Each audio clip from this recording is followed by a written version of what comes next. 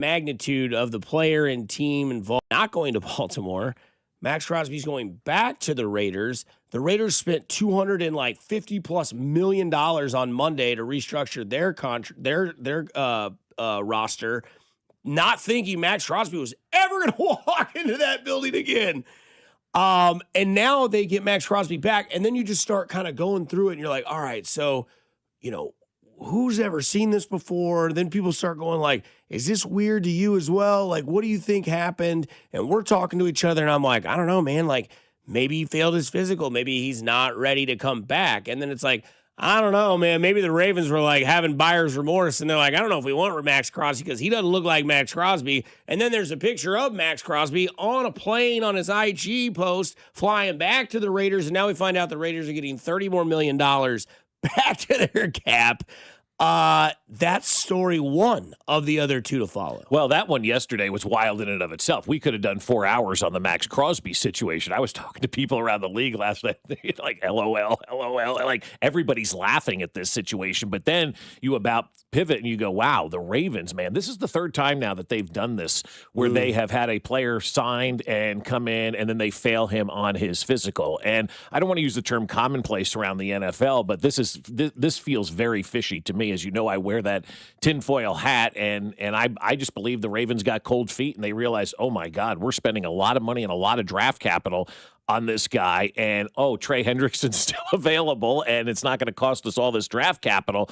Let's fail him on his physical, and they do that in the NFL. I talked to a former player yesterday about that. He's like, yeah, they do that a lot at the combine, so they don't have to pay these guys. I mean, that to me, it just smells really fishy by the Baltimore Ravens. I would think you would do your due diligence ahead of time before you make that trade to make sure that he was healthy and ready to go.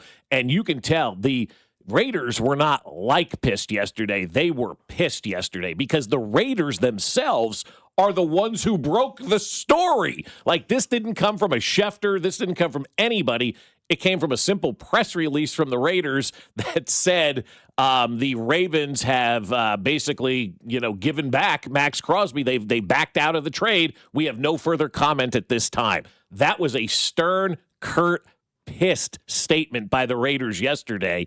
And so now they're stuck holding the bag. As you mentioned, you got $30 million on your salary cap added on when you just went out and spent $250 million, and it really couldn't happen to a better operation than the Raiders. I mean, you just sit back and laugh of all the stuff that they've gone through over the years. This has to be the icing on the cake with this Maxx Crosby thing, because now they're up a creek without a paddle right now. And I don't know that any other team has the ability, budget-wise now, to go out and get Maxx Crosby. The Raiders may just be stuck with him at this point. Well, I mean, you now have like a car for sale, but it says with, no rear axle and no tires. Mm-hmm. Like, or it's like, when people sell patio furniture, right? No cushions. Right. You could buy the stuff, but if you want the cushions, you got to go to Walmart, Target, wherever, and you got to spend another $150 on those. Right. But that's up to you if you want to do it. Whereas before, they put the pictures up, but the cushions weren't there, or they were tarnished. So, like, I don't know if his knee's healthy yet, or whatever is injured for him.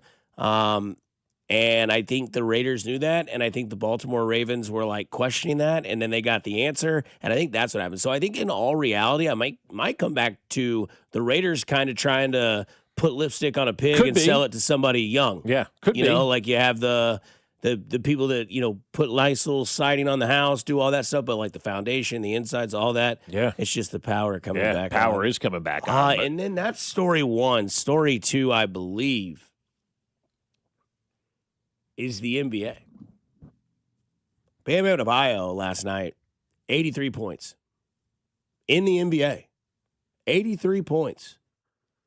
And 40 of them came from the free throw line. Yeah, kind of a a wet fart to me. And Mac, this is where I think you need to shine here, because I'm going to give you my theory. Mm-hmm. I think maybe this last night is what gets Tom Riddle off the couch.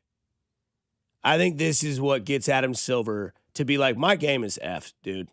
Because did you see the list of most games in most points in a game and the names on that list? Yeah, Dude, oh yeah. That is Look, I think Bam Adebayo's great. I think he's a good player. All-star, yeah. I think he's a really good player. Mm-hmm. But imagine, I told Bob this for an analogy. We like Michael Garcia, right? Love Michael Garcia. Yeah. Think he's a good player. All-star caliber player. He breaks the home run record. You'd be like, wait. Bonds, Ruth, Aaron, all these. Michael Garcia. Okay. Good player. Not that type of player. Plus, he's fouled. I don't know, man. I think this might get Adam Silver to be like, all right, we need to really hit the lab and fix my game. It's like if Michael broke the home run record, but the last 60 games they said, well, he's doing better than we thought, and he's kind of on pace. Let's just put in non-pitchers against him and throw him meatballs. I said to him, what it would be like. I said to Dusty, I go, that'd be like, Michael Garcia breaking the record as they were soft tossing to him. Yeah. You know, that's what, if you don't know, if you haven't watched, which I didn't watch live, I've just seen since now all these things. Yeah, of course, seen all the highlights. Not a lot of people did. He scored 83 points. He took 40-some free throw shots and scored 36 at the 43, line. 43, made 39. And then the Heat at the end of the game kept fouling to get him more points, to get him the opportunity to stop the clock, to get the ball and the back. other team felt like they were in on it too. I know the other team just kept fouling him and putting him to the line. And like it was really just it was bad. I'm with you. I didn't watch the game, and Ben Maller texted me this morning. He goes, and then the Heat up 30 fouling, screwing that game up. I'm like, what are you talking about? He said, I'm like, oh my God, like that's malpractice yesterday. Well, we have other malpractice to talk about from yesterday as well, Mark Rosa.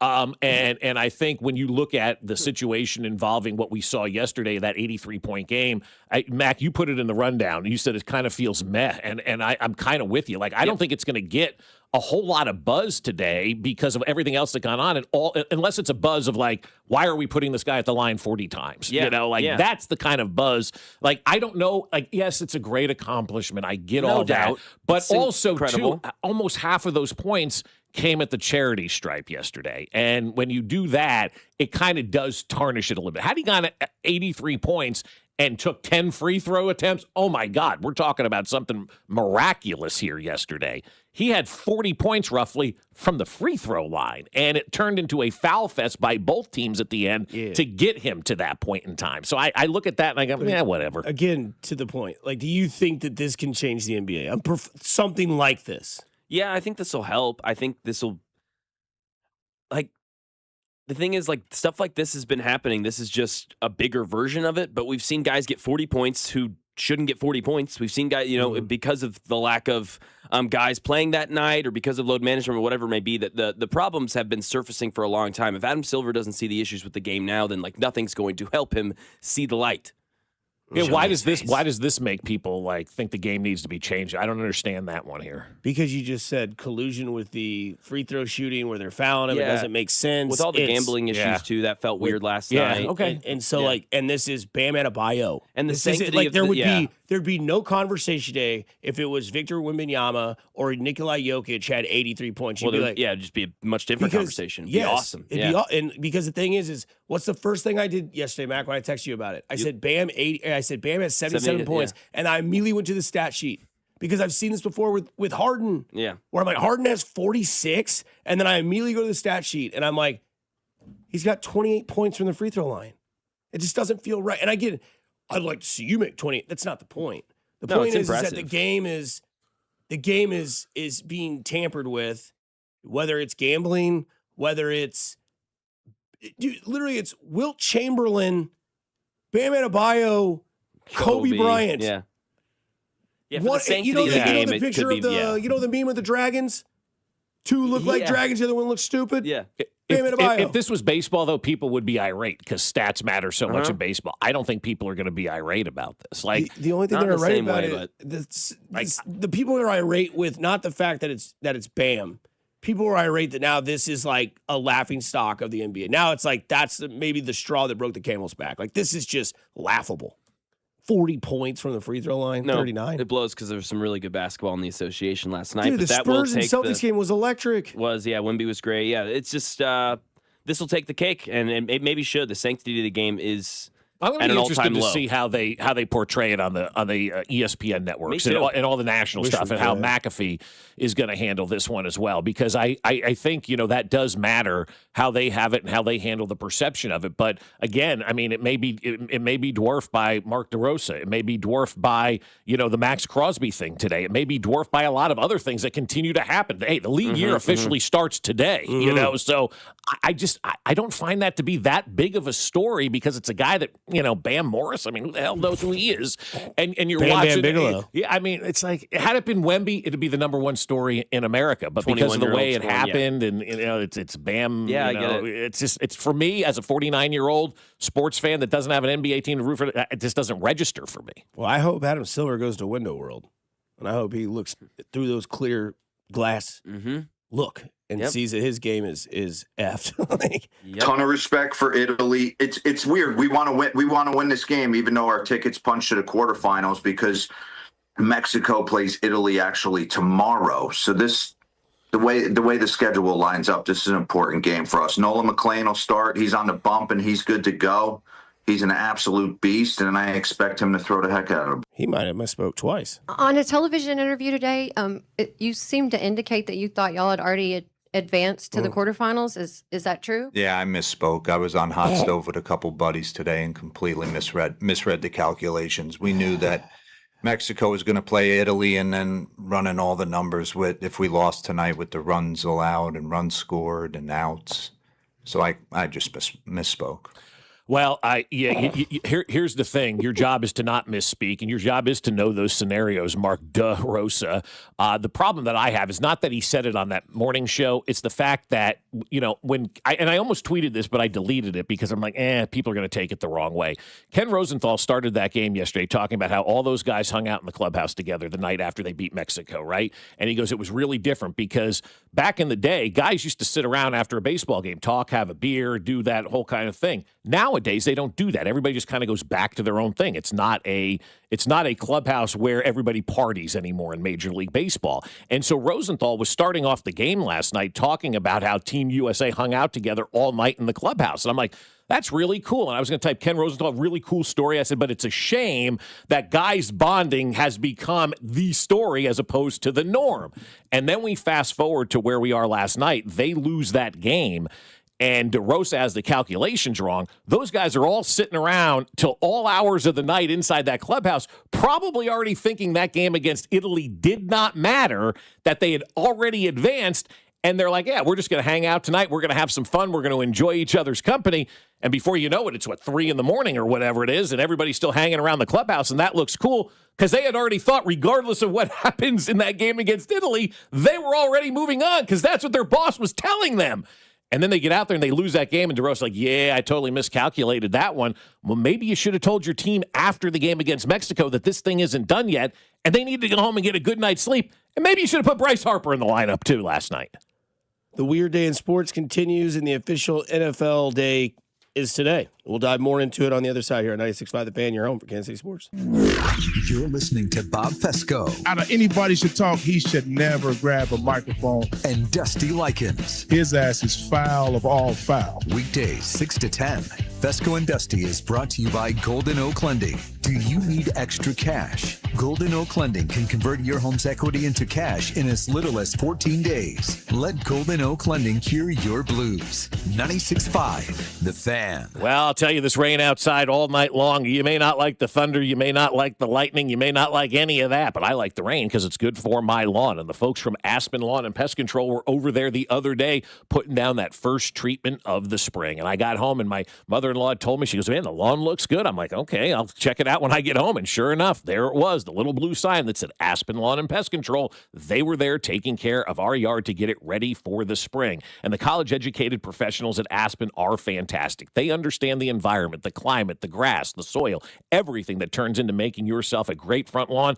Aspen understands, because we tried to do it ourselves for 10 years and it just didn't work. And so we finally called Aspen Lawn and Pest Control, and they took care of everything. The other side is the pest control. You're going to want to get your lawn sprayed this spring for those ticks, those fleas, all of those mosquitoes. You want to keep them out of your yard. It's probably going to be a buggy season with all the humidity and non-cold weather we had. So get Aspen out to your house to spray as well. But also make sure you get them out there for that free estimate and up to half off your first application. All you got to do is mention this ad. So check them out at aspenlawn.com. That's aspenlawn.com.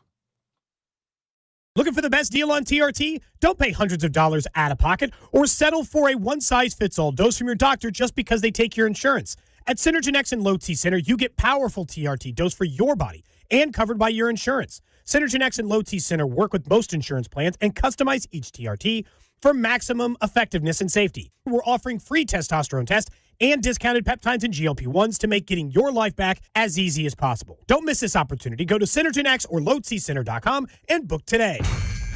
Hey, March Matchups fans. BetMGM is offering a legendary experience for you and 3 of your friends in Vegas. Climb the BetMGM Court of Legends leaderboard for a chance to win the trip of a lifetime to Las Vegas to see Haley and Hannah Cavender face off at the Bellagio. Just sign into your BetMGM account, opt into the promotion, then start placing sports bets of at least $10 to climb the leaderboard. 25 winners will take home grand prize packages that include 4 tickets to the Court of Legends event featuring the Cavender twins, withdrawable funds for travel, a 3-night stay at the MGM Grand, and MGM Resorts credit. Make this March one to remember.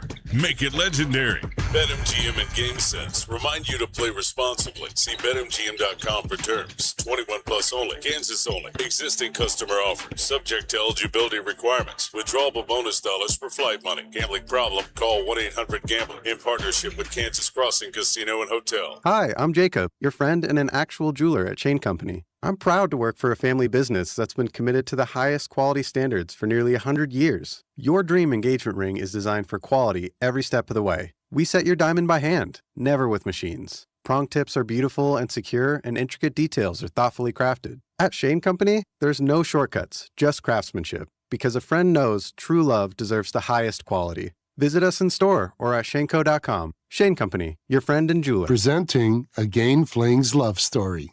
Dear love of my life, we were on the 12B bus this morning when I caught a whiff. A scent so fresh, so life-changing, I had to find its source. Alas, I didn't know if you were the woman in the pink freshly washed cardigan or the retired mailman next to me, but I knew one of you was my soulmate. Ah, the scent of Gain Flings. Try Gain Flings with OxyBoost and Febreze. Okay, class, let's begin. Psst, love your boots. I just sold a pair like that on eBay. Oh, really? Yeah, it took like 2 seconds to list, and they sold almost immediately. I've been selling everything lately. Some chunky boots, a faux fur coat I never wore, and a vintage chair that was more of an expensive clothing rack. You know, I actually bought these on eBay. Wait, are you Kitty Sell Stuff from Brooklyn? Okay, quiet, please. Find what you love, sell what you don't. eBay. Things people love. Wouldn't you like to take a vacation from your bills? Well, you can. The new year is here. Home values are up, and you have more home equity than ever. Now is the time to put that home equity to work for you. This is James Hawkins, president of Golden Oak Lending.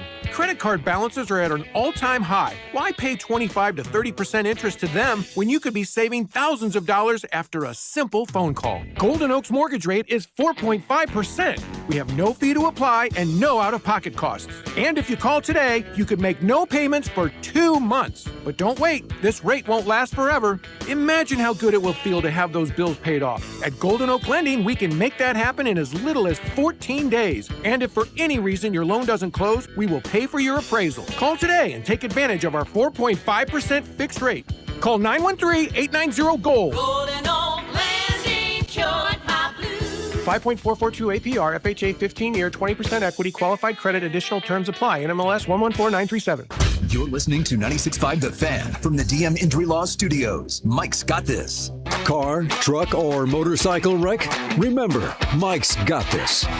816-888-7500. Mike's got this. Here's your traffic report on 96.5 The Fan. Kansas side, 35 southbound at Shawnee Mission Parkway with an accident. Down to one center lane getting by with this problem on the left lane and right shoulder with delays from around Johnson Drive, but building. Alan Carr, 96.5 The Fan, traffic.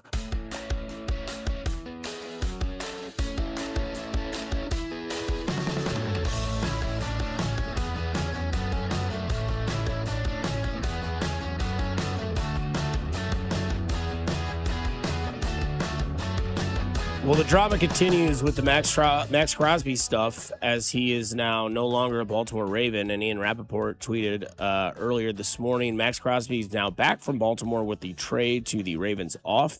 He's headed back into the building in Las Vegas, ready to resume his training and rehab program. And his mindset is he's ready to play football for the Raiders and ready to move forward. I got to think that's going to be a little bit of an awkward situation when you first walk into those doors, but I'm sure after a day or two, everything will be fine.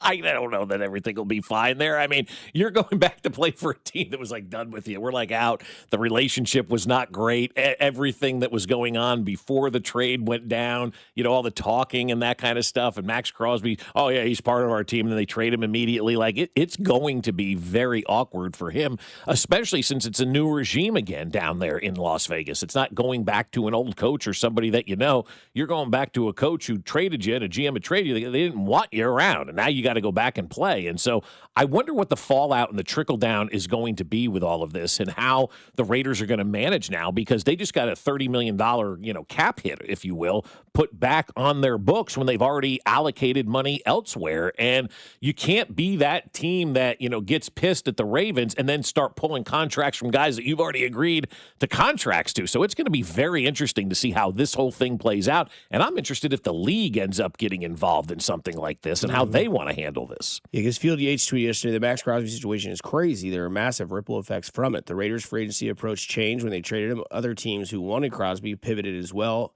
The draft picks involved.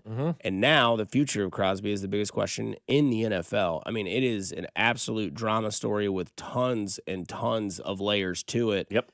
Because I say you guys yesterday as well, and I think it kind of like took over as the internet kind of progressed through this information, is that Trey Hendrickson sitting there looking at himself like, boy, am I got the world in my hands at this point.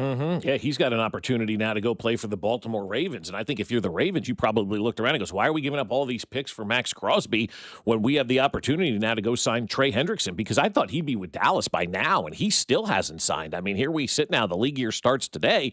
And the Trey Hendrickson stuff kind of been crickets right now. And so maybe that's now who Baltimore pivots and targets and goes after, and they get him and they look at him and go, we just have to sign him to a free agent deal and not give up a slew of draft picks to get this guy. And so that's where I think a little bit of the cold feet came in on Baltimore. And they're like, all right, Doc, go in there and find something that we can fail him on his physical for, because why give up all these draft picks if we can go out and get Trey Hendrickson? And it'll be interesting to see, like I said, how this whole thing plays out today. I think today's going to be a big day, and a lot of information is going to come out, I believe anyway, on this situation, because we've never seen something like this before, like before the trade deadline, where you sign or trade for a guy and everybody moves about their day, and then at the last minute, you reverse course. The Ravens have done this with free agents before, where they said, we're not going to sign you, but nothing in this magnitude that has the ripple down or trickle down effect to so many different teams and so many different players now. That guy not being traded changed the entire dynamic of the offseason for a lot of people, I think.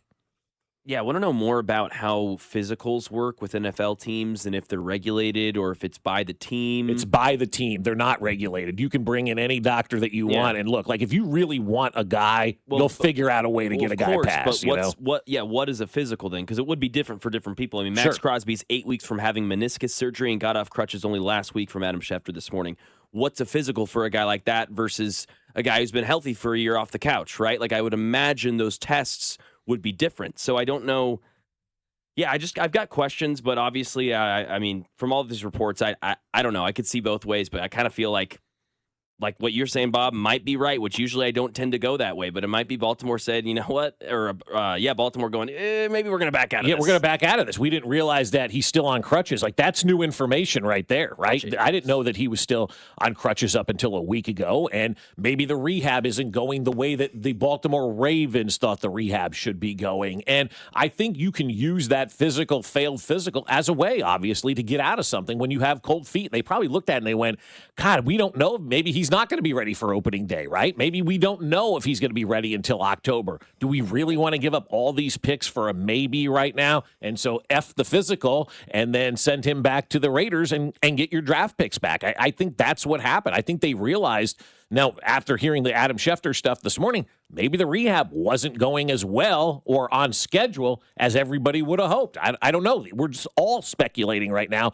because we don't have the information. And the only real information we got yesterday was from the Raiders, who were pissed about what happened yesterday and released that in the statement. And so that's all we really know right now. That's why this morning I think is going to be interesting as more and more information begins to trickle out on this topic. If we do find out information that there was like manipulation with the physical, should the Ravens be punished? Yes, absolutely. Big time. Absolutely. Well, I would have to know what manipulation is. If they get to decide who the physician is and they get to decide what a physical is and it's not regulated, then I don't know how you manipulate And that's a good point by you, So I don't know too. what manipulation Yeah. is. And honestly, no. I think if you bring in a player and the league says the trade isn't done until this happens, and you bring it in and say, well, this isn't the guy that we thought we were getting. Yeah. No, I think that's completely fair under the league guidelines. Today's No, the that's official fine. day. So Yeah, you have Sorry, the back sucks out. to suck, Las Vegas. Yeah, that's why I just said if there is manipulation.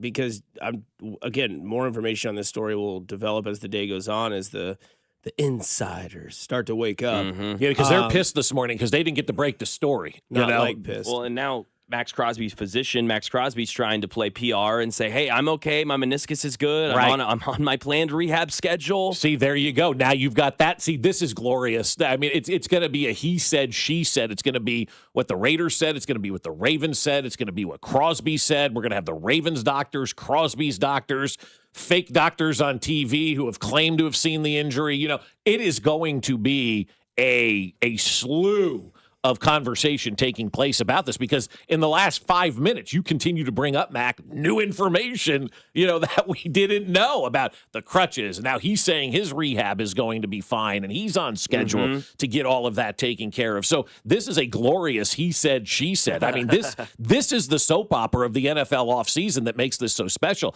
I just hope we hear from Steve Bisciotti today, because everybody was praising that guy when he came out and made that coaching decision and how awesome he was and all of that. We need to hear from Steve Bisciotti today, not because I think he's going to say something interesting. You're the owner of a team who just did something that all of us have never really seen before. So you need to get out there and be that face of the organization. Don't need to hear from the coach. He's a new guy. Nobody knows who that is. The GM, we don't want to hear from him either. I think we need to hear from Steve Bisciotti today, the owner of the Baltimore Ravens, and let them tell their side of the story. And then we need Tom Brady to come out and tell his side of the story as well. I need more of this. Let's go, man. Let's go. And the rest of the GMs are sitting back going, oh, my God, this is unbelievable. And then what the hell was that? There's still a bunch of teams that are calling the Raiders today saying, hey, what's up? So this Max guy, we're willing to bring him in to our facility. So is he still going to be a Raider after today? Is he going to be somewhere else today? Yeah. Is he going to be back on his plane in a different uniform today? So the Ravens legend, Max Crosby, back in Las Vegas and at the team facility. More from Albert Breer this morning. Source, the Raiders will honor all the agreements they made with free agents, both their own and the incoming guys, over the last 48 hours, despite the stunning developments last night. All options remain in play with Max Crosby. Vegas is certainly very open to keeping him now. Well, because you're going to have to be. You're probably not going to get what you want for Max Crosby. Very interesting. Very interesting. We'll get to Jay Binkley in about 15 minutes. The guy is just ready to explode with takes. He was very upset with that Big 12 court at the T-Mobile Center last night, and Big 12 tournament coverage and scores are presented by Busey Bank, the official bank of the Big 12. Look, I brought this up, I think it was maybe last week or the week before, that like a lot of national television guys are starting to want to know what is in the recipe of Pat McAfee's show. Whether you like Pat McAfee or whether you don't, I know the text line is very divided. It's not that sort of topic. It's the fact that this guy seems to get the get, right? He gets the guys, he gets the people, he gets the interviews, he gets all of the people on his show that you want to hear from, right? You get from football, you're getting Adam Schefter on that show a lot. You're getting from baseball, Jeff Passan is on that show a lot. You're getting every major storyline from a major celebrity is on that show. I mean, he was pitching to Clayton Kershaw. Yeah. before the World Baseball Classic, who at the time was like, the honorary member of the team. And yesterday he had your tight end in Kansas City on his show, basically the day of him getting his contract, realizing, I know Monday you got the $12 to $15 million contract, but it was like Travis Kelce was like, I'm not going to go anywhere. Not 96.5 The Fan, not ESPN's whatever show, Get Up. I'm going to go on Pat McAfee's Not show. even his own podcast. Not even his own podcast, Dusty. And that shows you the reach of McAfee. I mean, we were talking about it yesterday. I think he's the most significant media guy in the world right now. He, like you said, he's getting everybody on his show, and Travis Kelce signs a deal, and he goes to Pat. And did he go to Pat Mahomes to be influenced to come back? Andy Reid, Eric Bieniemy. He told everyone on Pat McAfee's show what the influence was to come back. But you watching her do her thing and continue to move and work, is that certainly helped you think through this process of like, do I still want to go? I'm getting older, body doing that. Do you think that is kind of weighed in? Without a doubt. Yeah. Without a doubt.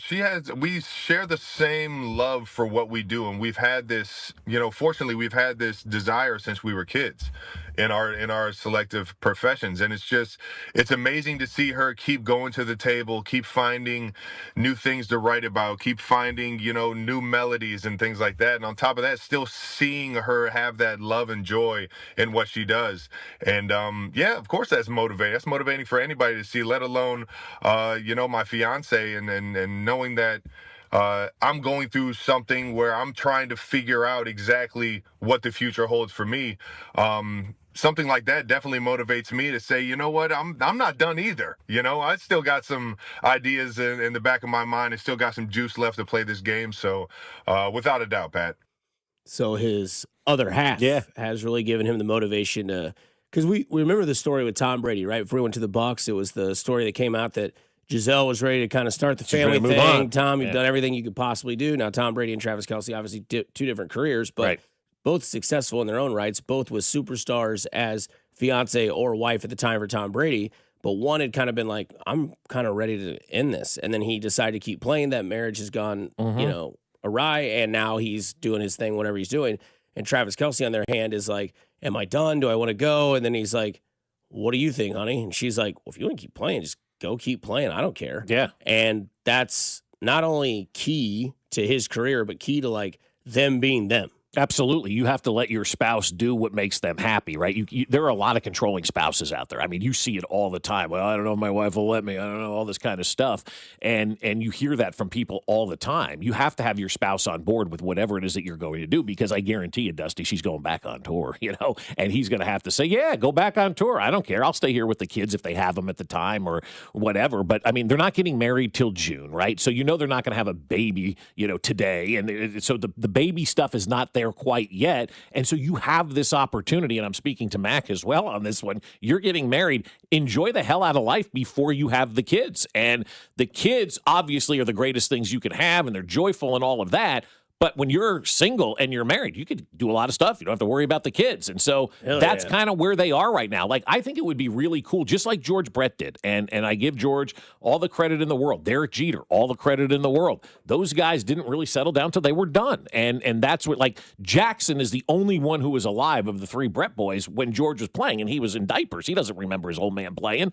And that's fine. And I think that's where it's good, actually. You played, you got it all out of your system, you're done, and now you're ready to focus kind of on that next phase of your life. And so before the kids get there, go out on tour more, Taylor. Play more football, Travis. Get it all out of your system, because if and when you have those kids, then that's where your focus is going to be all the time. And so if you don't have to worry about going to your job and playing football and that kind of stuff, hey, man, you can spend all that time with the kids. So get it out of your system early. I love the fact that she's supportive of him. I just think it's such a great relationship. I love the people who think it's fake, too, and then you hear these stories, you're like, that ain't a fake relationship at all. That's the coolest thing ever. She's right there by his side. He's right there by her side, and they support each other like it's nobody's business. I love that.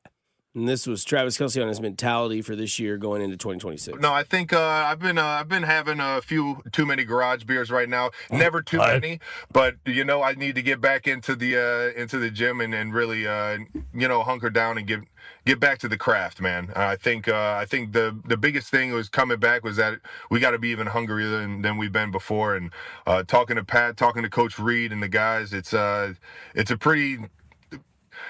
there's a lot of dog mentality right now to get this thing fixed, and that mentality itself is already kind of motivating me to get to where I need to be during the season. So I would love to keep that audio for the entire year of 2026, because he kind of stops talking and then gets back into it and talks about like the dog approach. We're fixing these things. We understand that, this team tried to push it maybe 1 year too far with what they thought could be a recipe of success, and it didn't work. And we've seen the moves they've made. We've seen the decisions they've gone forward in this season. Seeing that 2022 draft class that was so great just completely dissipated. It's all but gone. And this is what Travis had to say about the noise they heard. we're seeing what the world's doing right now. We're seeing how everybody's reacting. But we know we got the nucleus in Kansas City. We got some big hitters in Kansas City, and we got Coach Reed. So we're never out of this thing. Well, we know the division's getting pretty competitive across the board, and that's only going to make it for us to get better throughout the season and be the best team we can be at the end of it. So Proud of you, man. we hear it all though. Okay. Yeah, they hear it all. That's good. I'm glad they do hear it all, because they're going to have to go out there and play better than they did a year ago. I'm loving it. Well, hello, everybody. Happy Wednesday. That's right. It's Wednesday, and Tuesday was one of the weirdest days in sports, as we had three major storylines that came out yesterday. And we asked you on the Fan 965 Fescoe and Dusty Twitter poll today, what in sports shocked you most from last night? Was it Bam's 83 points? Was it Italy over the United States? Or was it Maxx Crosby failing a physical or getting backed out of a physical and going back to L.A.? So far, 34 votes in this young morning, and 55.9% still say Maxx Crosby back to L.A. is their story that shocked them the most yesterday, followed by Bam's 83 points, and then Italy over the United States. So, I don't know. I feel like there's a lot of people last night in that Italy-United States game that are like kind of torn from both sides. Because Jack hit that shot. Great bat flip. I like the bat flip better than the home run. I'm going to be honest with you. The home run was awesome, but that bat flip, he threw that to the moon yesterday. I think he forgot which side his team was on. But we lose to Team Italy. They're all American players, right? Yeah, and how about Lorenzen last night, man? My goodness, he was great last night. Arms looking good. But look, man, it's too bad he's with the Rockies now, right? But it all comes back to, I really do think this is all on the manager, guys. I don't think this is on the players at all. I think athletes follow their leaders and they do what they're told. And when somebody tells you these are the scenarios and we're in no matter what happens tonight, and especially the night before where you just had that big win against Mexico and everybody's kind of partying in the clubhouse till all hours in the morning. Had they known that they needed to win that game against Italy to ensure themselves a move to the next round, I guarantee you they're not in the clubhouse till 2 o'clock, 3 o'clock in the morning hanging out. They're back home getting rest, and I guarantee you Mark DeRosa puts a lineup out there. I mean, this is really bad for Mark DeRosa. I don't know how he survives this if Team USA does not move on to the next level. And so many people think, DeRosa should be a manager in Major League Baseball. Maybe we're seeing why DeRosa should never be a manager in Major League Baseball. Hey, Mac, what's up? It's Jay. Hey, I was going to tell you, there's a guy on Twitter named Ricky. He must have worked in a front office or something, or has friends, but he's been doing this for the last couple of years. But he throws something out there, and he's right. Just like the whole Karloff deal last year, he's getting an extension. He nails it. But he's talking about Kenneth Walker linked to the Chiefs, and it's pretty reliable. But I'm just saying, when he puts something out there, I wouldn't go to bank on it, but let me tell you, 9 times out of 10, the dude's right. That voice joins us next here on 96.5 The Fan, your home for Kansas City sports. It happens all the time. You're listening to Fescoe and Dusty on your home for Chiefs football. 96.5 The Fan. Fescoe and Dusty is brought to you by Golden Oak Lending. Do you need extra cash? Golden Oak Lending can convert your home's equity into cash in as little as 14 days. Let Golden Oak Lending cure your blues. Well, if you're looking at your house this morning on the outside or the inside and you notice that paint is flaking and the colors just aren't right and there's scuffs everywhere and it's just, you say to yourself, I need a fresh up. What am I going to do? Well, I'm going to call my friends over at Certa Pro Painters, because each business is independently owned and operated right here in Kansas City, and they're going to do an amazing job for you. We've had Certa Pro out to our house to paint some walls inside, and they do an amazing job. And what I like about Certa Pro is that they make you feel important. They're going to come in, they're going to do everything that they said they're going to do. They're going to clean up. They're going to be respectful. They're going to be awesome. That's what the folks at CertaPro can do for you. And you're going to get a free estimate quickly and for the right price. Like I said, whether it's for the interior of your home or the exterior of your home, the CertaPro painters are the folks you need to call. And right now, their spring sales event is going on. You're going to get 10% off qualifying projects now through May 15th. And remember, each CertaPro painter's business is independently owned and operated right here in Kansas City. So schedule your free estimate online at CertaPro.com. That's Certa with a C. Too many tools, too much stress, and way too many bills. Odoo replaces it all. One connected platform for every part of your business, so you can work faster, smarter, and for less. Odoo, the only software you'll ever need. Try it free today at odoo.com. That's ODOO.com.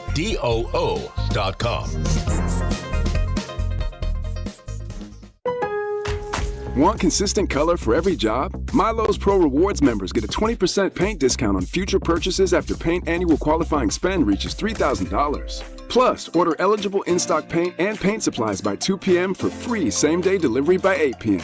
Improving is easy at Lowe's. Excludes spray paint and mist tints. More exclusions, terms, and conditions apply. Subject to change. Details at Lowes.com/terms. Same-day delivery valid in select zip codes. Subject to driver availability. Details at Lowes.com/same-day delivery. What if your instincts could pay off? With Robinhood Prediction Markets, you could put your knowledge to work on the events that matter to you. Prediction Markets isn't just sports. It's the Fed rate decision, your favorite award show, and so much more beyond the playing field. Trade events with Robinhood. Visit Robinhood.com/predict. That's Robinhood.com/predict. Futures and cleared swaps trading involves significant risk and is not appropriate for everyone. Event contracts are offered by Robinhood Derivatives LLC, a registered futures commission merchant and swap firm. This is the highlight of my morning. Hey, what's up? It's Island. And I'm Josh. And a little thing we love about the Chick-fil-A Bacon, Egg, and Cheese Biscuit is that it's our go-to morning comfort. And you've got that nice golden fluffy egg. With a soft, flaky biscuit. Crispy bacon. Melty cheese. You want something quick, you want something convenient, but most of all, you want something good. There's no better way to start your morning. There we go.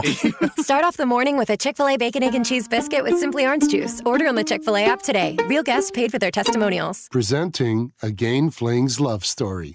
Dear love of my life, we were on the 12B bus this morning when I caught a whiff. A scent so fresh, so life-changing, I had to find its source. Alas, I didn't know if you were the woman in the pink freshly washed cardigan or the retired mailman next to me, but I knew one of you was my soulmate. Ah, the scent of Gain Flings. Try Gain Flings with OxyBoost and Febreze. Pump up the volume. Business moves fast. Orders roll in, deadlines close in. When you ship with USPS Ground Advantage, you can keep up with confidence. Every package stays in our secure network from dock to door. And with nationwide reach, dependable tracking, and upfront affordable pricing, you get built-in peace of mind. You run the business. We run the routes. Visit USPS.com/Ground Advantage to learn more.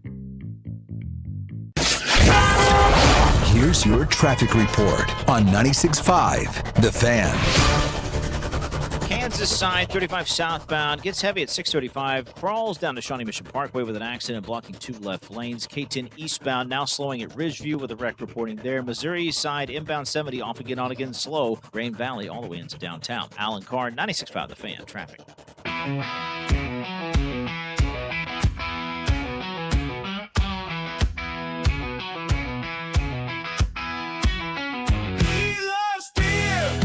Chewing tobacco, football and boots. He knows Bobby Bowden, he knows Pete Carroll. He likes the 3-4 defense. He's Jay Quigley.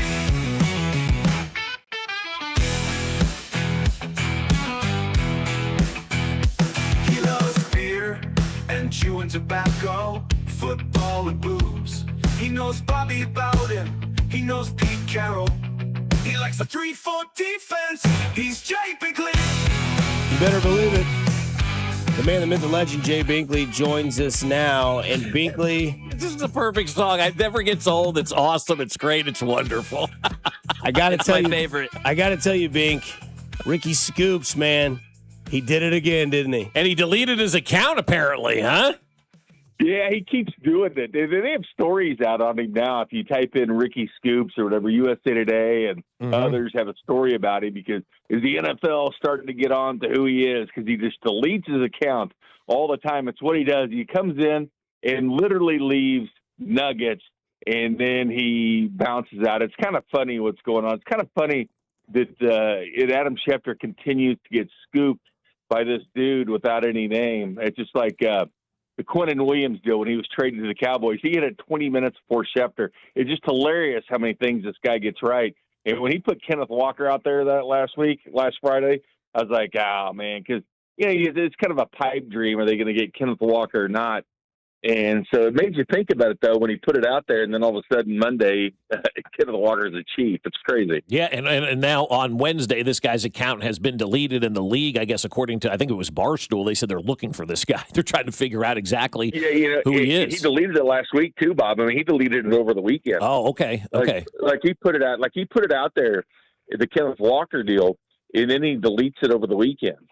But he was right about it, so it's kind of like, you think, okay, he deletes stuff when he's going to be wrong or whatever, but he deleted it before the legal tampering even began. It's just weird, man. He puts stuff out there, but he's always right, though. That's the thing. And he does make misses, but everybody does. But, like he had Aaron Rodgers to the Steelers. He had Micah Parsons being traded to Green Bay. I mean, he just throws stuff out there that's right. It's hilarious. Well, all right. What did he have on the Maxx Crosby trade situation yesterday? Was he ahead of the game on this one, or did he miss the boat on this one and had to be scooped by the Raiders like everybody else was? Yeah, I don't really know about the Maxx Crosby deal and what he had on there, but I mean, he just kind of missed it like everybody else did. That seemed weird, man. That seemed to be the piece that the Ravens needed to fix that defense because the defense has just been so bad the last couple of years. And, I was hoping the Raiders would, trade him to the NFC so he wasn't in the AFC anymore. But it is what it is. You take the deals that you can get. And if you have a great deal out there, you do it. But it's kind of funny what's going on with the Raiders. They spent more money in free agency, and all of a sudden they have Max back on the books. So just shows you what can happen during legal tampering. Binkley, when you look at the Maxx Crosby deal with the Raven, have you ever seen anything like this?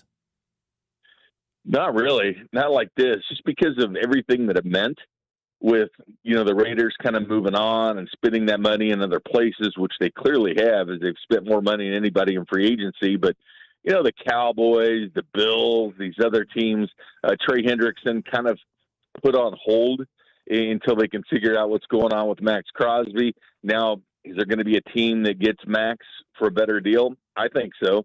I think the two number ones, could be gone because they realize the Raiders' power play position is now gone, and they know they need to get him off the books or clear some space. And, of course, everybody that they've signed is not a done deal until, 3 o'clock today. So it's going to be interesting what happened, but I can't remember something like this happening, Destiny. Yeah, nothing like this from a trade standpoint. We've seen free agents fail physicals. This is the third time the Ravens have failed somebody on that physical. But let's look at the Chiefs now. After what they did with Kenneth Walker and defensive back, defensive lineman, what is pick number 9 screaming right now for the Chiefs?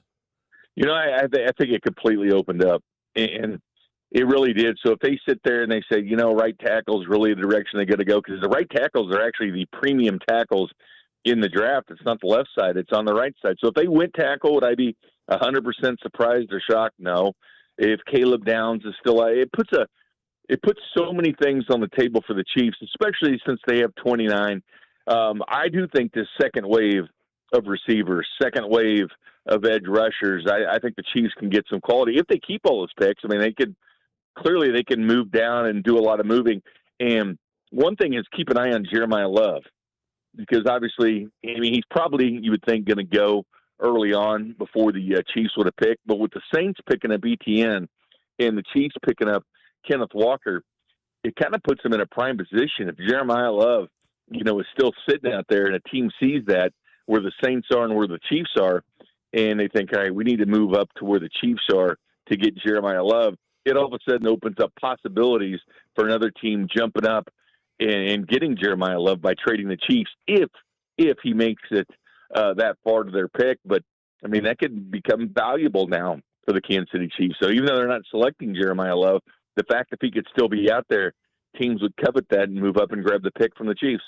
So it seems the dominoes are starting to fall all throughout the free agency world and running backs as they're all starting to find homes or new homes with contracts and free agency. Where's the sweet spot for the Chiefs to maybe find a running back in the draft? I think the third round. I think they still need to draft a running back. To fill that running back room out and have that draft pick, have a Kenneth Walker, have Brashard still in that running back room. They can do a lot of things with it, and just the pressure it takes off Mahomes. But a Kenneth Walker just adds more to his game. It gives that flexibility that guys can't necessarily creep up on the line like they had been with this running game. And then it keeps the defense honest, too, for Patrick Mahomes throwing the football down the field. So I think they work well in unison, because if you're going to open things up for the running game and say we're going to still be concentrating on Pat throwing downfield, well, then Kenneth Walker is going to go out and have a field day. Now, if Kenneth Walker's having a huge game and they start creeping up the safeties to the line, then all of a sudden that opens up things for Patrick Mahomes down the field. They still need a wide receiver. I mean, that is evident. I still think they should draft two of them in this draft, but running back should be one of them, and not at the end of the draft, too, with those 3 fifth-round picks. They need to get a running back at least by the third round. Okay, so you're still very hot and heavy on Love if he's there at number 9. And No. Okay. No. Okay. Not Jeremiah Love. That'd be running back 1 with Kenneth Walker being running back 1. Talking about more of a kind of a third round running back for this team. Gotcha. Okay, and that's fair. I don't mind going that route, and because you still need depth at that position, like you kept mentioning, the wide receiver still needs depth. That's why this pick at number 9 and what they did in free agency, Jay, it gives you the opportunity to truly take the best available player. It's like you don't have to go out there and say we got to have this at this point in time. You'd like to get somebody that can play wide receiver. Sure. You'd like to get, in my opinion, Caleb Downs to play that safety position. But I think Brett Veach right now is in a really good spot because, hell, he could trade down if he wanted to at number 9. No, he absolutely could. I'm kind of curious what they want to do at receivers. And that's why last week I was telling you about that Orlando Brown deal. Did they want a proven receiver? They want a proven guy to play it and still draft at least 2 wide receivers, bulk up that wide receiver room, but somebody they can trust, because we know Andy Reid's history with trusting rookie wide receivers. So if you do draft a receiver at 9, are they actually going to play him, like a receiver that they drafted at 9? Or is it going to be, someone, coming? We saw how they worked Jalen Royals last year, and it was the whole year. So do they still need draft wide receivers? Yes, but it puts a possibility of a kind of slow playing or making a trade to get that wide receiver. I'm excited about the Tonga that they brought on the defensive line too in free agency. I think that's kind of a hidden gem for the Chiefs because it opens up things for Omar Norman-Lott. I think a lot of people have forgot about him and being a second-round pick that the Chiefs drafted last year that got hurt early because they tried to put weight on him. I mean, they put about 30 pounds on him. They got him bulked up to around 315, and that's not his game. Like, he plays smaller, and he led college football in pressure rate. I mean, this guy was unbelievable getting to the quarterback from the interior part of the defense by being a lighter player. I mean, he's an elusive player, and so by bringing in Tonga, a true nose tackle that can play that and not kind of force Omar Norman-Lott into that position, let him play more of the 3 technique, I think this move not only helps them bringing in a guy like Tonga to play nose, but I think it helps Omar Norman-Lott in the future as well. So I really, really like them getting Tonga in free agency. That is Jay Binkley, half of the host of Character Concerns. That'll come out, today, Binkley? Is that when the new episode comes out? Yeah, well, we'll put one out today, but it won't be a true mock until next week. Let the free agency kind of settle because it does change things. It changes what teams need. Their president needs, obviously, with Kelsey coming back, it takes away some of that tight end that they need or they may need early on in the draft, but everything changes so much. So we'll do a fresh one next week once the dust settles with free agency. But we look at what these picks mean to the Chiefs and the Chiefs draft as far as all the things they can do now with having 9 picks. It certainly makes this draft much different for Brett Veach because when you had 6, you got to make them right, man. It's got to be picks that work out. But when you got 9, you have things to play with. And not only that, but the 2027 third rounder that they got is absolutely huge. I'm shocked they got what they did for McDuffie. It was awesome. All right, Binkley, give me your one-shot winner at the Players this weekend. I'm going to go boring, man. I'm going to go Scheffler. Okay. Go where the money is. And enjoy that black and white basketball game. You know what? That was weird, man. That was weird. I know they can change that court to different things, but that really looked like, I told you about it, it looked like you were watching Wizard of Oz when they switched the color. Yeah. Because the players were fun, but the court was so black and white, like on TV, just wasn't the best thing to watch. And I know they can change it up and everything, but I don't know how you felt about it, Bob, but it was weird seeing that all gray. I thought it was just fine. It was neat. I don't know. It was just unique and different for me. I didn't I didn't get a migraine like a K-State basketball player did last night. But hey, each their own. Are they letting people drink now that bought the courtside seats, because they weren't going to in the beginning with pop or anything, because they couldn't spill on the court because it would mess with the glass panels if they did. Oh, I know people were furious about that. All right, Bink, we'll talk to you next week and enjoy the Players' Championship this weekend. It's going to be fun, guys. See you later. That is Jay Binkley. Coming up on the other side, we get back into Mark DeRosa. Before we do that, just a reminder that the month of March at Heartland Men's Health, they have a special offer for local first responders and military families. If you're a local first responder or military family, go to heartlandmenshealth.com for more information, more details at your consultation. Available all 3 locations, Overland Park, North Kansas City, and Independence. Heartland Men's Health is honored to serve those who serve all of us. Coming up next, we will get into what is the World Baseball disaster here on 96.5 The Fan, your home for Kansas City sports.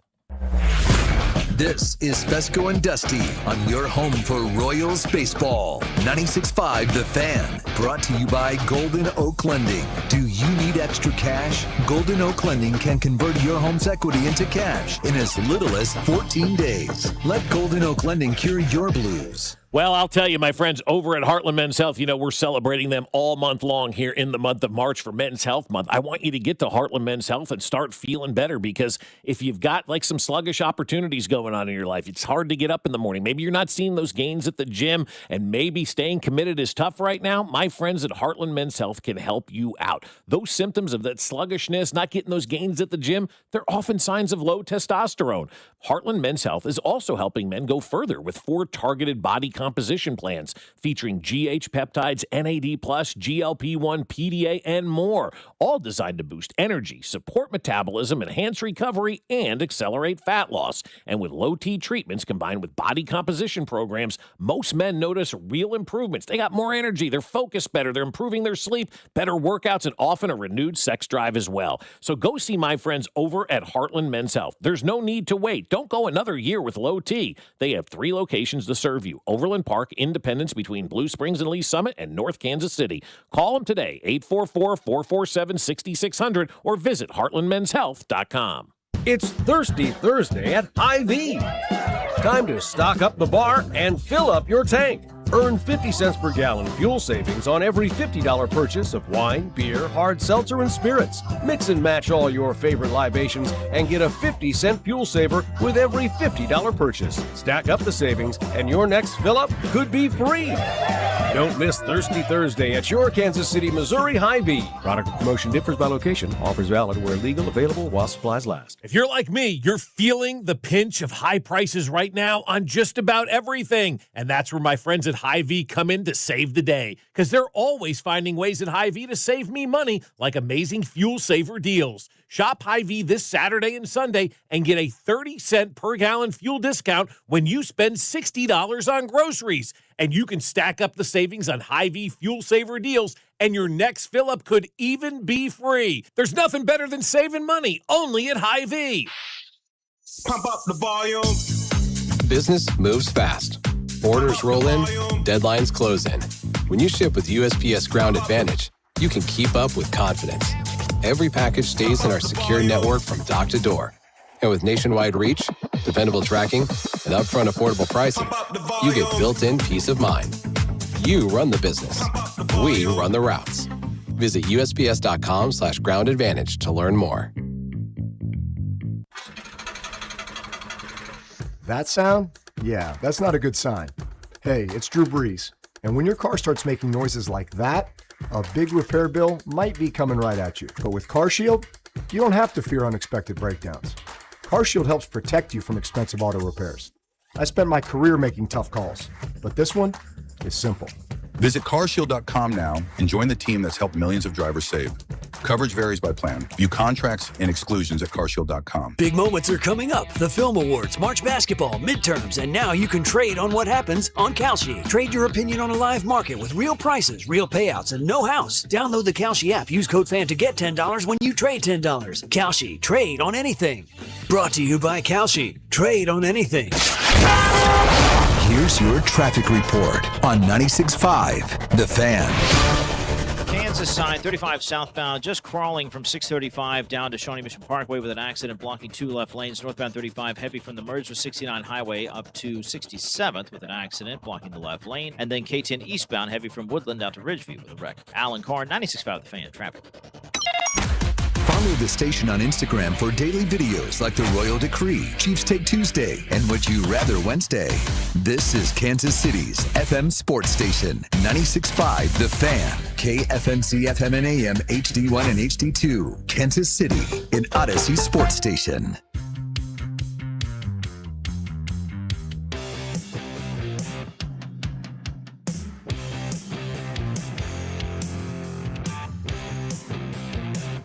All right, we're back at it on a Wednesday here. Fescoe and Dusty, 96.5 The Fan with Mac Morey as well. And obviously, I just tweeted out to watch us on the YouTubes and subscribe, sign up, get, on board and watch us on the TV every morning. You can put it on your TV. You can put it on your computer, your phone, wherever you want.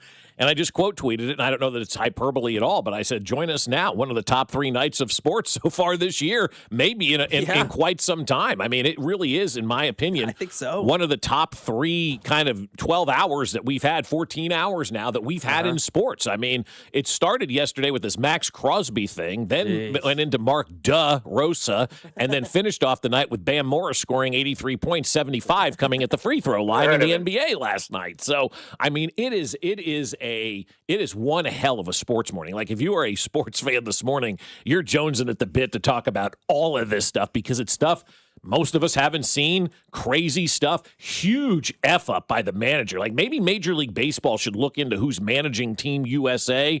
You look at the guy who coached the hockey team. I think he was a Hall of Famer. You look at who coaches the NBA team. It was Greg Popovich for all those years, the Team USA teams.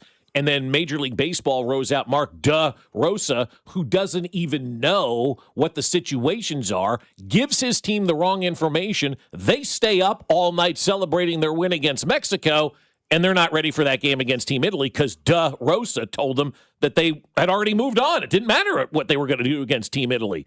But you know what? Rosa, you were wrong.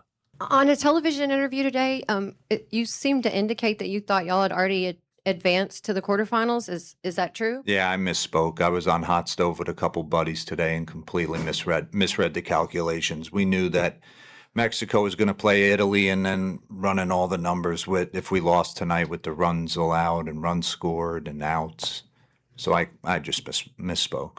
No, you didn't. You didn't. You did not. You did not, because that was the message you were telling your team the night before.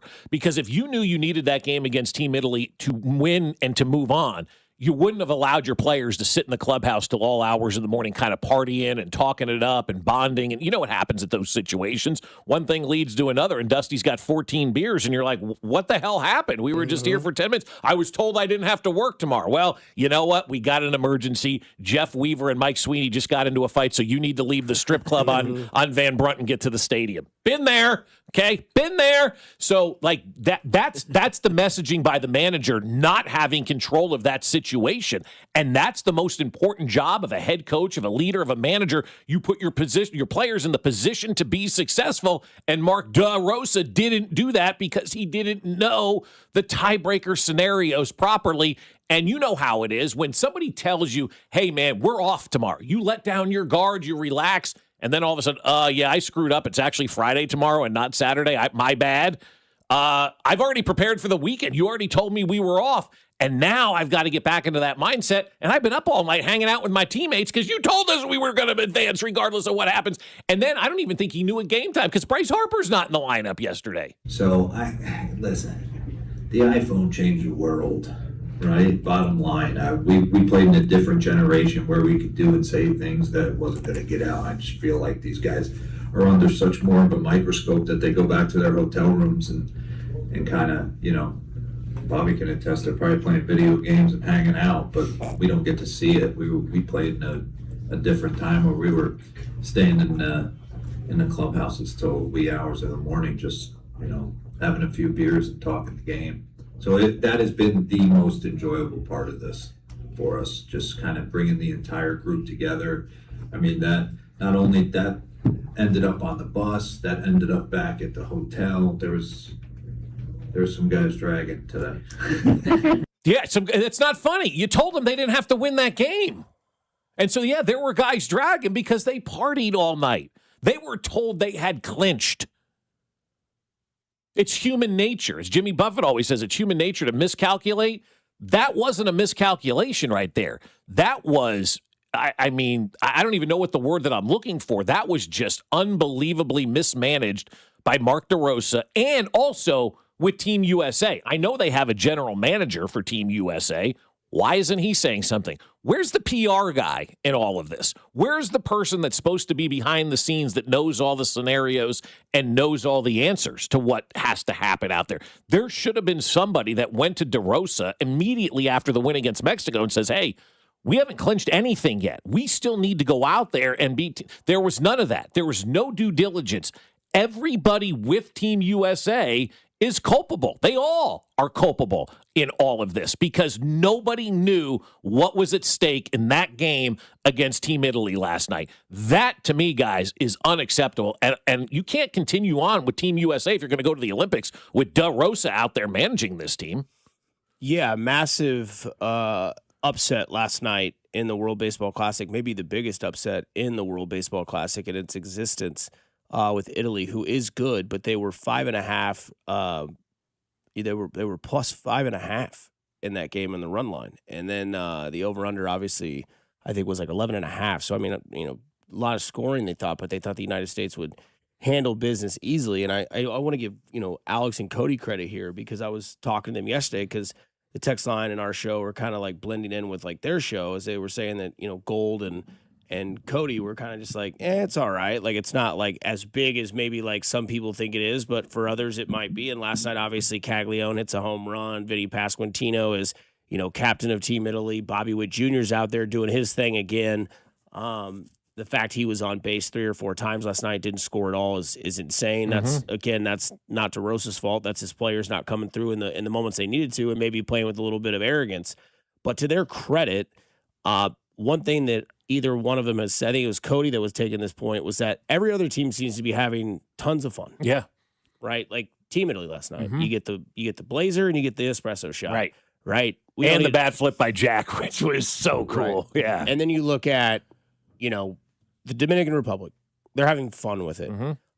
Team Mexico, they have the luchador mask and all that sort of stuff. Yep. And Team USA, maybe this is one of those examples where, like, they might just be taking this too seriously. Like, yeah, you want to win. And to Alex's point, you'd rather see, you'd be more into it if it was for Olympic gold than for a World Baseball Classic trophy. And I think maybe that's kind of the mindset that the Team USA needs to have, because have a little bit more fun with it. Have a little bit more relaxation at the table. Because, I know Team Japan is always going to be serious. They're the same from the jump. They're that way in like the Little League World Series. Yep. They're that way in this World Baseball Classic. You can watch it all the time. You'll see them. They'll win the game. They'll all stand on the baseline. They'll tip their cap to the fans, cheer the fans, shake everybody's hand, and then move on. That's just how they do that. That's their culture. This isn't really the culture of the United States, because we see teams all out Major League Baseball have their celebrations, how the Royals have their celebrations, right? Yeah. And maybe there is something to be said about the lack of maybe fun they're showing. Now it's one loss, and if Italy wins today, it's all fine. And if Mexico scores, more than 5, then it's fine. But there are scenarios to this whole situation that now are no longer in your control, because maybe you just took it too serious and you didn't realize that there were other things that had to be done in order for you to necessarily clinch this, because there were other teams in your pool that were good. And Italy was one of those teams. They did not look like they were anywhere near, intimidated last night. Lorenzen looked like he was Paul Skeens for like 3 innings. Yeah. And that's just sometimes the way it goes. So when you look at this, man, like, Maybe that's the wake-up call they needed to be that dominating team, because I bet you right now they're not the favorites to win the World Baseball Classic. I bet Team Japan is. Well, I would imagine that Team Japan is. And here are the simplistics of moving on, because the USA is not guaranteed to advance. They may be done. I mean, they may not play again. Here's what has to happen. Pool B scenarios ahead of Italy versus Mexico today. And this comes from Underdog. Italy wins today, and then Italy and USA advance. Pretty simple right there, as Dusty said. Mexico wins and scores 5 or more runs, then Mexico and the U.S. advance. If Mexico wins but scores 4 or fewer runs, then Mexico and Italy advance. So basically what we're rooting for is the Italians to win today or Mexico to win and score 5 or more. Those are the simplistic scenarios of how Team USA can advance to the next round. And if they don't advance to the next round, I mean, that is a serious, big-time upset for Team USA to not be advancing, and it was all caused because the manager did not have the control of that situation. Coming up next, untouchables in sports. We thought Kobe's was one. It's not anymore, plus others as well. And Mac Morney with one word with that damn sexy shirt on that just says CAGS. He knows, he gets it here on 96.5 The Fan, your home for the Kansas City Royals. This is Fescoe and Dusty, brought to you by Golden Oak Lending. Do you need extra cash? Golden Oak Lending can convert your home's equity into cash in as little as 14 days. Let Golden Oak Lending cure your blues. Your home for K-State Athletics. 96.5 The Fan. Well, I'll tell you what, the rain is just what the doctor ordered for me, because I've got my first batch of treatment down from my friends over at Aspen Lawn and Pest Control. They came out on Monday, and they took care of everything to get the lawn ready for spring. And after a year with Aspen Lawn and Pest Control, I can't say anything more than these guys are awesome. They took my yard that looked terrible, and they turned it into something absolutely spectacular. And I love looking at my yard now. It's the best-looking one on the block, and that's because of the college-educated professionals at Aspen Lawn and Pest Control. They've been doing award-winning services in Kansas City since 1985, and they offer full-service lawn care, irrigation, and pest control. We love the pest control as well with that mosquito dome to keep the ticks out, to keep all of that nasty varmint out of our yard. That mosquito dome will protect you as well. So if you're interested in Aspen Lawn and Pest Control, which you should be, get in touch with them today for a free estimate and up to half off your first application when you mention this ad. They're so easy to find at aspenlawn.com. That's aspenlawn.com. And Doug. There's nowhere I wouldn't go to help someone customize and save on car insurance with Liberty Mutual, even if it means sitting front row at a comedy show. Hey everyone, check out this guy and his bird. What is this, your first date? Oh, no. We help people customize and save on car insurance with Liberty Mutual together. We're married. Me to a human, him to a bird. Yeah, the bird looks out of your league anyways. Only pay for what you need at libertymutual.com. Liberty, liberty, liberty, liberty. Hey guys, it's Cody Tapp, and Synergen X and Low T Center have been highlighted for having the highest quality testosterone on the market. They only use pharmaceutical-grade testosterone, and that means never compounded and individualized for you. So look, maybe you didn't get the New Year's resolution that you wanted, and you're trying to get back on track. All of those things are possible because over at Synergen X and Low T Center, they're extending their promos, which means you can book a free testosterone test at Synergen X and Low T Center with no risks, no commitments, just answers. Pick up discounted peptides and GLP-1s while you're there. These clinics have been the highest quality testosterone covered by insurance and tailored to your body, so you know that it's effective.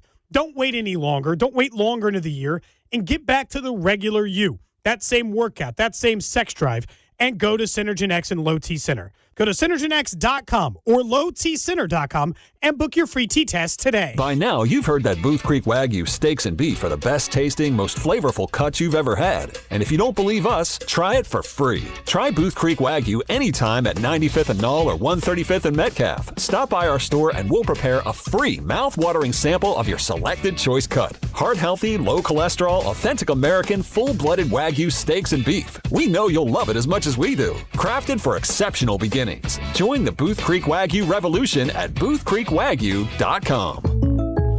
Jake from State Farm. I just beat my running PR, so I'm celebrating with the Banana Bonanza smoothie. Hey, and you can keep celebrating when you create an affordable price just for you by bundling your home and auto with the State Farm Personal Price Plan. Go bananas. I will. Hey, make it a large. Bundling, just another way to save with the Personal Price Plan. Like a good neighbor, State Farm is there. Prices are based on rating plans that vary by state. Coverage options are selected by the customer. Availability, amount of discounts and savings, and eligibility vary by state. Yo, Harvey, Zoe, group selfie. Ooh, nice new iPhone 17, Drewski. Let's do a triangle formation. I'm in front. With a center stage front camera, everyone fits in the shot. He got it at T-Mobile. But switching takes forever. Not anymore. Now you can switch to T-Mobile in just 15 minutes. Focus, people. Nail your pose. And you get a new iPhone 17 on them. No way. Yes way. No way. Yes way, guys. Switch to T-Mobile and get iPhone 17 on us. And right now, we'll pay off your old phone up to $800. I'm grabbing my phone and switching to T-Mobile right now. Get back, Harvey. We're taking a... let's go again, y'all. With 24 monthly bill credits, finance agreement, 256 gigabytes, $830, eligible trade-in, example iPhone 13, and new qualifying line, $60 plus per month plan with autopay plus taxes and fees. For well-qualified customers, plus tax and $35 device connection charge. Credits end and balance due if you pay off early or cancel. Contact us. $800 via virtual prepaid card. Card typically takes 15 days after rebate submission, no cash access, and card expires in 6 months. Check out in 15 minutes per line. Visit T-Mobile.com. Hi, Jason. Hello, Toby. Truck month. It's here, Toby. It's actually truck month and a half. We've got all the way until the end of March to take advantage of these amazing incentives that Ford Motor Company pumps out during truck month, Toby. And Lewisburg Ford. We always have our $50 over invoice with amazing prices. What's the deal? Right now, you can get a 2025 F-150 for up to $16,000 off when you factor in our 50 over minus all the incentives. Or Ford gives you an option to take a $1,000 rebate along with 0% financing for 66 months, no down payment, and no payment for 90 days on the 2025s. What about the 2026? We've got a great selection of those too, Toby, and you can get a $4,000 rebate on the 2026, which means when you add that to our $50 over invoice pricing, you get $11,000 off on a 26, or you can take 0% for 36 months. Okay, what else? Toby, we're the #1 F-150 dealer, not just in Kansas City, but the entire Kansas City metropolitan area. All right, what's your toll-free number? 816-444-2300. Or LewisburgFord.com. You're listening to 96.5 The Fan from the DM Injury Law Studios. Mike's got this. Car, truck, or motorcycle wreck? Remember, Mike's got this. 816-888-7500. Mike's got this. Here's your traffic report on 96.5 The Fan. Kansas side, 35 southbound heavy from 635, just crawling down to Shawnee Mission Parkway with an accident blocking 2 left lanes. K10 eastbound slow from K7 out past Woodland with an earlier problem that has cleared downtown. 35 northbound gets heavy at 670, crawls up to I-70 with an accident 70 eastbound before Broadway. Alan Carr, 96.5 The Fan, traffic.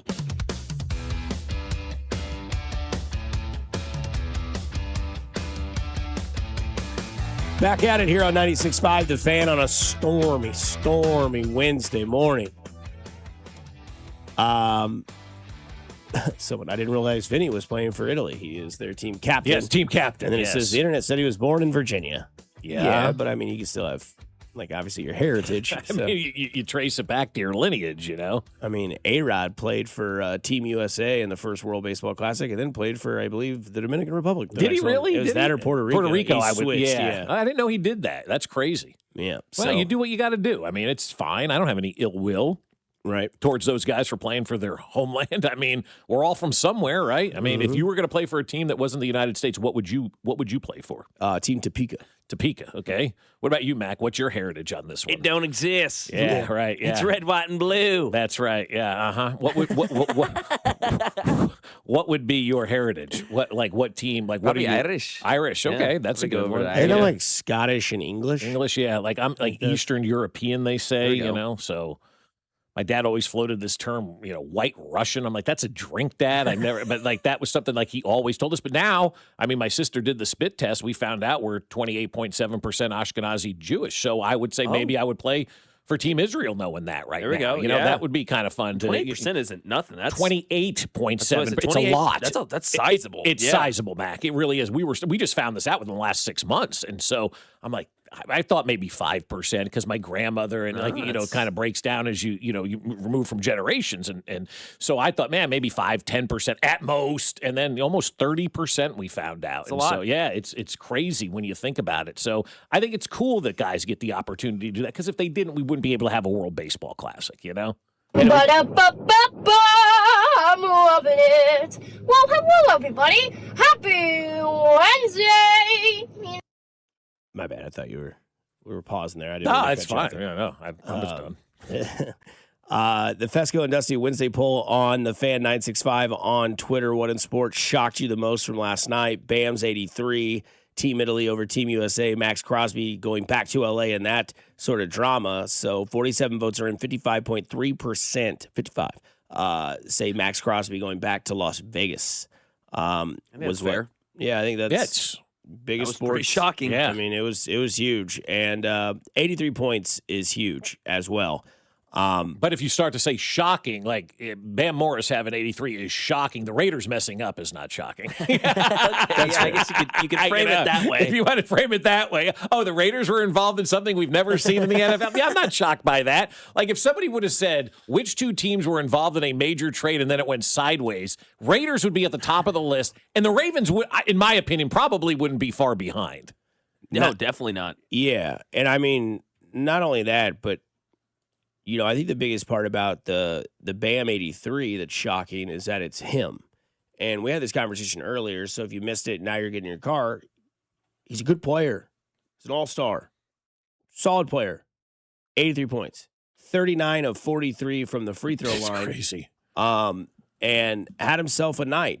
And I'm sure you'll hear a different take about this from 2 to 6 because I've seen his tweets about it where it's like, the modern excitement in sports is gone because we, have all these different sort of algorithms that we think point to different directions. We just don't enjoy the sports moment. I don't disagree with that. Yeah.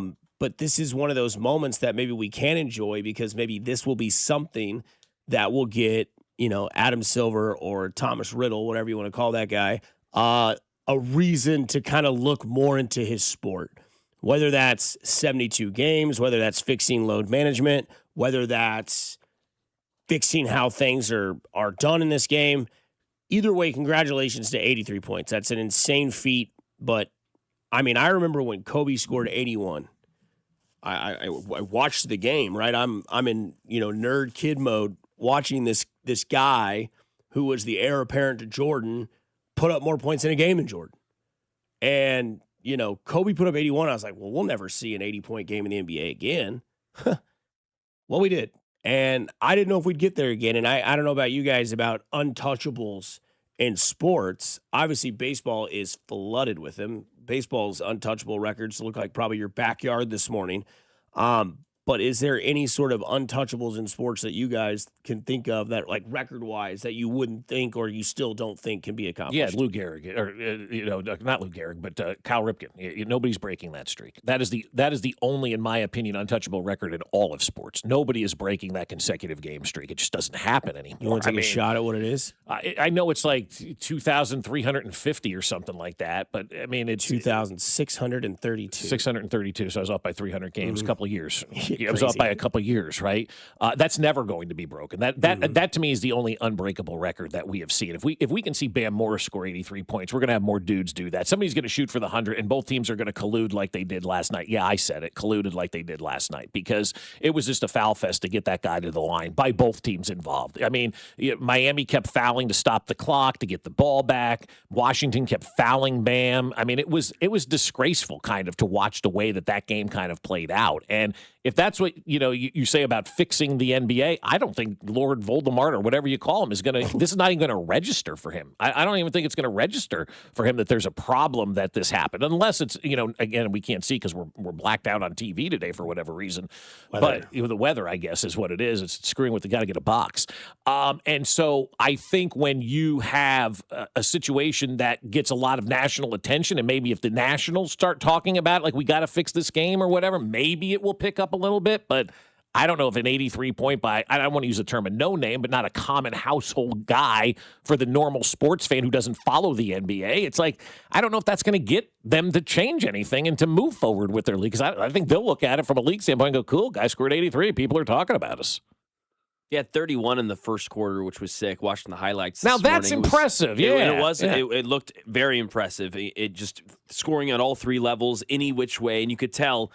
But he scored 19 of the first 21 points. So after that first time out, it was like, okay, it's my night. And so he was shooting. He was going for it. They were passing the ball. He was making everything. And then it seemed by that third quarter going into the fourth when he had like about 60 or so, it was like, all right, now we're going to really kind of push for this. Yeah. And instead, it became less organic and became kind of all right, let's kind of make this happen artificially. And it kind of left a bad taste in my mouth. I love Bam Adebayo, and I think he's a great player. Was it like the Strahan sack record for you? Like where Favre took a fall, basically, you know? It's just asterisks for me. I'm just not going to, like, when I talk about the second most points scored, like, you're not going to bring up this guy. I'm not going to bring up, I'm not going to bring up Bam. Like, I'm not trying to take away from him when off-season videos happen and they interview players and they bring up one-on-ones and who's the hardest guy you've ever played one-on-one, retired and current players. His name is often brought up. He's an extremely skilled 6'9" with a 7-foot wingspan and can move like a guard. He's an incredible athlete. But 83 points with 43 free throw attempts. That's the point right there. Most attempts ever by 15, or most makes ever by 11, most attempts ever by... In a game in the history of the NBA? Yes, in the history of the NBA, and the most attempts ever as well. Most makes and attempts. Yeah, so... Dwight Howard had 39 attempts twice, LOL.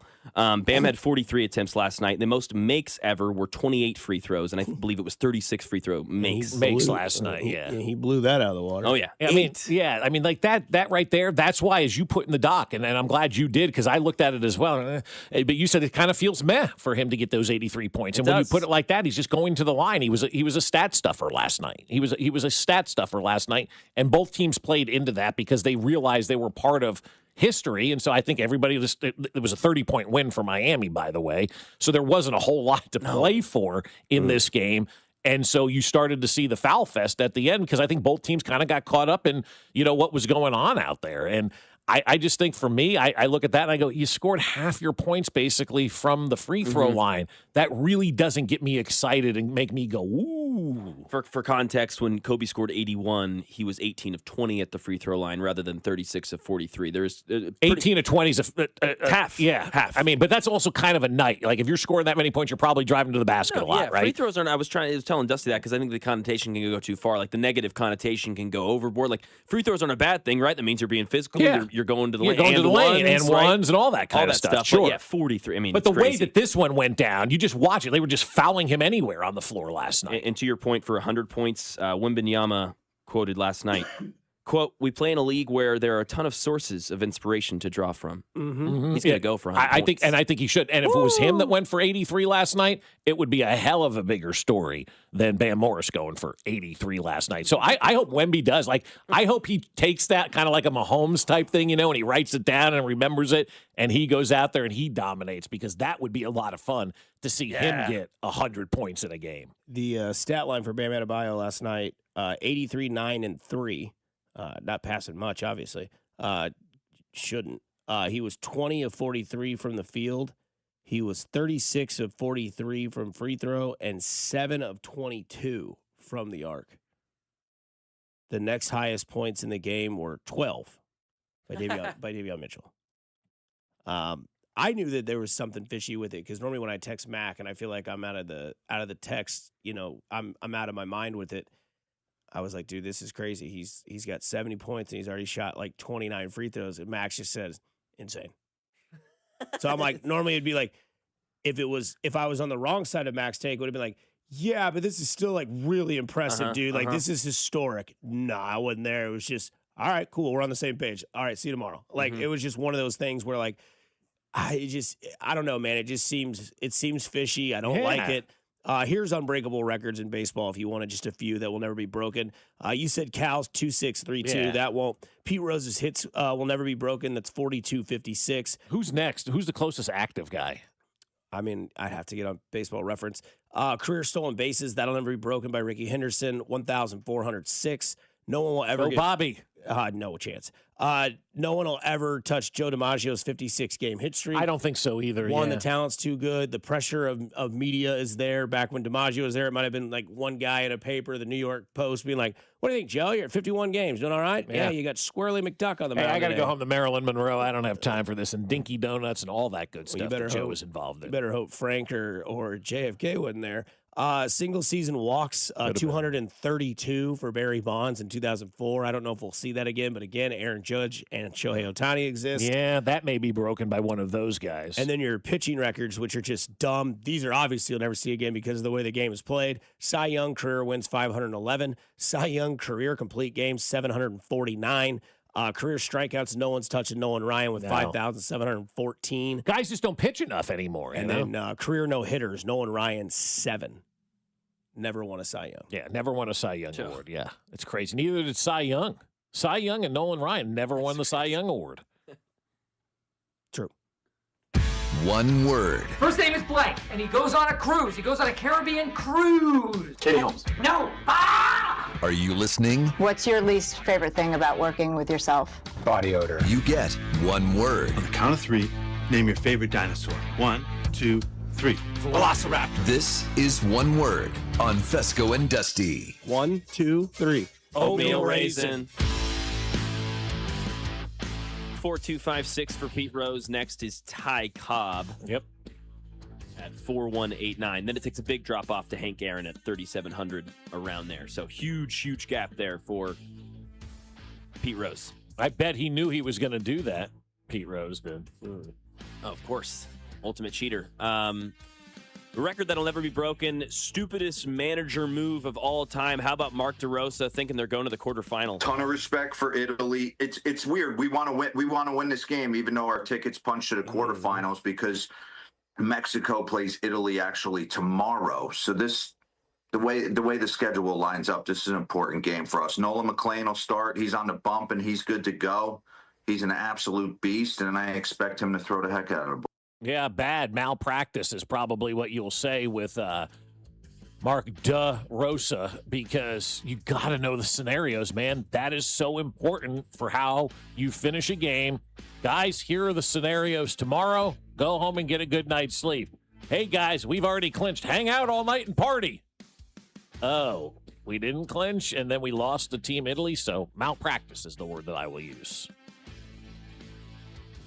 Yeah, just poor is what I would say. It's just very poor. Like, you didn't have your team ready. You didn't know what was going on. You were looking beyond. So hopefully that new one where we'll be humbled is what Team USA will be, because now they no longer control their own destiny. Yeah, bad news for USA fans. Not all bad news for Royals fans. Our guy Cags. His first taste. Hits this one hard to right field. Judge will turn and watch it fly. Caglione has hit the 3rd home run of the game for Team Italy. How about that? Jack Caglione going yard. Yep. For Team Italy as they win. Bat flip is my one word, because that was as epic a bat flip as I've ever seen. And if you love that last night, you're going to love the Dominican Republic against Venezuela today, because you're going to see a lot of fun, a lot of bat flip, and a lot of cool opportunities for guys to show their personality. I love the fact that not only Cags hit that home run, but did that bat flip and announced, I'm here, ready to go. That was cool, man. Yeah, promising is what I will say, because I get a lot of heat thinking that Caglione's not going to be that guy. And we've seen it in spring training that he has been hitting the ball absolutely harder than anyone else with the line drive and the velo and the exit velo and all that sort of stuff. And his first game that he played with Team Italy, he had a double and an RBI. Didn't play their second game, and then last night had that game for Team Italy last night and hit that home run. And just looks locked in. So it's promising to see if this is what his 2026 campaign can look like. And the USA will advance if either Italy wins or Mexico beats Italy by scoring 5 or more runs. They are eliminated if Mexico beats Italy by scoring 4 or fewer. We can talk about that, and if there will be any collusion over there between those two teams. By the way, Cags' slash line in the World Baseball Classic, 500, 625, and 1.167. He was I know 2 that for I'm 3 hard last night with a home run and 2 RBIs. That's a hell of a little bit of a run for him right there. I think Love that. Vinny has not gotten a hit yet. So That is confidence building that's for good. Cags. Yeah, you're doing it on the big stage. It's important to do it here. It's important for Bobby, too. And I'm going too far on it, but he was outmatched by a slider in that bat that he had a home run, or the sweeper. He's a lefty, too, by the way. So lefty-lefty matchup. One thing that, Cags, that guy threw that sweeper again. Cags recognized it, sent it to Timed it up, obliteration. and yep. Things you love to see, man. The other cool thing that happened was the first inning was basically a Bobby Witt feature last night. And I think that's important when we're talking about the MVP. They talked about Bobby for the entire first inning, re-showed the highlights of his plays from the night before. It was a great commercial for Bobby Witt. And now I think if you're sleeping under a rock, you're up now. You know who this kid is. Mm-hmm. We all know who Maxx Crosby is. This comes from Cameron Wolfe last night, NFL reporter. One NFL general manager told me everybody involved in Maxx Crosby trade talks knew he would be out until June or July coming off the meniscus surgery. The consensus opinion I've got from NFL decision makers, Ravens got cold feet, and it could impact how other teams work with Baltimore going forward. Maxx Crosby back in Las Vegas. Las Vegas, $30 million back on the cap after Baltimore got a visit from Crosby. They did the physical. They said, we're going to get you back. We're going to get those 2 first-round picks back as well. One word on this Maxx Crosby situation. I mean, there's so many different words that you could use for this one, and I'll just use awe. Like, because I was in awe when I thought it was a fake tweet. I thought it was originally like, nah. And that's the way I am with everything, not just with this. For sure. Because of everything all the fake news that's out there.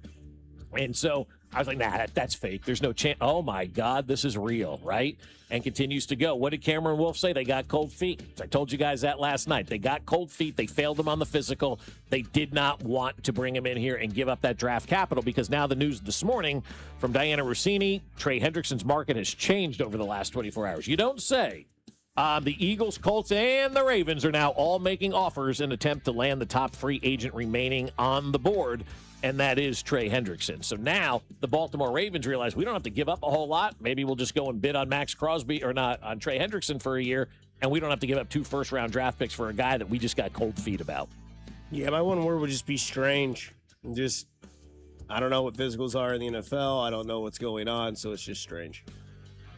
Definitely confusing. Big 12 tournament started yesterday. Commissioner of the Big 12, Brett Yormark, said, "We are the second best basketball league in America behind the NBA." And then, quote, "All eyes are on KC. They start today at 11:30 with Iowa State taking on Arizona State." Balls. I love the fact that he said that. Is he wrong? I've got a great argument. Yeah, that's what I'm saying. I'm asking you guys, is he wrong? I don't think he's wrong. I don't think definitively, no. I think there's a great argument. Yeah. It's a great. I love. He's part of the reason. Yeah, no, I love the fact that we've talked about over the years how the Big 8, Big 12 was this mom and pop, kind of organization, have a little bake sale and do a few good things and sell some lemonade and everybody's happy. And then Brett Yormark comes in, who's not Midwestern, totally different. And it was just what the doctor ordered for this league. He's actually a flag waver for the Big 12 and going out there and championing this league, where I don't know that we really had that in the past with guys out there championing this league. And Brett Yormark is the biggest cheerleader for the Big 12. I love it. My one word would be Debanza, because why this tournament will be intriguing and entertaining and fun. Debanza last night put up 40 and 9 on K-State last night in the first game for the Big 12 as they move on. And now you'll get Peterson and Debanza and the kids from Arizona. Houston's got some guys as well. Their 2 guards are good. So my one word is Debanza setting the stage, man.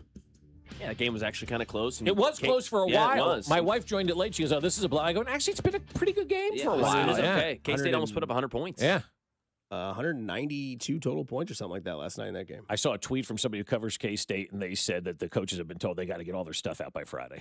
Wow. Spring break starts. BYU plays today at 6 in West o'clock Virginia. Today. Yeah, it's starting to heat up down there on the court. We got to get into that court because we had a K-Stater complain about getting migraines from playing on that court last night. Get bent.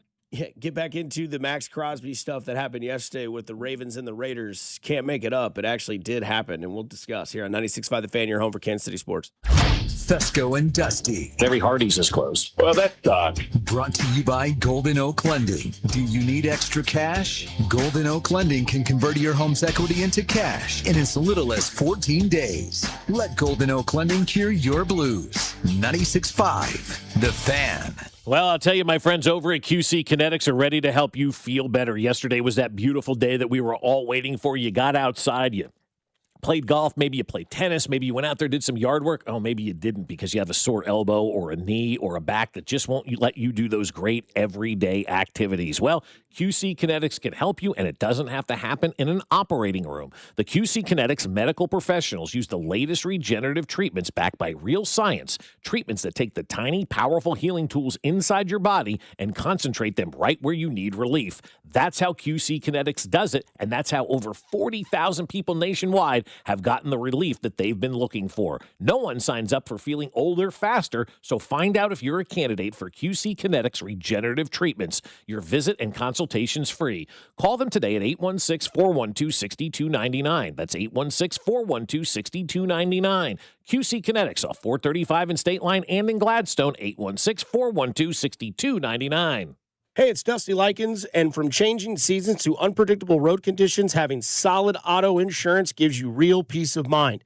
With AAA, switching today means you could save up to 21% on your auto insurance. AAA offers dependable protection, personalized coverage options, and customer service that's always there for you. And when you bundle policies or insure multiple vehicles, you can save even more. Visit AAA.com. That's AAA.com.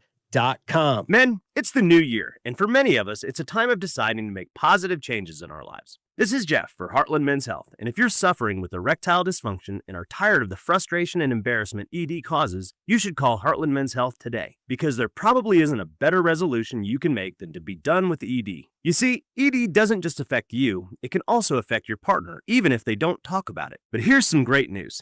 If you're like most guys, the treatments at Heartland Men's Health will give you back your sex life, because our protocols have success rates that work in well over 90% of cases. Seriously, you might even find you're performing like you haven't in years. So, make an appointment and get ED out of your life. Your initial visit is only $99 and includes blood work, a medical consult, and if medically advised, a test dose. And if that test dose doesn't work in the office, your visit is free. Call 844-447-6600 or go to heartlandmenshealth.com. That's heartlandmenshealth.com. We have 3 offices: Overland Park, Independence, and North Kansas City. At Uline, they know firsthand the road to success is an uphill climb.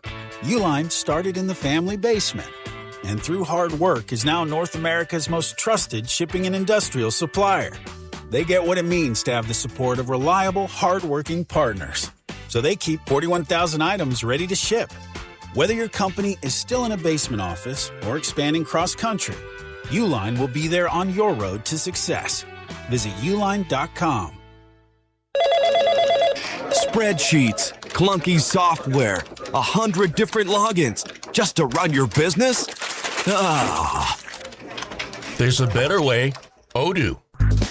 One simple, connected platform that handles sales, inventory, accounting, and more, so you can focus on growing, not juggling. Make the switch today at odoo.com. That's ODOO.com. Check engine or ABS light on? Take the guesswork out of your warning lights with O'Reilly Veriscan. It's free. Ask for O'Reilly Veriscan. O'Reilly Auto Parts. Pump up the volume. Business moves fast. Orders roll in, deadlines close in. When you ship with USPS Ground Advantage, you can keep up with confidence. Every package stays in our secure network from dock to door. And with nationwide reach, dependable tracking, and upfront affordable pricing, you get built-in peace of mind. You run the business. We run the routes. Visit USPS.com/Ground Advantage to learn more. Do you have an invention idea but don't know what to do next? Call InventHelp today. We have representatives nationwide and services to showcase your invention. Get started today. Call 1-800-217-4380. That's 1-800-217-4380. That pallet of pavers collecting dust? The beginnings of a garden? Those stray fence posts? Are you haunted by half-finished projects on your land? John Deere is here to say, not anymore. Our compact tractors allow you to swap implements easily, and they're backed by the nation's largest dealer network. You always had the right idea, and with the right tools, those projects can get finished for good. Nothing runs like a Deere. Learn more at johndeere.com/compact tractors. Hi, I'm John Ray, your friend and jeweler at Shane Company. Getting engaged? So friends, listen up. Shane Company engagement rings are protected with our all-inclusive free lifetime warranty. We stand behind the same quality we've offered since 1929. Our rings are crafted to last. It's why our warranty is the only one that protects your center stone. We also cover repairs, resizings, cleanings, and so much more. That's money you keep for you and your family. Because a friend always has your back. Shane Company, your friend and jeweler. Here's your traffic report on 96.5 The Fan. Northland 35 southbound gets heavy at the Shoto Traffic Way. Just crawls down out of 29 southbound past 16th Avenue with an accident. Has only the left lane getting by. Kansas side, things moving a little better, but 35 southbound still slow from 635 down to Shawnee Mission Parkway. Earlier wreck has cleared. 435 southbound pretty heavy from Holiday Drive down to Shawnee Mission Parkway with construction. Alan Carr, 96.5 The Fan. Traffic.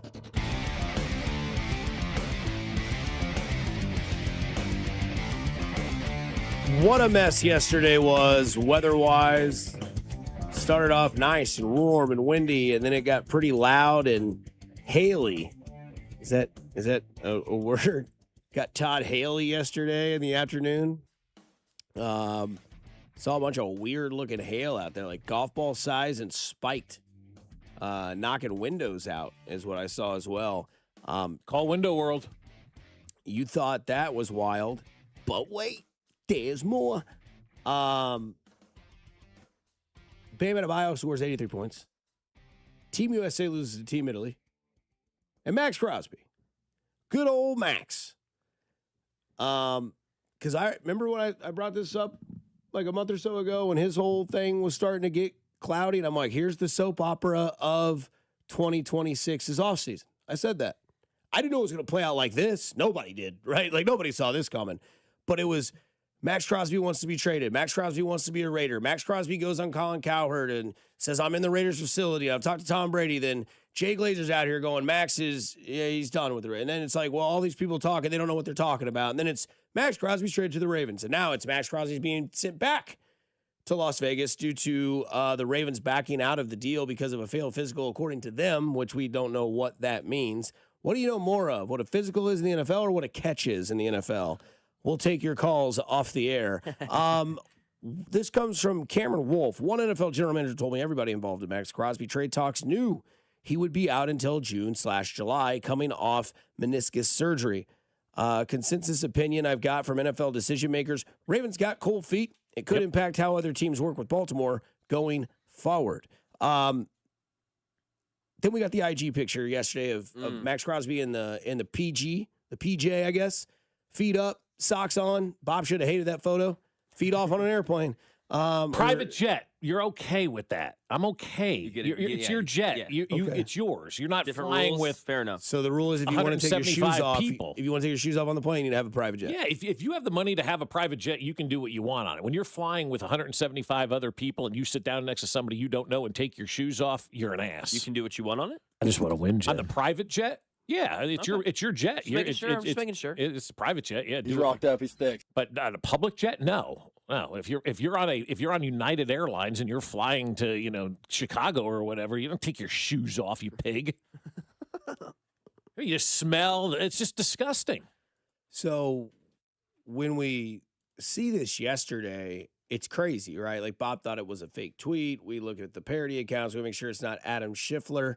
Or the Las Vegas, whatever, like fake with the Raiders or something. Or it's like Ian Rappaport. Yeah. And it was all legit, and it sent everything into a flurry, man. I mean, you had Florio out here dropping F-bombs, about Maxx Crosby's whole situation. So it's interesting because I don't know who's wrong, who's right.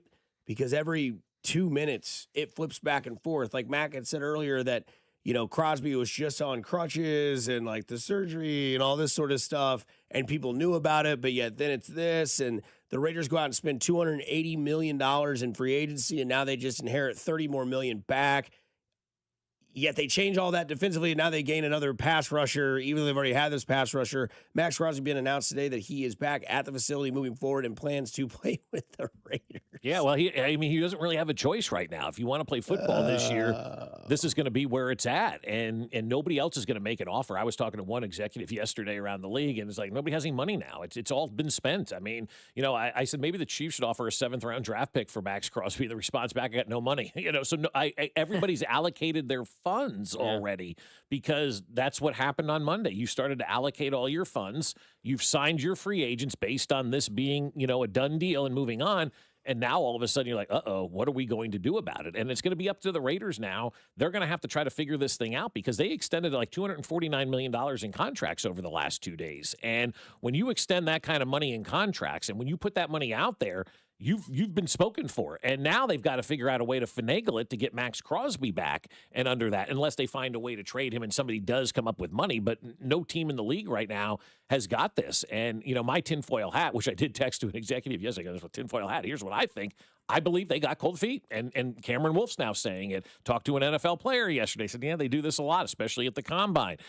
Everybody who's been around the league knows how shady this can be. And a failed physical is just that. Didn't pass our doctor physical. But if I really want that guy to play, I find every way to pass him on his physical. That's what the league does. I mean, that's just human nature. We'll talk to Josh about it coming up in about 9 minutes. Josh Klingler, he's on the sidelines all the time. He's been covering this league for 1,000 years longer than I have.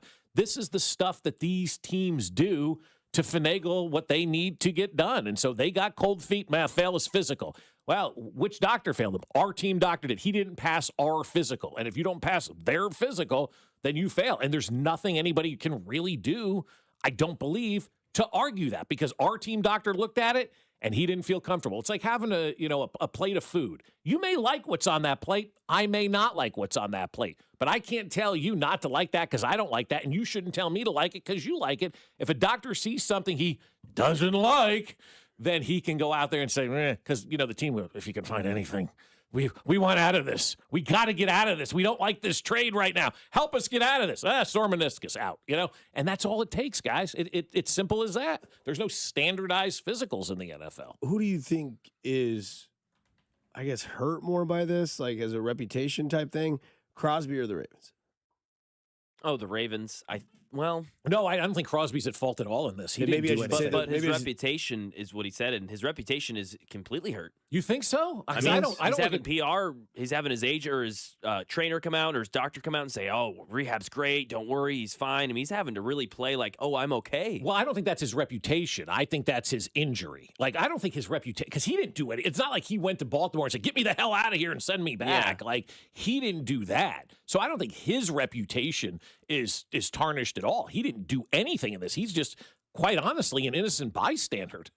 What sucks is, you're right, the Ravens and Crosby are going to catch the flack for this. The NFL needs to catch the flack for this. Because, to me, the Baltimore Ravens aren't at fault. Obviously, the more we find out, was there some shady happenstance? Maybe, yeah, with the physical and everything. But also, is it completely within their rules and rights to do that? Absolutely. Yep. Now, if he was 5 years younger, you'd probably think a lot differently on this situation with Maxx Crosby, right? Of course, yeah, but you had him in there for your physical. You get to decide the doctor. You get to decide what that is. It's not some NFL doctor that's overseeing all of these tests. And I don't know that I want that either. I don't know if I want that. I wouldn't want that if it was my team. I want the Chiefs to have their doctors that they trust. Maybe they know we have a better doctor doctor than you. That's exactly right. To your point, this is what we look for our team to make sure our guys fit the mold of health and activity that we want. And how often do we see that have an effect in real-time seasons? I mean, the Chargers, every year it is a thing, and at some point you start to question, okay, is that the medical staff? Is that something going on over there? Is there an electromagnetic field close to LA that we don't know about, like San Francisco? But with this, I mean, I blame the NFL for not having regulations and rules in place to make this more of a defined process. Now, if we don't want it to be and we're okay with this, then that's fine. I'm okay with the Ravens having everything within the rights. League year doesn't start till this afternoon. Right. They wouldn't have brought in physical, said no. See ya. Had this been done, though, in the middle of the year, like a trade deadline trade, there's no way Baltimore can get out of it at this point. Yep. Days later, you don't send somebody back. I mean, you can't do that at this day and age. So they saw the loophole that was there. The loophole is For sure. none of this is technically taking place because the league year doesn't start till Wednesday. Even though the legal tampering period has begun, the league could look at them and go, well, I mean, the legal year really hasn't started. Yeah, They we just didn't tamper. Yeah. Yeah, because today on Twitter now will be it's now official or officially official day. Yep. You're right. Today's This is that officially day. official day. You'll get all the guys signing their contracts at the team facility and all of that kind of stuff. So the league can just look at it and go, well, guys, you agreed to this deal when the league year wasn't going on. So I don't know what to tell you. It wasn't official until the league year starts. Yeah, Raiders are the ones that are hurt the most in this because now there's just no way. Oh, God, yes. There's no way they're getting two first. No. None. None. No chance. And if I'm the Kansas City Chiefs, I'm 100% calling the Raiders. Give it a shot. Might as well. Oh, yeah. Now that you know that you've got some vulnerability there, because now you know now everybody knows the secrets, and I don't see why you wouldn't. No money. That's what it comes down to. Contract, Yeah, the contract with him, yeah. Because I'd offer a seventh. I would absolutely call the Raiders and say, I'll give you a seventh for the guy. Clearly you wanted to get rid of him. And Trey Hendrickson's stock is obviously through the roof at this moment, as he is now the top free agent who has the same position as Maxx Crosby. So with that being said, we will get to our guy, our Chiefs sideline reporter, Josh Klingler. We talked to him all things Chiefs and all the drama that happened yesterday. Plus, we find out if his car is okay. Because what the hell happened last night to his Jeep here on 96.5 The Fan, your home for Kansas City Sports. This is voice of the Wildcats, Wyatt Thompson, and you're listening to Fescoe and Dusty on your home for K-State Athletics, 96.5 The Fan. Brought to you by Golden Oak Lending. Do you need extra cash? Golden Oak Lending can convert your home's equity into cash in as little as 14 days. Let Golden Oak Lending cure your blues. Well, I'll tell you, my friends over at Hy-Vee do an unbelievable job 365 days out of the year, 366 in leap year. They are the best. They're trying to save us money all the time, especially on gas. And I love going to Hy-Vee and looking for the fuel points all over the store. You buy items that say save 2 cents here, save 10 cents there. It all stacks up and you save money at the pump. There's times I've saved over $1 at the pump with Hy-Vee. And Hy-Vee makes our life simple as well because we're busy. We've got everything going on. Kids in sports, wife with a full-time job, dad with a full-time job, activities at night. Sometimes you're like, I'm just never going to get to the grocery store. Well, Hy-Vee makes it so easy. They have groceries for pickup or delivery with the Hy-Vee app or at Hy-Vee.com. Just choose your store, select your items, and Hy-Vee does all the shopping for me. All I have to do is either pick up my order or have it delivered to my home. It is so easy with Hy-Vee. They take care of everything for us. So you can save time, save money. What could be better? Only at Hy-Vee. This is the story of the one. As a procurement manager for a hospital system, she keeps every facility in her network stocked and ready. That's why she counts on Grainger to be her single source for thousands of products, from disinfectants to lighting, air filters, and more. And with fast, dependable delivery, Grainger helps her keep every facility stocked, safe, and running smoothly. Call 1-800-GRAINGER, click Grainger.com, or just stop by. Grainger, for the ones who get it done. Hey, March Matchups fans. BetMGM is offering a legendary experience for you and 3 of your friends in Vegas. Climb the BetMGM Court of Legends leaderboard for a chance to win the trip of a lifetime to Las Vegas to see Haley and Hannah Cavender face off at the Bellagio. Just sign into your BetMGM account, opt into the promotion, then start placing sports bets of at least $10 to climb the leaderboard. 25 winners will take home grand prize packages that include 4 tickets to the Court of Legends event featuring the Cavender twins, withdrawable funds for travel, a 3-night stay at the MGM Grand, and MGM Resorts credit. Make this March one to remember. Make it legendary. BetMGM and GameSets remind you to play responsibly. Gambling problem? Call 1-800-GAMBLER. See BetMGM.com for terms. 21 plus only. Missouri only. New and existing customer offer. Subject to eligibility requirements. Withdrawable bonus dollars for flight money. Please gamble responsibly. Is your garage door too loud and whining for help? Overhead Door Company of Kansas City will make it all better. They will perform their full 26-task garage door tune-up for just $79. That's just $79 for up to 3 garage doors and openers. You need this done once a year, so why not now? And for just $79. Call Overhead Door Company of Kansas City at 816-221-0072 or schedule online at overheaddoorkc.com.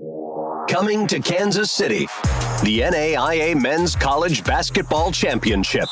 16 teams, 15 games, 6 days, 1 national champion. The NAIA Men's College Basketball Championship at Municipal Auditorium, March 19th through 24th. Non-stop college basketball action at a ticket price good enough to bring the whole family.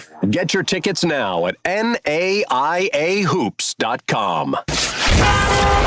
Here's your traffic report on 96.5 The Fan. Heading towards downtown, 169 highway southbound gets heavy at the airport exit, crawls across the bridge down onto 35, which stays heavy to 670. 670 eastbound heavy from Wyoming Street into 35 with an accident. Alan Carr, 96.5 The Fan traffic.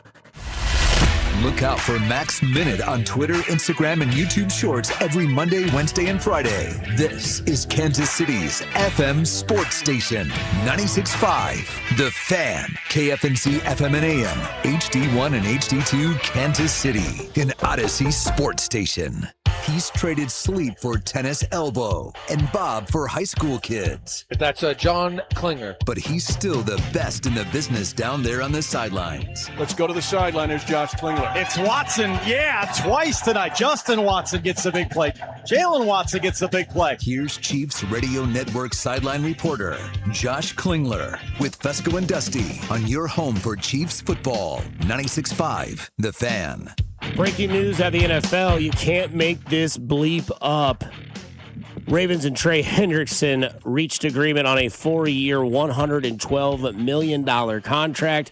Hendrickson stays in the AFC North and now will be facing Joe Burrow and the Bengals twice this season. That does come from the Adam Schefter on Twitter. Again, Ravens and Trey Hendrickson have reached an agreement on a 4-year, $112 million deal, less than 12 hours than the Maxx Crosby fiasco as you listen to Fescoe and Dusty with Mac Morey. Like I said, man, turn your radio up if you don't believe it, but Ravens and Trey Hendrickson reach agreement on a 4-year, $112 million contract just moments after the Maxx Crosby stuff happens. This is absolutely insane what's going on with this story, but hey. And Maxx Crosby had just tweeted, too, 6 minutes ago, 6 years sober to the day, God has a plan for everything. So there you go. He understands what's going on. But, yes, I mean, this continues to add to the conspiracy that I told you guys about last night that I had. This was done on purpose because they got cold feet, didn't want him. And now you can go get Trey Hendrickson to a 4-year contract. You don't have to give up anything for him.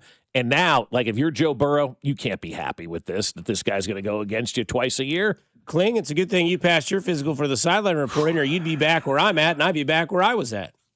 I don't know. They haven't checked the knee properly. If they did, there might be some questions. What a day in the NFL yesterday, Yeah. Josh, huh? Just crazy, and of course it involved the Raiders, right? But and then I love the they'd be open to keeping him back. Was the report this morning? I'm like, really? Because it doesn't look like they have much choice. So, that's kind of a strange move. But well, it's not a strange move, I guess, when you see that the Ravens finished it off with Trey Hendrickson today. That one will have a little investigation to it, and I wouldn't be surprised if there's some kind of, I don't know, under the table fine or something that is slapped on the Ravens, because this feels kind of suspicious. So the hell with those two teams. Let's talk about the team that you watch all the time and cover on the sidelines, those Kansas City Chiefs. First and foremost, your raw reaction to Kenneth Walker III coming to Kansas City as the featured running back. Well, I feel like I just missed him because there were the early reports that he was at the Quick Trip at college in Antioch, and I frequent that one quite a bit. So I feel like if I would have gone in to get an energy beverage that day, I might have stumbled upon that story, because I think that was the first Kansas City sighting, which was kind of odd. I don't know. I don't think whatever time in the morning I would have looked up and said, "Hey, Kenneth Walker." So that's where Ricky That Scoops was the first sighting. That was funny. So, no, I think just being splashy, I guess, on that first day, we're not used to that, right? We always wanted to really play a part of the super tampering period, and boy, the Chiefs did. So, it looks like they probably overpaid, but it's a little bit what the Chiefs have done. If there's a problem, boom, they'll throw some money at it and try to rectify it with the best possible scenario. Sometimes it might work, sometimes it might not, but they are definitely going to be the ones trying. So you look at that number, and it's pretty big, certainly. And I don't know, I've always had that conflicting feel with running backs where I want to run the football a lot, but I don't want to pay them a lot. Yeah. and I like it better than getting a running back in the first round of the draft. I was just not in favor of seeing a running back at number 9, but I was kind of living with the fact that might be the case.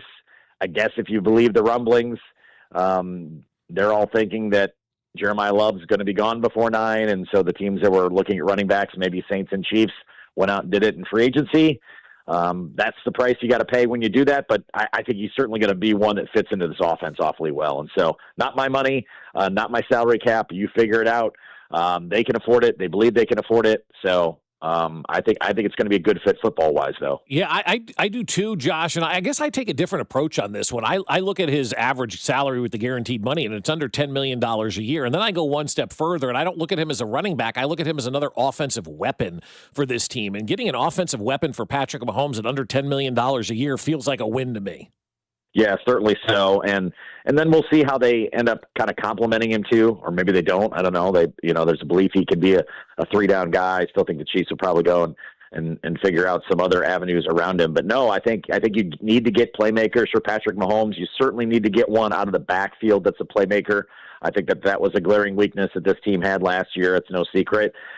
So this fills a lot of needs. And yeah, again, it's not my money. You figure it out, but it does kind of scream weird when you say $43 million running back Chiefs. It just doesn't quite resonate like it would maybe with some other teams. But again, I think his skill set's going to be a real value for this team, and they're probably already scheming in that offensive room and salivating as to what they can put together to fit him in the game plan. And then not only that, but the veteran is back for the 14th season. Travis Kelce returns to the team and going to give it one last go. Obviously, I think everybody's okay with that. But, again, that happened on that same day with the announcement of Kenneth Walker, but also the announcement that Travis Kelce going to come back for year 14. How does that excite you for this, or is it more so like give you confirmation that this is it? Yeah. Well, I don't want to. I guess I just don't want to say that it's it still, because Right. I think that he might be truly living year to year. Look, the pop culture part of it, like you just felt like I don't know Taylor Swift at all, but everything you see about I do not. Everything you see about kind of what she says about him publicly and what their relationship seems to be is like super supportive. Like, hey, you go do what you want to do. And so what's the rush to shut it down if you're thinking you can still play? So I think he's got a great support system. Obviously, his brother will probably never shy away from giving him what he thinks. And he's probably told him, hey, you can still play. What are you doing? Go play. So, and frankly, right now, the Chiefs still need him. Yeah. I don't think that I wanted to see last year be an evolution maybe away from Travis Kelce if you were going to make that move. They didn't get there. Travis Kelce was still a very viable part of this offense. And not that you try to move away from him, but it was just kind of if they move to a true number one target and it's okay that he kind of fades into the sunset, I'd be good with it. That wasn't the case last year. They still need him in that room. So they need him as a pass catcher on this offense. So the only thing I thought was weird was I think I told you guys I was promoting the 1-year, $13 million contract because Taylor Swift's favorite number. Somehow he settled for 12 with incentives up to 15. I think he shorted himself $1 million.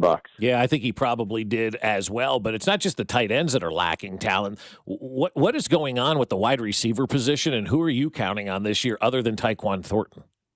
It's a good question. I mean, I think there'll be a bounce back for Worthy. I think that felt like sophomore slump. Get him a healthy one. a true identity, maybe 2, and then, boost his confidence and get him going.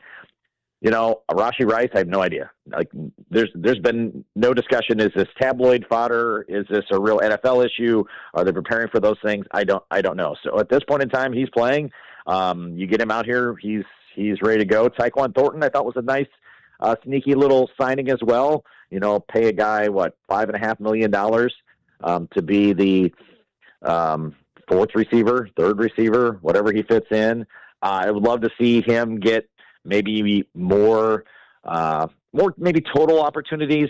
I felt like he got opportunities in spurts last year, but get him a solid piece of the rotation. And obviously his ability to get downfield was something that was that he was basically the only guy that did last year. So get him, even more things to do in this offense. And I think that's a fun add as well. So I guess at this point, you're expecting, hoping for a Xavier Worthy bounce back.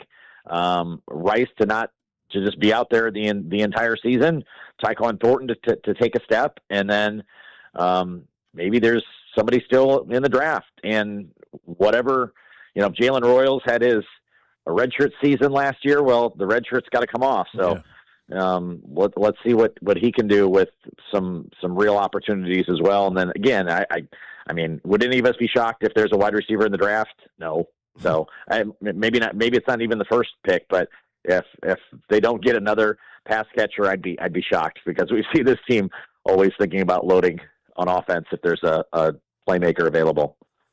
Kling, last but not least, is the vehicle okay from the hail damage last night? I have not gone out to look, but I was in the midst of it driving last night, and I came home, and it sounded like there were rocks being thrown at me as I was sitting in the car in the driveway. So you were out in that last night? Yeah, just barely, but also my car was I had the short straw, so I was outside. Last one home was outside, so it was dinging things up. So I don't know. Yeah, we didn't ask any defensive questions. I mean, we got a ton of work to do on defense, don't we? Still, well, I would imagine. I think you still need a safety. In my opinion, you probably need some more defensive linemen. Every position, Josh. You're right.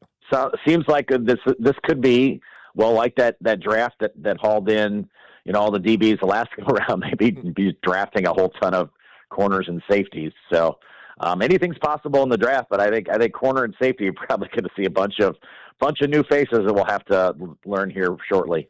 No doubt. If there's one guy to trust in drafting cornerbacks, it's the guy that's the general manager for the Chiefs. Kling, we appreciate it, and enjoy the first look at the car. Hopefully, it's nothing serious. Yeah, I'm going to head to QT and see if I see any more free agents. Perfect. We appreciate that. Kling, take care, brother. Later. That is Josh Klingler, sideline reporter for the Chiefs Radio Network. Here on 96.5 The Fan. Coming up next, we get back into Mark DeRosa, plus we get into somebody who told you the whole time, kind of. Here on 96.5 The Fan, your home for Kansas City sports. You're listening to Bob Fescoe. I'm surprised nobody punched him in the jaw yet. And Dusty Likens. He's a hoe, and I want that known. Brought to you by Golden Oak Lending. Do you need extra cash? Golden Oak Lending can convert your home's equity into cash in as little as 14 days. Let Golden Oak Lending cure your blues.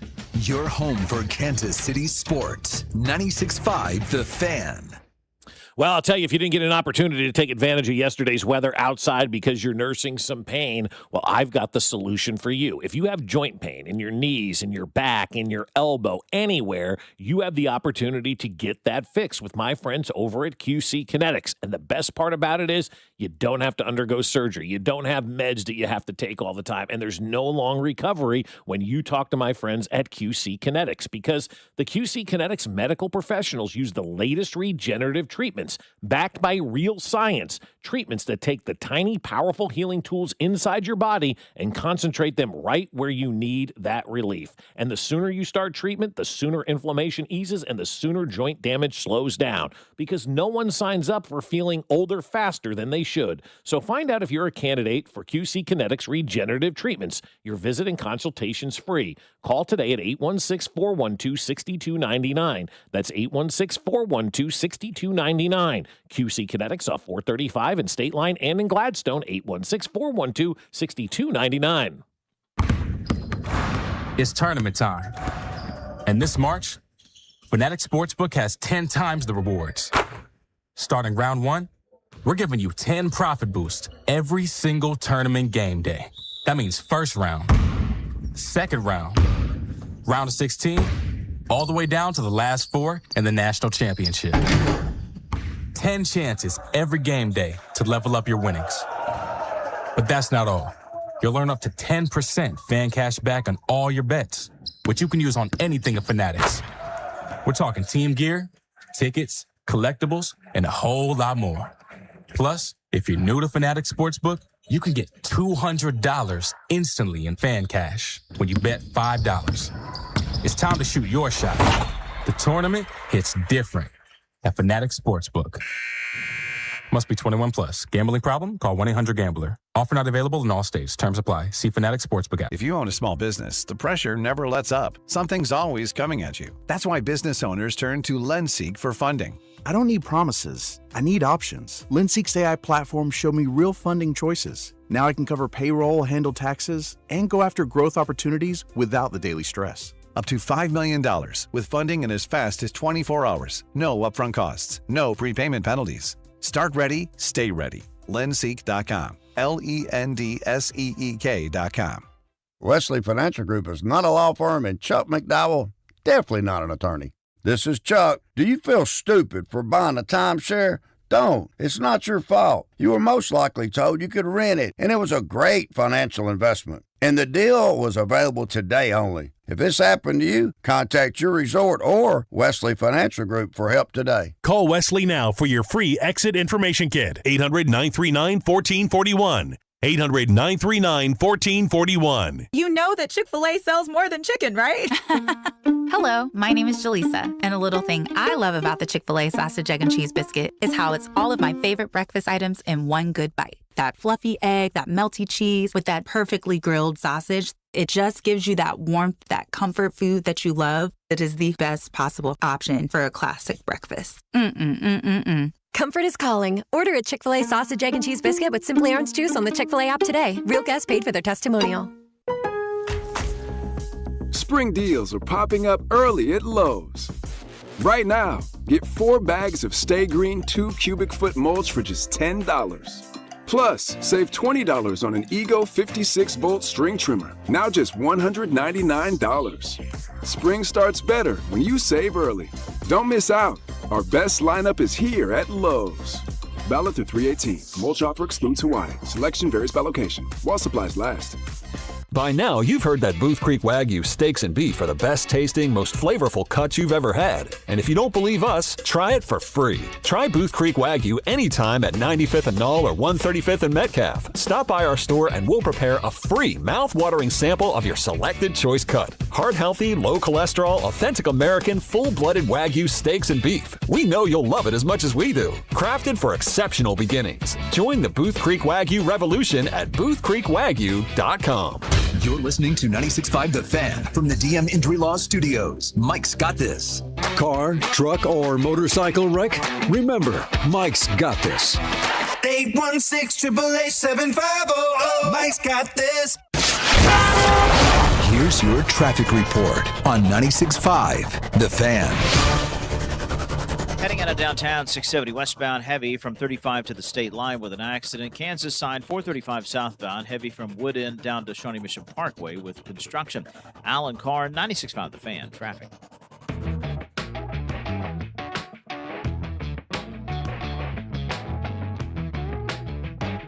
I want to get back to the breaking news that has just happened. About 20 minutes ago, the Ravens are signing former Bengals All-Pro defensive end Trey Hendrickson just less than 12 hours after the Maxx Crosby backout ordeal. They get Trey Hendrickson, the number 14th pick in the 2026 draft, and a first-round pick in the 2027 draft. Warren Sharp goes to Twitter. And this is, I think, where we all are. The Ravens had buyer's remorse over trading 2 first-round picks, something they've never done before, for Maxx Crosby, plus his $65 million cap hit for the next 2 years. They saw Trey Hendrickson's asking price fall after he couldn't agree to a deal in the first 2 days of legal tampering. Of course, Crosby wasn't 100%, but they knew that already and realized that they could pay less. give up 0 draft capital, and still get edge rusher Trey Hendrickson. So they used the opportunity to get out using a failed physical, a conspiracy theorist's dream. You know who meets next week? Owners. Oh, the owners meeting is next week. You know where I'd love to be and get credentials back? That meeting. That'd be fun. Yeah, be a fly on the wall inside of that thing because, man, things are going to take place inside that meeting and things are going to happen inside that meeting. And I do see a tweet by Carrington just now. He says, you shouldn't be able to do what it appears the Ravens just did. What did they really do? They, as much as we don't like it, they played within the rules. Yeah, I think Max said it best. I think he said, if you have an issue with this, it's an NFL issue. Yeah, like, this isn't this. The Ravens, look, I'm going to use like a Little League analogy, right? In Little League basketball, everybody has to play one quarter. Doesn't matter what quarter you play. You could play all the bad kids in the first quarter and then play the last 3 with your best team. Sure. Kind of like DeRosa tried to do. Well, and I think when you look at this, when you look at what the Ravens did, you can do this. Like, you can bring a guy in, use your doctors, and then you have today, which is the actual day of the official season beginning, March 11th, and decide. And if you have a problem with this, because like it's almost like a house inspector. Right? Like, you know if you get a new house, you know who you're calling. You have a guy that somebody will set you up with. Like when you go to take out a mortgage on your house, you have to have the house inspected. Correct. Right? And the mortgage company usually tells you who to use because they're going to pass the inspection. Or the appraiser comes out, right? And you take out a mortgage for $100,000 on your home. Right. That appraiser knows what you pay. He's going to come out and give you $120,000 on the appraisal. Correct. That's how the world works. Like, I don't know why anybody's shocked that something like this happened in the NFL. It's immediately what I thought. I go, buyer's remorse. As soon as it happened, that's what I said. I think the shock is the fact that A, the name, 2, the teams involved, and C, you look at everything about this and everything that's going through it is that we really haven't seen a team use the loophole maybe in this sort of way. Now, it's happened before probably, but we don't know the names or they didn't register to our thought process. But I think what you look at in this is that the NFL every year tries to fix things and make things new.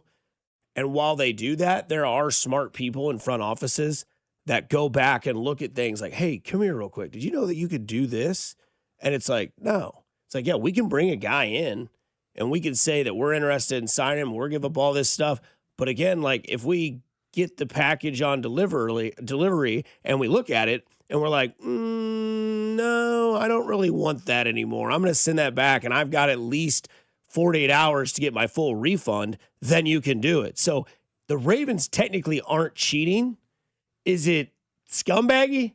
100%. Yeah. You can have that opinion, but they're not doing anything wrong. In regards to, they're not spying on practices. That's Obviously, right. That's a no-no. Mm-hmm. Can't deflate the football to a certain point, but you can definitely have your doctors look at your acquisition. And if he's like, or if you're like, just put something down, you can get out of it. And then, of course, what do they do? And I think this is why we're shocked, but yet not shocked, if that even makes hella sense. But, like, they did this, and it's still storming, and they signed Trey Hendrickson. Like, it's almost like you robbed the gas station, got away with it, and then came back the next day and got gas. That quick. And that's what they did with Trey Hendrickson and what they did with Maxx Crosby. And now we get to sit back and see what happens next with Maxx Crosby. Well, I think, the Ravens, did they do anything wrong? No, they played within the rules. I mean, and I don't want to see this now become a federal case where we're changing the tampering period either, okay? Something happened. It happens. It's life. I mean, we've got to move on, right? And I don't want to see the tampering period change because that's what they're going to say now. Well, then we can't have the tampering period. Nothing becomes official until, the 11th of March at noon or something like that. And so we're not going to have the legal tampering period. And that hurts us, man, because how much fun have we as sports fans had the last couple of days following all this legal tampering? So if the NFL is going to fix something, it's not going to be for the better, in my opinion, because there's nothing that you can do that is better. He failed the physical. They got cold feet, however you want to look at it. I say he got cold feet. They told the doctor to fail him on his physical. And here we sit. I mean, this is the third time now that the Ravens have signed a guy or acquired a guy and they failed his physical. They did it a couple of years ago in 2018 and a little bit before that as well. Now, those were minor free agents, but it's still, they've done this in the past, and doing that to a minor free agent doesn't have a impact on the entire league like what the Baltimore Ravens did. And so that's why I think, like, if you're looking immediately, what is the NFL going to do about this? Well, they're going to maybe get rid of that legal tampering period. And I don't want that to go away. I think that's a lot of fun. And what's the NFL going to do about it? Standardized physicals? I don't want that, because how much have we talked about Julie being so good with Patrick Mahomes and getting his knee ready and his ankle ready and everything ready to go back and play in the postseason? We have praised the medical staff here in Kansas City for doing stuff like that. So I don't want that to be a standardized thing set by the league where that, Dr. Quack is here and Dr. Quack is here and I don't want that. I want to keep everything standardized. And so this is just an unfortunate event, and I just don't think we need to react and change rules because this happened, which is a very rare circumstance of something happening to go out there and drastically change what we're doing from a free agent off-season standpoint. Yeah, I don't think teams usually want to do this. Like, I think the Ravens wanted Maxx Crosby on their team. And then they probably, saw more medicals, saw him in person, got more reading on whatever it was, got another doctor's opinion on their team and said, okay, this knee is not what we thought it was. We've got to back out. I don't necessarily like the way this went down, but again, I would blame the NFL, and I'm okay with people wanting to change it. I agree with you, Bob. Getting rid of the tampering period would suck. It would suck. And I really hope that doesn't happen.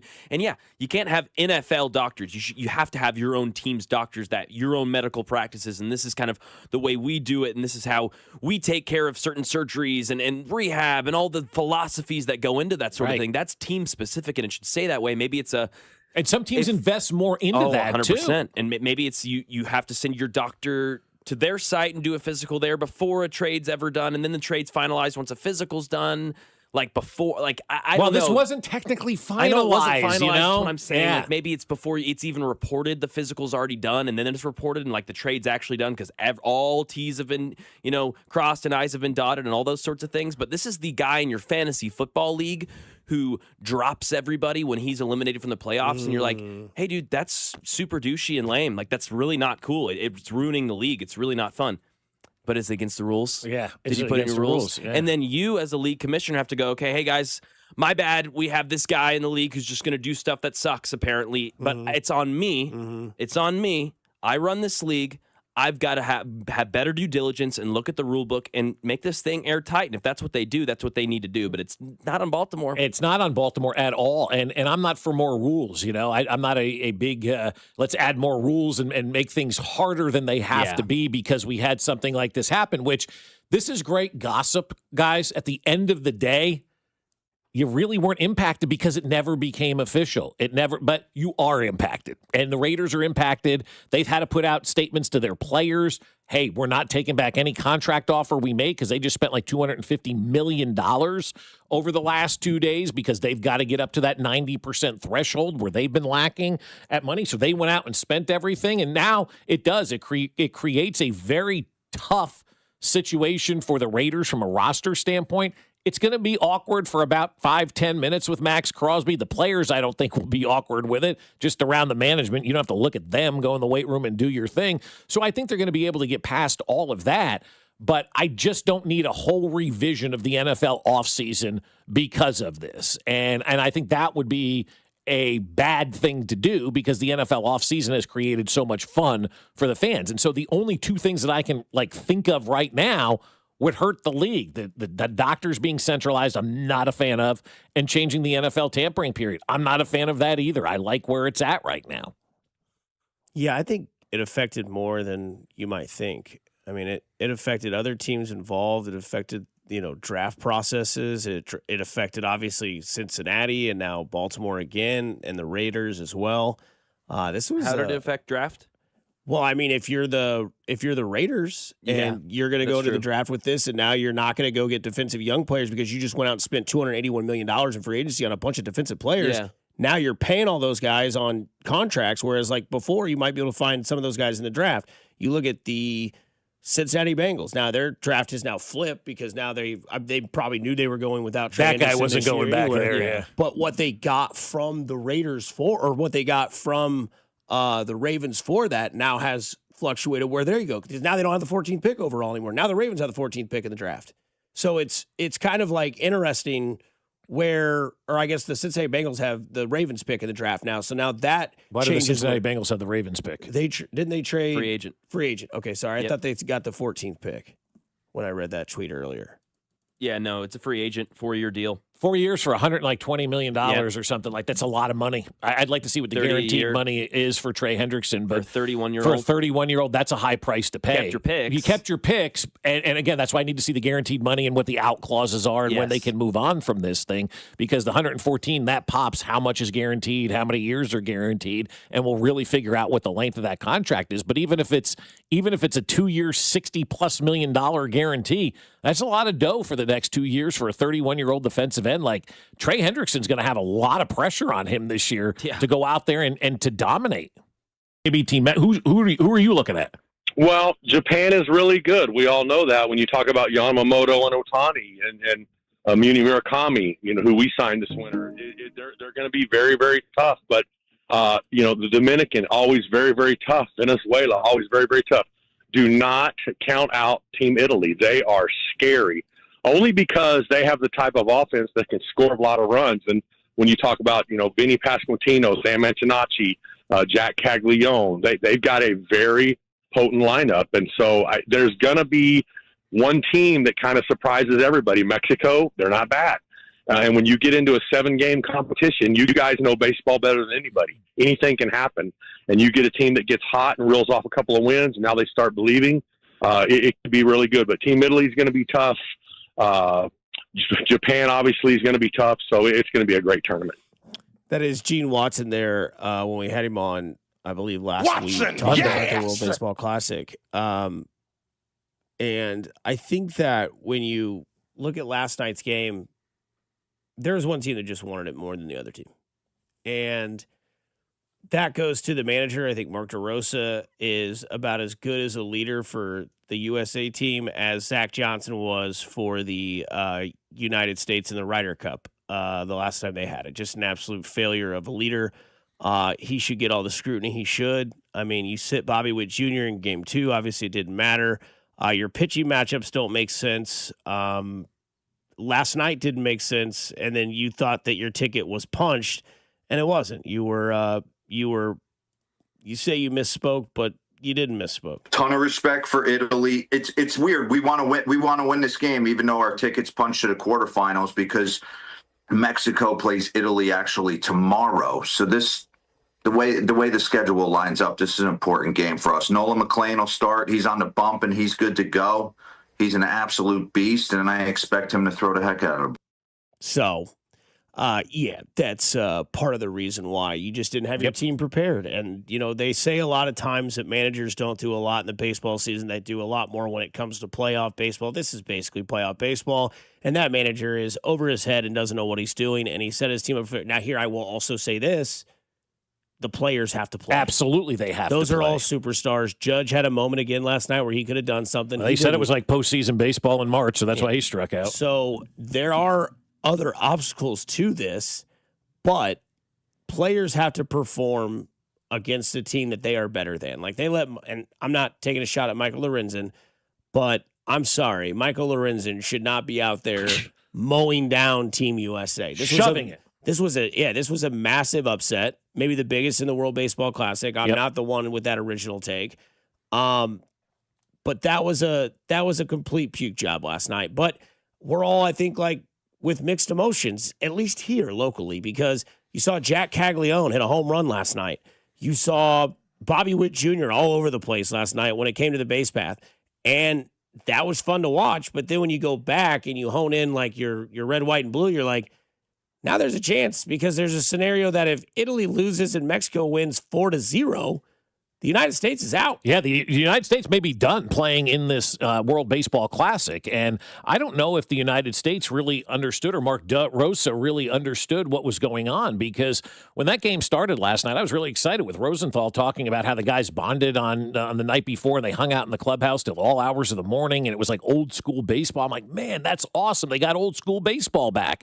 Oh, they thought that this game didn't matter against Team Italy. I didn't think the game mattered against Team Italy because of everything that we heard. But I'm not the manager for Team Italy. I'm also not the support staff. There has to be somebody that's part of the support staff of Team Italy or Team USA that's telling DeRosa the night before, hey, we need to get these guys off their feet. We need to get them out of here. We need to get back to the hotel, and we need to get to bed because we have to win tomorrow. If we don't win tomorrow, then we're leaving our chances in the hands of other things happening, and that can't happen. So it is a total failure on the part of Team USA from top to bottom. Everybody is culpable in all of this. And then the manager, it all starts and ends with you because you're eventually the leader of that team, and you have to know these scenarios. And you started a game last night with Bryce Harper and Alex Bregman not playing in a game that basically is an elimination type of game, and Mark DeRosa didn't approach it from that standpoint because, A, he didn't know, and B,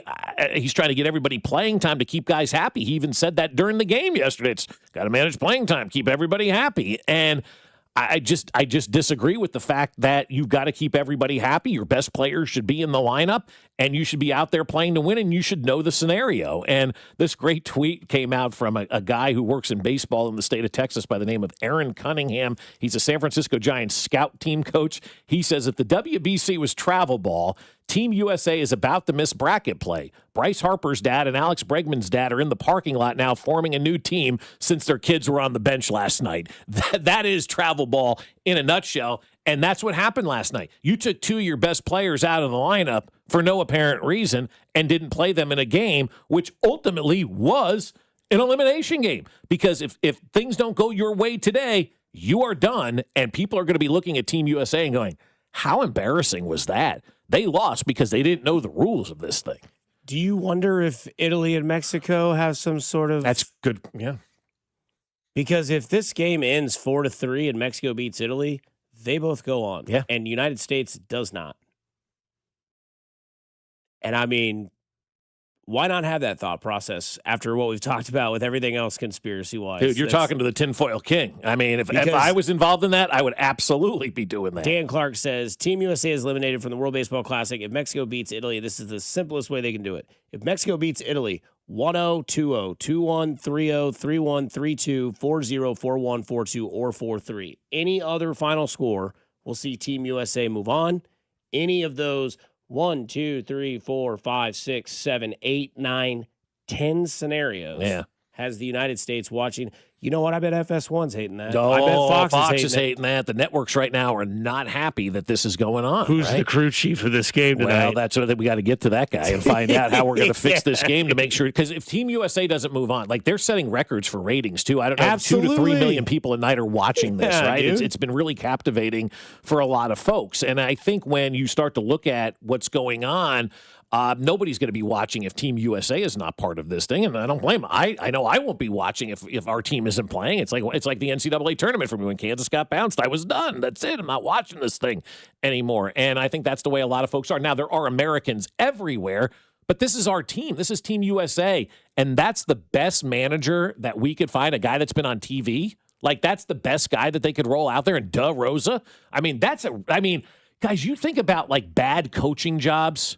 What is the worst coaching decision in the history of sports? I don't know the answer to that right now. The text line's saying it's the Super Bowl of the Niners not electing to kick. Yeah, I mean it's not knowing the overtime rules. Not knowing the overtime rules. That's recent vintage. Yeah, according to one of their players, it was like, well, our defense was gassed, and we were like, we could probably go out there and get our offense out there. We trust that they can put up a touchdown, and then we can get out there. So yeah, they might have known the rules or revisionist history. Yeah. They all got together on that. But like, you think of the biggest coaching blunders and bad decisions that managers and coaches have made in professional and high-level sports, this DeRosa thing is up there. Not knowing the scenarios and letting your kids hang out all night and get, their party on instead of sending them home because you had a big game the next day, that's leadership. That is 1,000,000% leadership. And they have the wrong leader in charge of Team USA. Somebody says, can you please explain, I don't know if this is trolling, can you please explain how the U.S., what needs to happen for the U.S. to advance? Italy wins, right? Or Mexico scores 5 or more runs. If Mexico wins and they win by 5 or less than 5, then Mexico and Italy win. And I wonder if there is some sort of like... Yeah, Italy wins, Italy and USA advance. Yes. Mexico wins and scores more than 5, Mexico, U.S. advance. Mexico wins and scores 4 or fewer than Mexico and Italy advance. Yeah. So you want this game to be like 5-0 Italy, or just 1-0 Italy, or if Mexico does go up, because like that's what I wonder. Like if they're up 4-0 in the 8th and Italy comes up to bat in the top of the 9th, is there some sort of like, like, hey, we're gonna get an out, and then we go up there, we're just gonna like. I mean, that would be funny to watch. If it's about winning, then they should. Get one of the best teams out? Yeah. No, I said it'd be funny to watch if like teams are up there just flailing and I'm like the actual tanking going on. Picking up on Matt, because I mean, imagine if like, those two teams are like, man, screw the United States. Yeah, like, it's about advancing. That's the most dominant team in the best odds. Yeah, goodbye. Yeah. Our chances both go up if they're out. Let's do it. Let's help each other. Right. Or maybe there's that, guy for the Chargers coach. It's like, hey, if we tie, we're both in. Mm-hmm. Then that one guy's going to go up there and be like, psych, hit a deep ball, brother. Oh, it'd be so great. It's 2-day. Just don't screw it up. Golly. All right. Coming up on the other side. Dude, this is so good, you guys.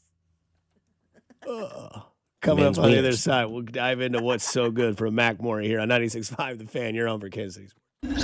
You're listening to Fescoe and Dusty, brought to you by Golden Oak Lending. Do you need extra cash? Golden Oak Lending can convert your home's equity into cash in as little as 14 days. Let Golden Oak Lending cure your blues. Your home for Kansas City sports. 96.5 The Fan. Well, I'll tell you what, my friends over at Window World are phenomenal. We have windows in our house, about 30 of them, and they're all Window World windows. Every single window in our house comes from Window World, and the reason is because they are fantastic. They're ranked #1 of windows sold in the country by Qualified Remodeler magazine, and Window World windows are one of 2 windows with the Good Housekeeping seal of approval. And what I like about Window World is the lifetime warranty. We have kids, we have a dog. Anything that happens, parts, glass breakage, labor, it's all covered under that lifetime warranty. And I know from firsthand experience, we've had to have Window World come out and replace a couple of screen doors because, man, that dog went right through that screen, and Window World comes right out and takes care of it. And these windows are so durable, guys. When you go to the showroom, have them stand on the window for you. They'll show you how strong they are. They're also offering 36 months, same as cash financing with approved credit. So you need to call my friends over at Window World, the official windows of the Kansas City Chiefs and the Fescoes. Call them at 1-800-GET-WINDOWS. That's 1-800-GET-WINDOWS. Or just check them out at windowskansascity.com. 1-800-GET-WINDOWS. It's Window World. I wish I'd gotten treated for my erectile dysfunction sooner. Men, I hear this all the time from our patients. This is Jeff for Heartland Men's Health, and if ED is a problem in your life, resolve to get it treated today and stop having it affect you and the one you love. ED is simply a medical condition, and it's fully treatable.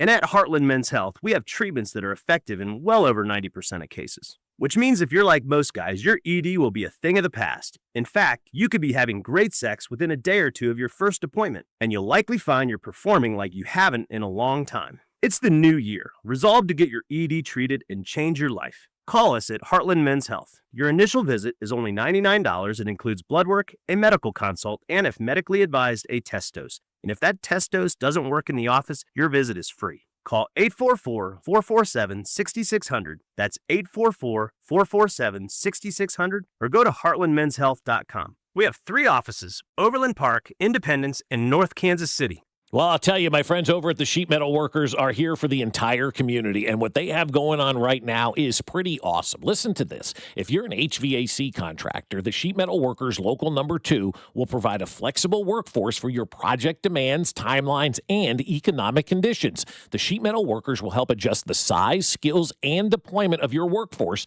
to maximize effectiveness during the times when you need it the most, giving you the power to bid every project that suits your business model. They'll provide you with the best trained manpower specifically for the HVAC industry, along with training for your current employees. And Local 2 has spent over 137 years developing relationships right here in Kansas City. So there's no downside. It's completely free, zero obligation, just straightforward information on how they can help grow your business and profit margins. Sheet Metal Workers Local Number 2. We're an old union with a new perspective on business. Learn more at sheetmetal2.org. It's Thirsty Thursday at Hy-Vee. Time to stock up the bar and fill up your tank. Earn 50 cents per gallon fuel savings on every $50 purchase of wine, beer, hard seltzer, and spirits. Mix and match all your favorite libations and get a 50-cent fuel saver with every $50 purchase. Stack up the savings and your next fill-up could be free.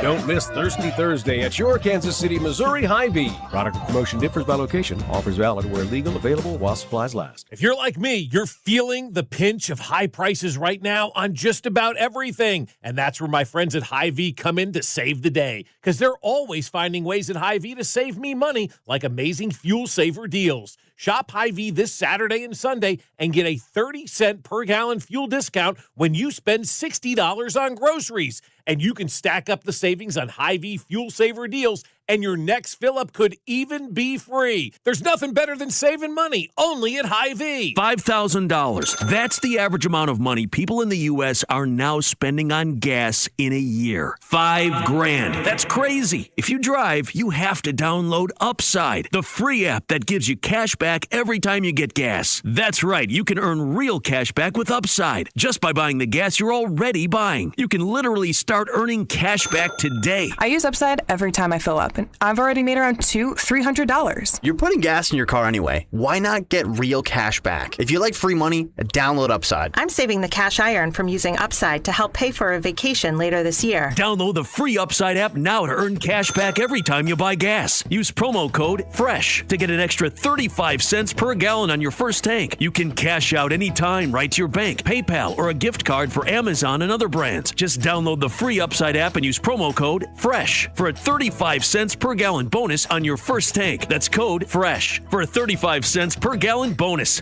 FanDuel is giving all customers a profit boost every single day through March 15th. So from now till that final 68 is revealed, you're getting daily profit boosts for a chance at boosted winnings on your college basketball bets. And trust me, you don't want to miss a single day. You're going to want to check in often to get those daily profit boosts. You can keep an eye on what the Missouri Tigers do in the SEC tournament, or the Kansas Jayhawks, and what Darren Peterson might do, or Melvin Council Jr., you name it. Build a same-game parlay for a shot at a bigger payout. Or you could try live betting, and then you just jump in after the tip-off. Best of all, with FanDuel, you get paid instantly when you win. Just visit FanDuel.com/local to get started. That's FanDuel.com/local. FanDuel Sportsbooks, the official sportsbook of 96.5 The Fan. 21 in President, Missouri.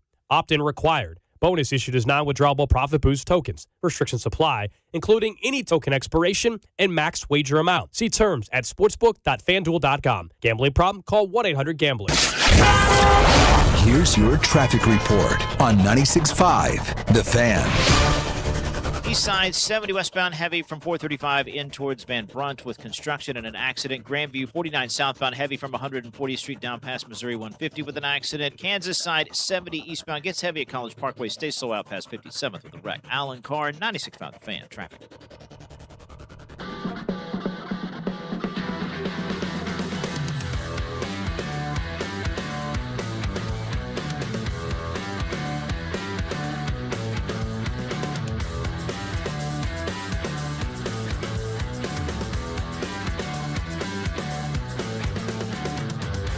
Moving along as we get ready for the the first official day of the NFL season, right? Like everything's official after today. We get the officially Officially tweets. official, all of that stuff today. Everybody's signing their deals at the team facility, even though that's already been done. Mm-hmm. The photo ops will go out, and the legal tampering period comes to a close, and the offseason officially begins. Because we can talk about it in a little bit later on about where we stand as of today as the officially official day starts of roster-wise, what we do next, what we have when it comes to where the Chiefs move next, where the Chiefs do things next, and everything else that is going to take place.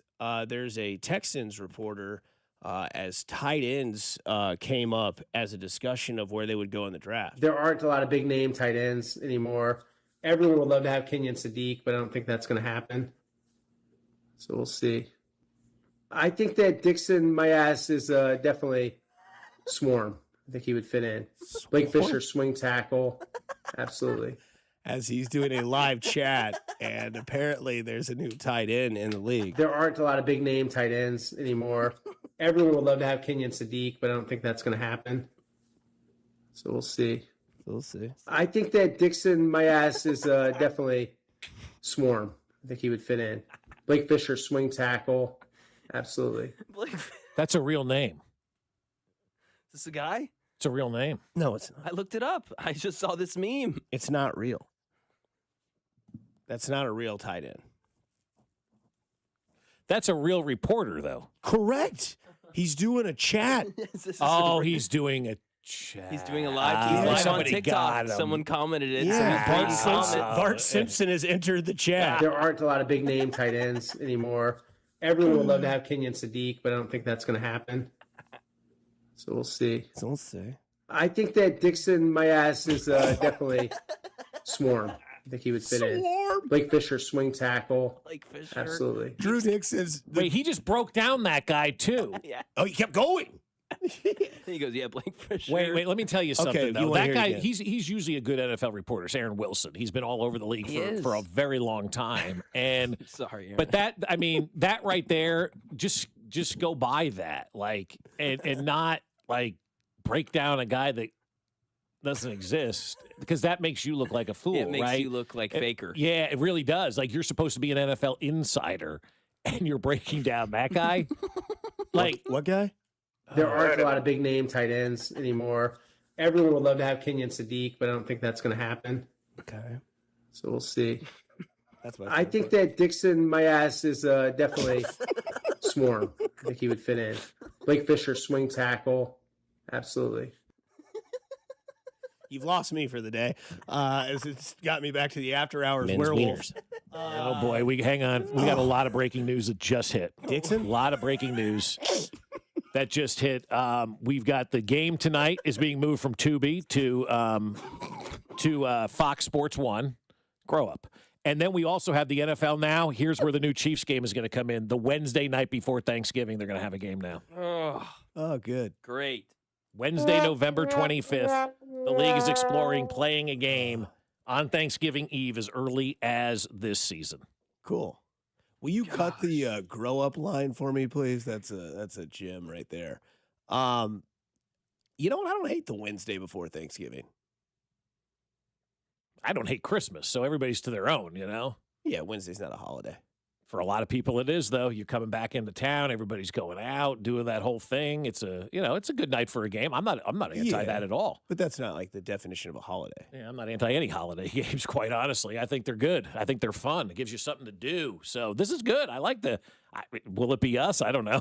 I was about to say, yeah, that's the next question, right? Of course. Hey, we want to be the first team to play on the Wednesday before Thanksgiving. I'm okay with that one compared to like Christmas Eve and stuff, I guess. I always like the Christmas Eve game. The noon game on Christmas Eve is always a favorite for me. I absolutely love it. It's the first NFL game I ever went to as a kid was a Christmas Eve game, so maybe that's part of the reason why. But I always love that Christmas Eve noon game. I think it's fun just leading into Christmas Eve. You get the party started, you have a game, you go to do your Christmas Eve festivities, everybody gets drunk, you go to sleep, and you open presents the next morning. Then you go to another game. See, I don't really mind the night before Thanksgiving at all for multiple reasons. One, it would be like an extended bye week. Like, you'd get a lot of time off. Obviously, you would probably play that You play that Sunday, yeah. But then you'd have Thursday, Friday, Saturday, Sunday, Monday, Tuesday, Wednesday, Thursday, Friday off the next week. Not only that, for a lot of people, I'm not going to say everybody because I don't speak for everybody. A lot of times on Wednesday, it's it's like the biggest going out night of the year. It's the biggest going out night of the year, yeah. So a lot of people could, have even something more to look forward to than having to talk to Ron over in the corner for 30 minutes about God knows what. Whereas now it's like, hey, instead of going out, we're just gonna have everybody over. We're gonna watch this Chiefs game on Wednesday night and have fun that way. So I'm not mad about that. That's not a holiday. That's not a whatever. Now, again, it's a travel day. I can guarantee you that big time. But I'm cool with that. I just, for me, other things in my life I cherish more than football. But, and I think, though, the only problem that I have with this game, it potentially being on that Wednesday, is that it's another game that they're probably going to sell to a streaming service. It's not going to be one of those games that we're all going to get for free, and they continue to chip away at the Sunday slate. They continue to chip away at those games that CBS and Fox are giving to us for nothing, and they're forcing us, to that next pay platform. So that's where I understand where people will be upset about something like that because this isn't going to be a game that CBS is televising. This will be a Netflix, because remember, we talked about it a couple of weeks ago. Netflix wants events, right? Netflix wants events. They don't want regular season. They don't want regular season. They want big events. What is the NFL trying to do here? This is the Netflix game. This is an event they're creating, I would think, potentially to sell to Netflix. It's just not going to be a generic standalone game. Could sell it as the Thanksgiving package for Netflix, Wednesday, Thursday, Well, and a who Friday has the game. Thanksgiving game? Doesn't Fox normally does. Yeah, right? I think so. Well, right? no, Fox.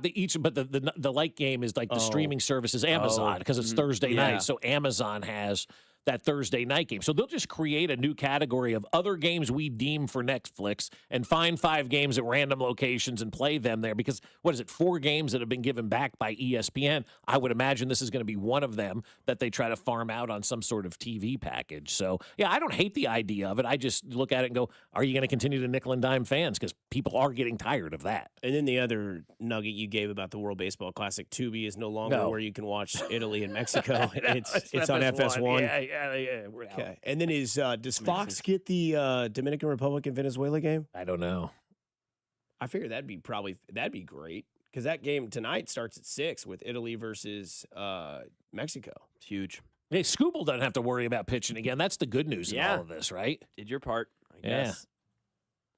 You want to talk to Gene Watson, get a little taste of what went on last night? Absolutely. Well, let's do that coming up. I mean, we'll call him and find out what the hell took place with Watson. Yes! Grow up. Coming up next, Gene Watson, 96.5 The Fan, your home for Kansas City Sports. You're listening to Bob Fescoe Out of anybody should talk, he should never grab a microphone. and Dusty Likens. His ass is foul of all foul. Weekdays 6 to 10. Fescoe and Dusty is brought to you by Golden Oak Lending. Do you need extra cash? Golden Oak Lending can convert your home's equity into cash in as little as 14 days. Let Golden Oak Lending cure your blues. 96.5 The Fan. Well, I'll tell you, Golden Oak Lending has been awesome for us over the last 10 plus years. They are phenomenal, and I want everybody to experience how awesome Golden Oak Lending is.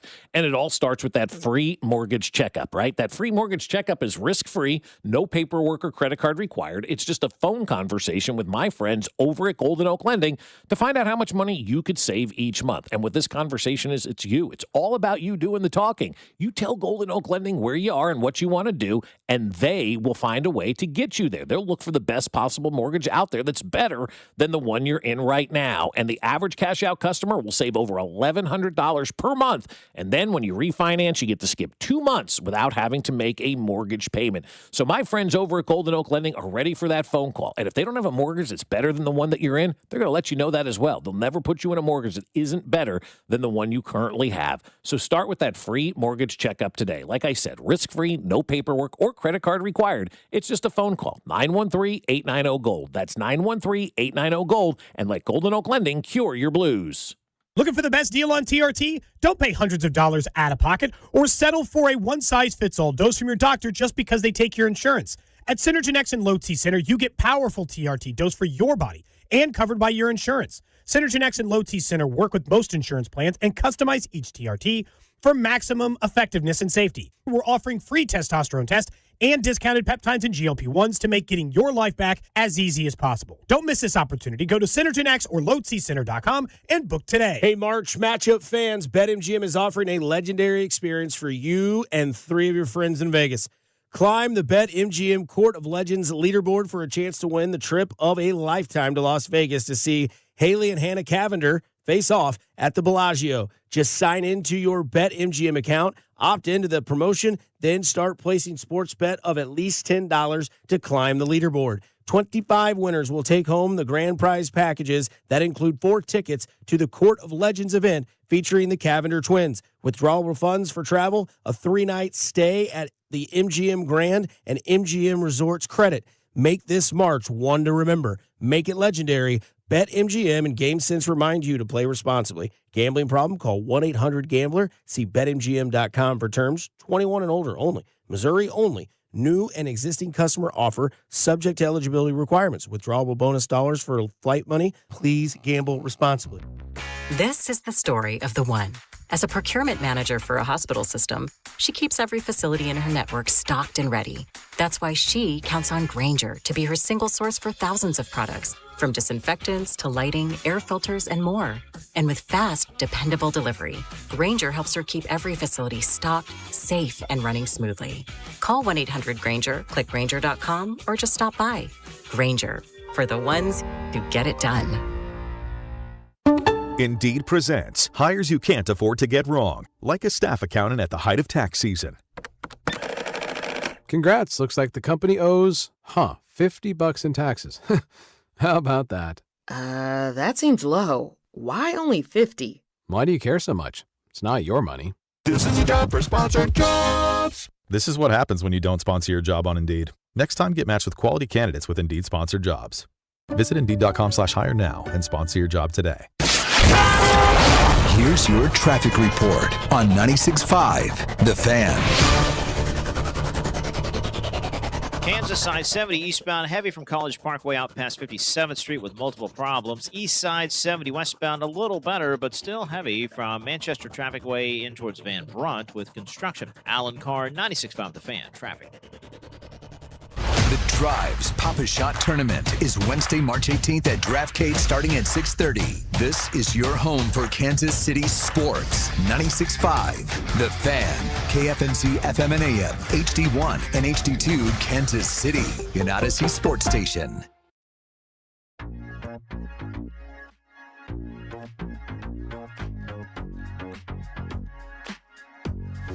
Back at it, 9 o'clock hour here on Fescoe and Dusty with Mac Morey as well.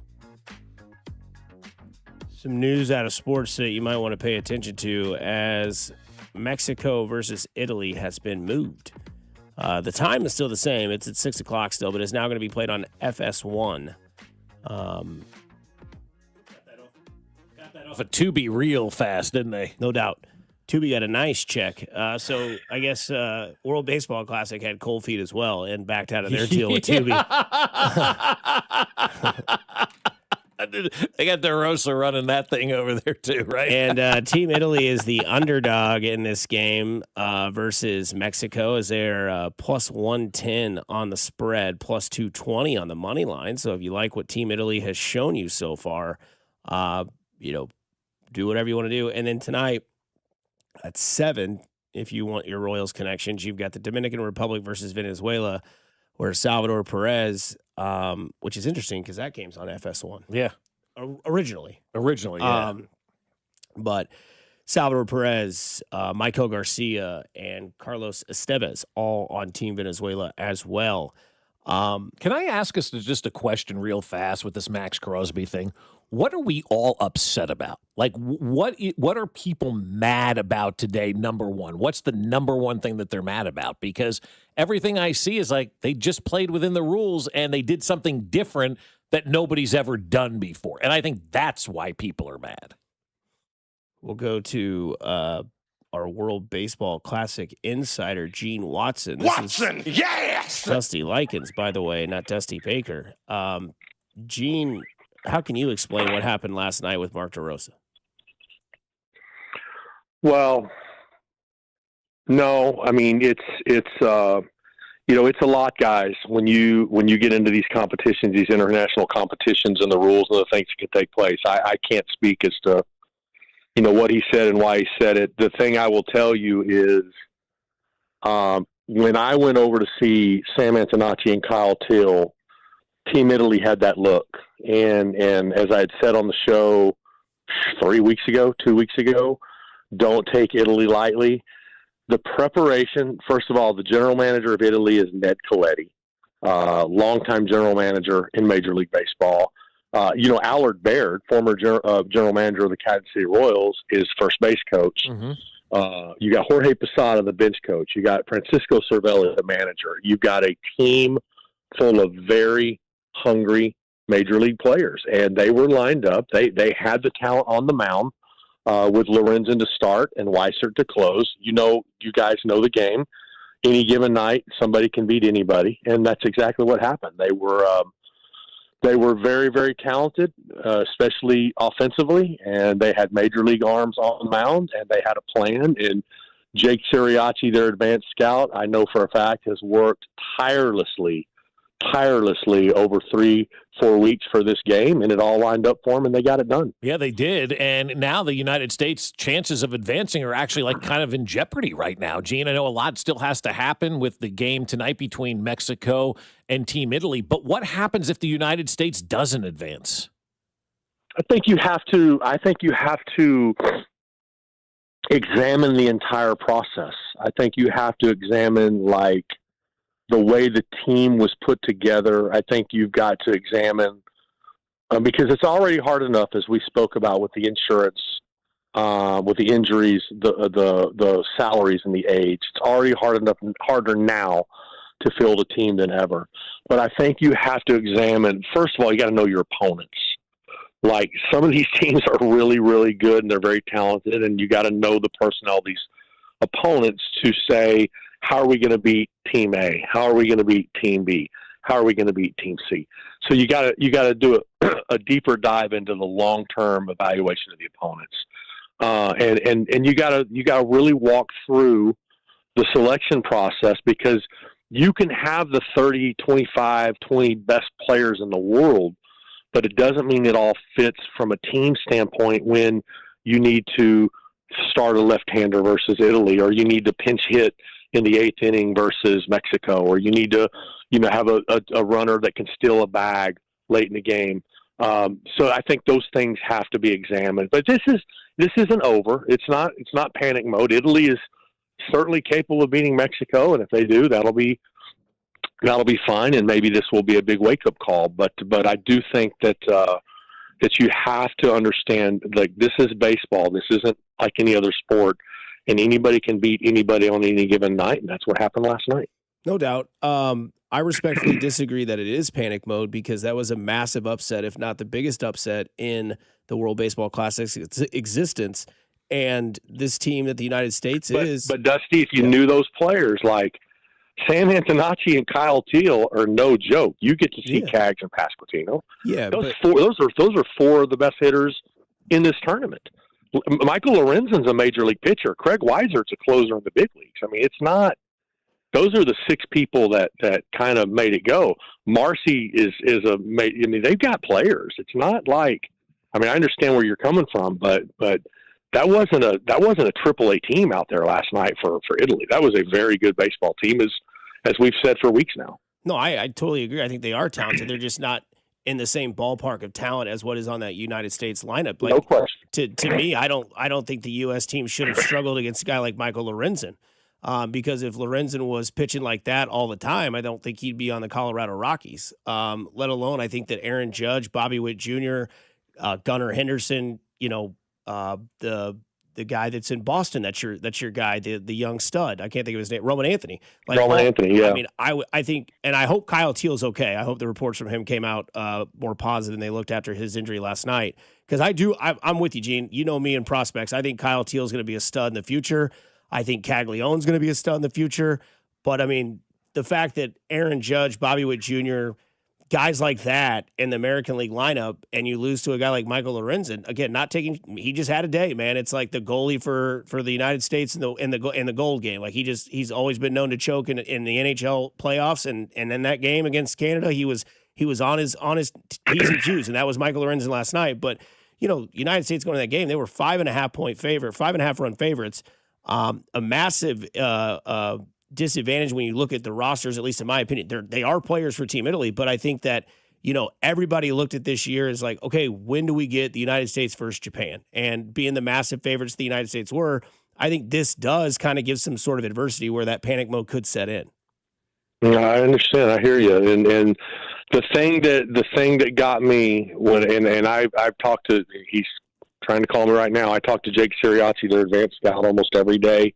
Dear friend, works for the Chicago Cubs. The preparation that they put in the game and when I walked over to see our guys, the look in those players' eyes, it was like, oof, these guys are coming tonight. All right. You could see it. You could feel it. Gene, what happened, though, the night after the Mexico win in the clubhouse? Rosenthal was talking about it before the game, and I was like, that's really cool. We're getting some old-school baseball back. But the Rosa didn't know the scenarios, and maybe the guys hung out too long. Take us kind of through what went on after that game against Mexico. Man, I'm so old school. I remember driving guys home at 3, 4 o'clock in the morning, and those guys getting 5 hits the next night. I don't think there's enough of that in our game. I think that we live in a day and age where, players, can't go out in public together without, cameras and pictures and especially with the BetMGM going on right now and gamblers, players, but they also don't want to stay in a clubhouse all night long and talk like the old days. So to have that's not the reason. That has nothing to do with this is more on Italy being prepared and raising their game and guys, it's a 162 game schedule, and we can talk all season long about games where it's a number 1 starter versus a 5th starter, and the 5th starter wins that game that night. This is baseball, and it happens. And the bottom line is Italy was extremely prepared and extremely hungry, and they came to play. And to the people that know deep down inside the evaluations of that team and the pathway that they had to victory last night, it's not a big surprise. I've said for weeks and weeks, Italy was a very dangerous team, and they proved it last night. So now, if you're Team Italy and Mexico, do you guys have a phone call today and say, "Hey, let's just make this thing 4-3 for Mexico and we move on"? No, here's the interesting one. Italy needs to win, but how bad does Arozarena? Mm-hmm. That guy's driven and motivated right now. And I'm going to give you all a little inside stuff on that. They had seen each other in the hotel. Their families are close. They were all gathered around before the game. And Cal told them, "Hey, don't tap me. Don't shake my hand." He warned him. So that was kind of, and they're fine. They've worked everything out. They've talked everything through. So, but he had told him, "Hey, this is a competition tonight. Don't try to shake my hand. Don't tap my knee pads. Let's just play baseball." So that was the backstory behind that. So it's going to be an interesting night. Mexico's bullpen is completely lined up. Javier Assad, who is a major league pitcher for the Cubs, is going to be the starter.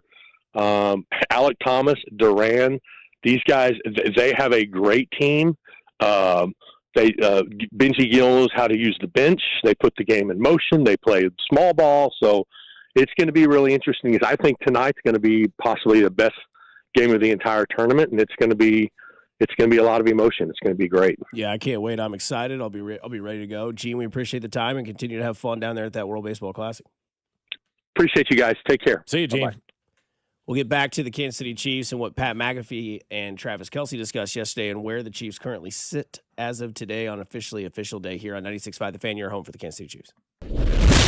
You're listening to Fescoe and Dusty on your home for Chiefs football, 96.5 The Fan. Fescoe and Dusty is brought to you by Golden Oak Lending. Do you need extra cash? Golden Oak Lending can convert your home's equity into cash in as little as 14 days. Let Golden Oak Lending cure your blues. Well, I will tell you, it is time to make your house pop. It is time to make your house look awesome, both inside and out. And you have to do what we did, and that's use Certa Pro painters, because they're going to make your house look awesome. I promise you that. These guys are outstanding. One of the coolest things about Certa Pro is that each business is independently owned and operated. They're all here in Kansas City, so you're doing business with local folks and making your house look awesome. Whether it's the outside where paint is peeling, or maybe it's even the inside where you're just tired of the same colored walls, hey, Certa Pro is going to come out and make your house look great for you. And Certa Pro provides a free estimate quickly and at the right price. And like I said, whether it's interior or exterior, you'll never have to wonder what's next, because at Certa Pro,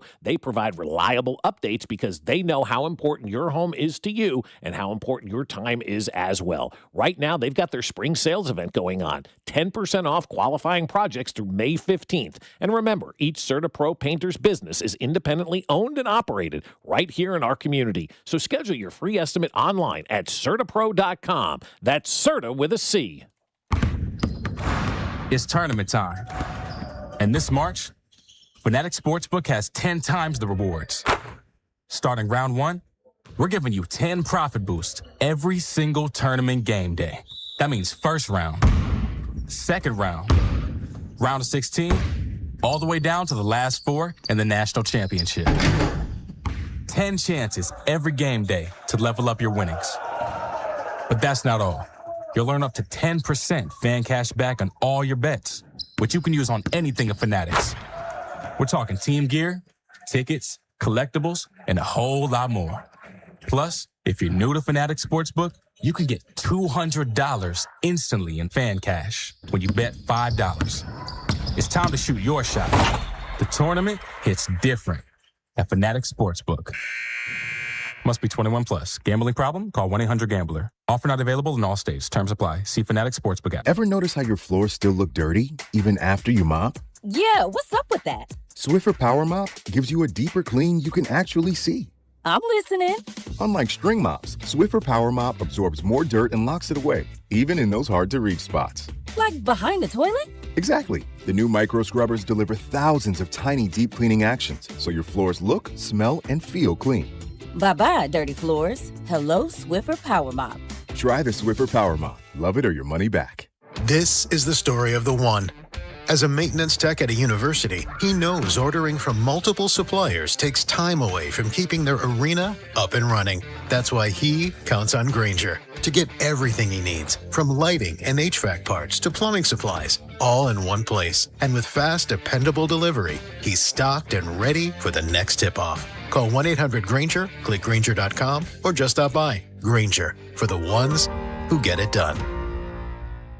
Hey, what's up, flies? This is David Spade. Dana Carvey. Look, I know we never actually left, but I'll just say it. We are back with another season of Fly on the Wall. Every episode, including ones with guests, will now be on video. Every Thursday, you'll hear us and see us chatting with big-name celebrities. And every Monday, you're stuck with just me and Dana. We react to news, what's trending, viral clips. Follow and listen to Fly on the Wall everywhere you get your podcasts. Xfinity Tech Support, Matthew speaking. Hi, I live in a pretty remote place, like Jurassic Park remote. No! Wow. Will Xfinity Mobile work out here? Yep, the combination of reliable Wi-Fi and 5G makes it so that you can stay connected in all kinds of places. Plus, you get access to ultra-fast speeds and coverage, whether you're poolside or out live streaming with a T-Rex. Hold still, you're about to go viral.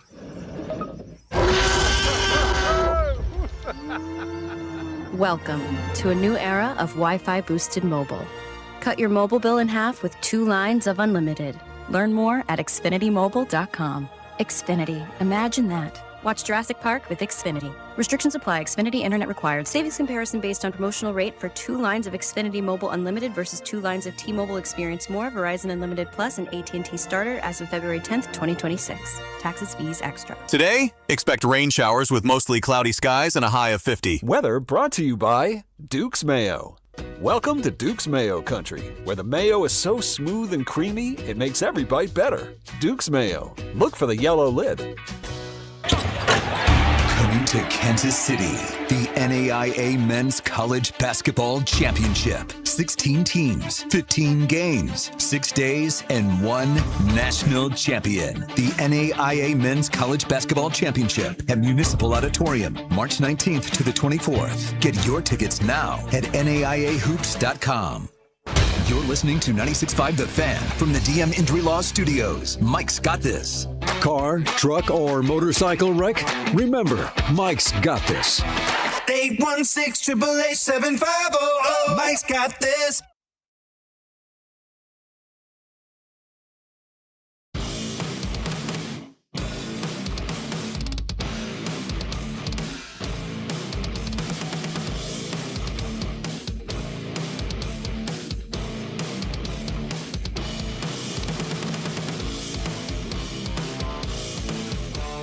So Alex Gold, who'll be on the airwaves with Cody Tappinger Nixon from 10 to 2. He was at the Big 12 tournament last night. I asked him, how was the court? How'd it look? He's like, it was really cool when they did intros and like the lights are out. Turn the lights on. It's like, I don't know what this is. So, Mac, you'll see that on Thursday when you get down there and do all that stuff for it. Do you have that K-State player who didn't like the court last night? Oh, I do. Yeah, I'd like to hear what he had to say. Very upset at the court. Yeah, let's see. Where is he at? Yeah, here he is. Yeah, it's pretty bad, to be honest. It's slippery. It's the lights and stuff caused Kamari to get a migraine, and yeah, it's a bad floor. They shouldn't bring it back. If you want my honest opinion. Fun for the fans, but not for the players, maybe. Well, I haven't really talked to any fans, so I don't know. I'll probably ask my dad what he thought about it. But yeah, it's just an eyesore. It's constantly changing and stuff. It's flashing different lights and all that. And just nobody wants to play on it. Really. We just want the normal hardwood.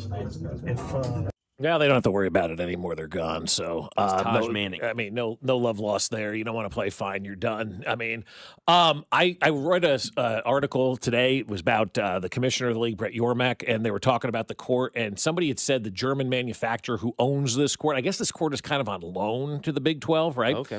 And the German manufacturer who made it says it's actually good because it reduces injuries. It's just a better surface, right? And so Yormark says, I haven't talked to any of the players yet, but all the referees would agree. They go, this is great for us running up and down this court. And they approve, and they can tell the difference out there. And so if this court is going to save players and prevent injury, if you will, I'm all for that. Anything we can do to advance in the scientific realm, maybe you don't have to light it up. Like there's got to be a compromise, obviously, where you're not flashing a Reese's Peanut Butter Cup logo in a guy's face as he's trying to drain a 3-point shot. But I understand why they're doing it. It's created a lot of buzz. It's gotten a lot of attention. And if it's better for the players and better for the officials that are out there running back and forth, up and down, then I'm all in favor of it. And it'll be different, I'm sure, when you down there, Mac, in person and you get the opportunity to see it. I thought it looked kind of cool on TV. It was something different, I liked the way that it looked. It was fun. I like the way the 3-point line lights up. I like when they dunk and the glass shatters in the lane. Like, there's some fun aspects to it, and that's what the Big 12 is trying to do, get some fun back into this stuff. It's okay to have a little bit of fun and be a little bit different. Man, blaming getting migraines over that, I don't know that I'm in on that. Yeah, I don't suffer from migraines, but I know people that do, so they can be triggered by certain things. So I don't know if he's, giving a legitimate excuse. He could be. I don't have that knowledge on migraines. I know that I've had family members that struggle from them, and barometric temperature can cause that. Flashing lights or looking at a TV screen or a little monitor on your phone or a tablet can trigger that. So who knows, what happened to that guy. But, it is what it is. They tried something new, and, it may not work. It doesn't do it for me. I think I'm kind of with Alex. Like, I think it'd be cool if it was like an intro layer, and then it kind of just goes away, and then you get back to the actual hardwood. Which may be, we may get there, right? Right. We maybe go, okay, maybe not for the game. Well, yeah, we'll have to see how it goes. Like I said, being down there in person, it could be completely different. And obviously, it's a test run. They'll have a conversation about it. I didn't hear much complaining during the women's tournament about this thing, right? If people were all up in arms about it, you probably would have heard that would have made stories because it's a different court. Oh, my God, the Big 12 is doing something, and all the student athletes are pissed about it. You didn't hear any of that from the women's side, and they played on it all last week. And so I feel like it's just kind of a fabricated thing by, somebody who lost a game and they're going to move on. It was different. It's easy to use that kind of as the low-hanging fruit, but that's just my opinion on that. I think you probably will temper it a little bit as you get to the championship game. Maybe you don't need so much going on out there, but I like the try, man. I always do. I like the experiment. I like the try. I like the opportunity to do something different that nobody else is doing. And if it fails, so what? It failed. It's not a big deal. It's okay to fail. I'm loving it. Well, hello, everybody. Happy Wednesday. That's right. Yesterday, a very wild, wacky, wonderful day of sports, as we think the three wildest stories we got yesterday is our Fescoe and Dusty Wednesday poll question on the Fan 965 on X. What in sports shocked you most from last night? Bam Adebayo's 83 points, Team Italy's win over Team USA, or Maxx Crosby going back to Las Vegas after, being sent packing from the Baltimore Ravens. 184 votes are in, 52.2%, leading the way with Maxx Crosby, 25% on Team Italy over USA, and the 22.8 on Bam Adebayo's 83 points. Yesterday on Pat McAfee's show, you have the tight end for the Kansas City Chiefs talking about everything and all things when it came to coming back for a 14th season and the influence of how he did it. But you watching her do her thing and continue to move and work, has that certainly helped you think through this process of do I still want to go? I'm getting older, body doing that. Do you think that is kind of weighed in? Without a doubt. Yeah. Without a doubt.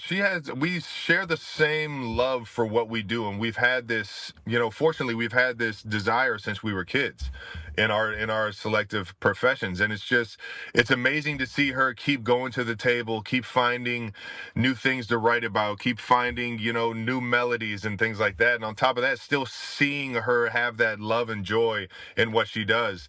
And of course that's motivating. That's motivating for anybody to see, let alone, my fiance and knowing that I'm going through something where I'm trying to figure out exactly what the future holds for me.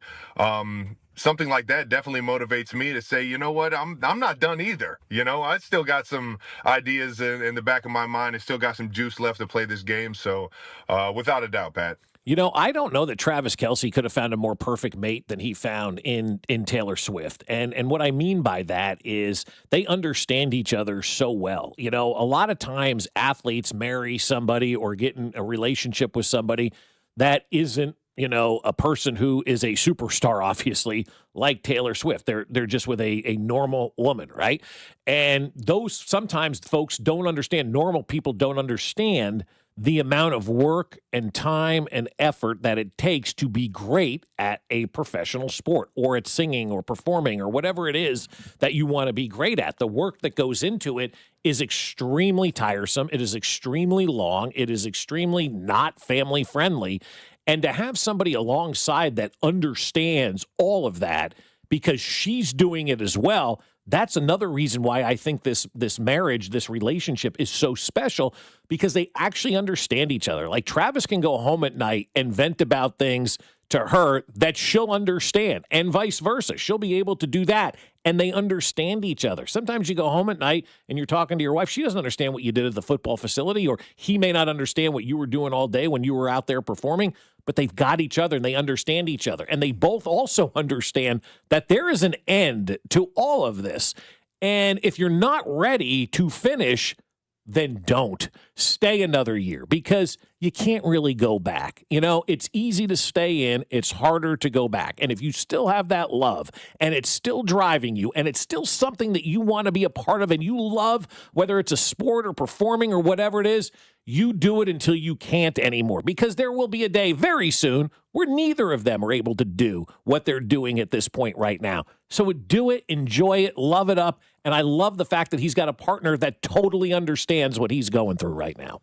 Yeah, I mean, support of your household is the number one key. And, I think we all kind of knew, like, you can believe she was the overall inspiration for him to come back. I think the overall inspiration was 6-11, and that's not how I'm going to finish my career. Plus, I think Patrick Mahomes will be back quicker than people think. Yep. I think that had a huge factor in it as well. He also talks about all the noise they're hearing. We're seeing what the world's doing right now. We're seeing how everybody's reacting. But we know we got the nucleus in Kansas City. We got some big hitters in Kansas City, and we got Coach Reed. So we're never out of this thing. Well, we know the division's getting pretty competitive across the board, and that's only going to make it for us to get better throughout the season and be the best team we can be at the end of it. So proud of you, man. We hear it all though.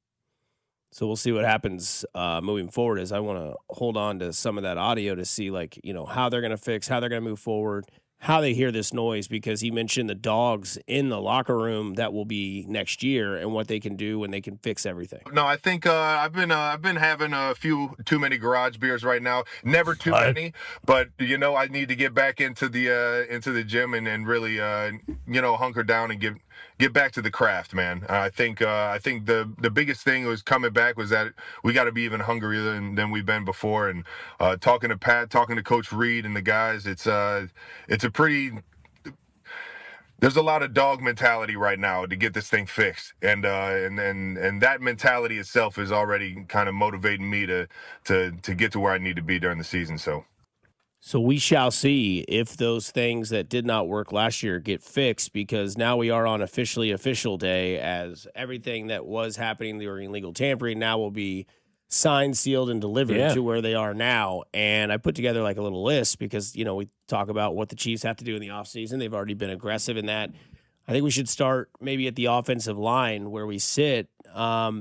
We've been hearing reports of Trent Williams maybe being linked to this team. Maybe now the Chiefs are going to look at right tackle in the draft. There's been people saying that maybe that's where they use their 9th pick because, as we had Binkley on earlier, right tackle seems to be the cream of the crop in this year's draft. So I think we sit fine at right tackle because I think it's Jalen Moore's job. That's what Nate Taylor has reported. I trust Nate Taylor and what he reports. That's what I told you after winter break. Jalen Moore is your right tackle.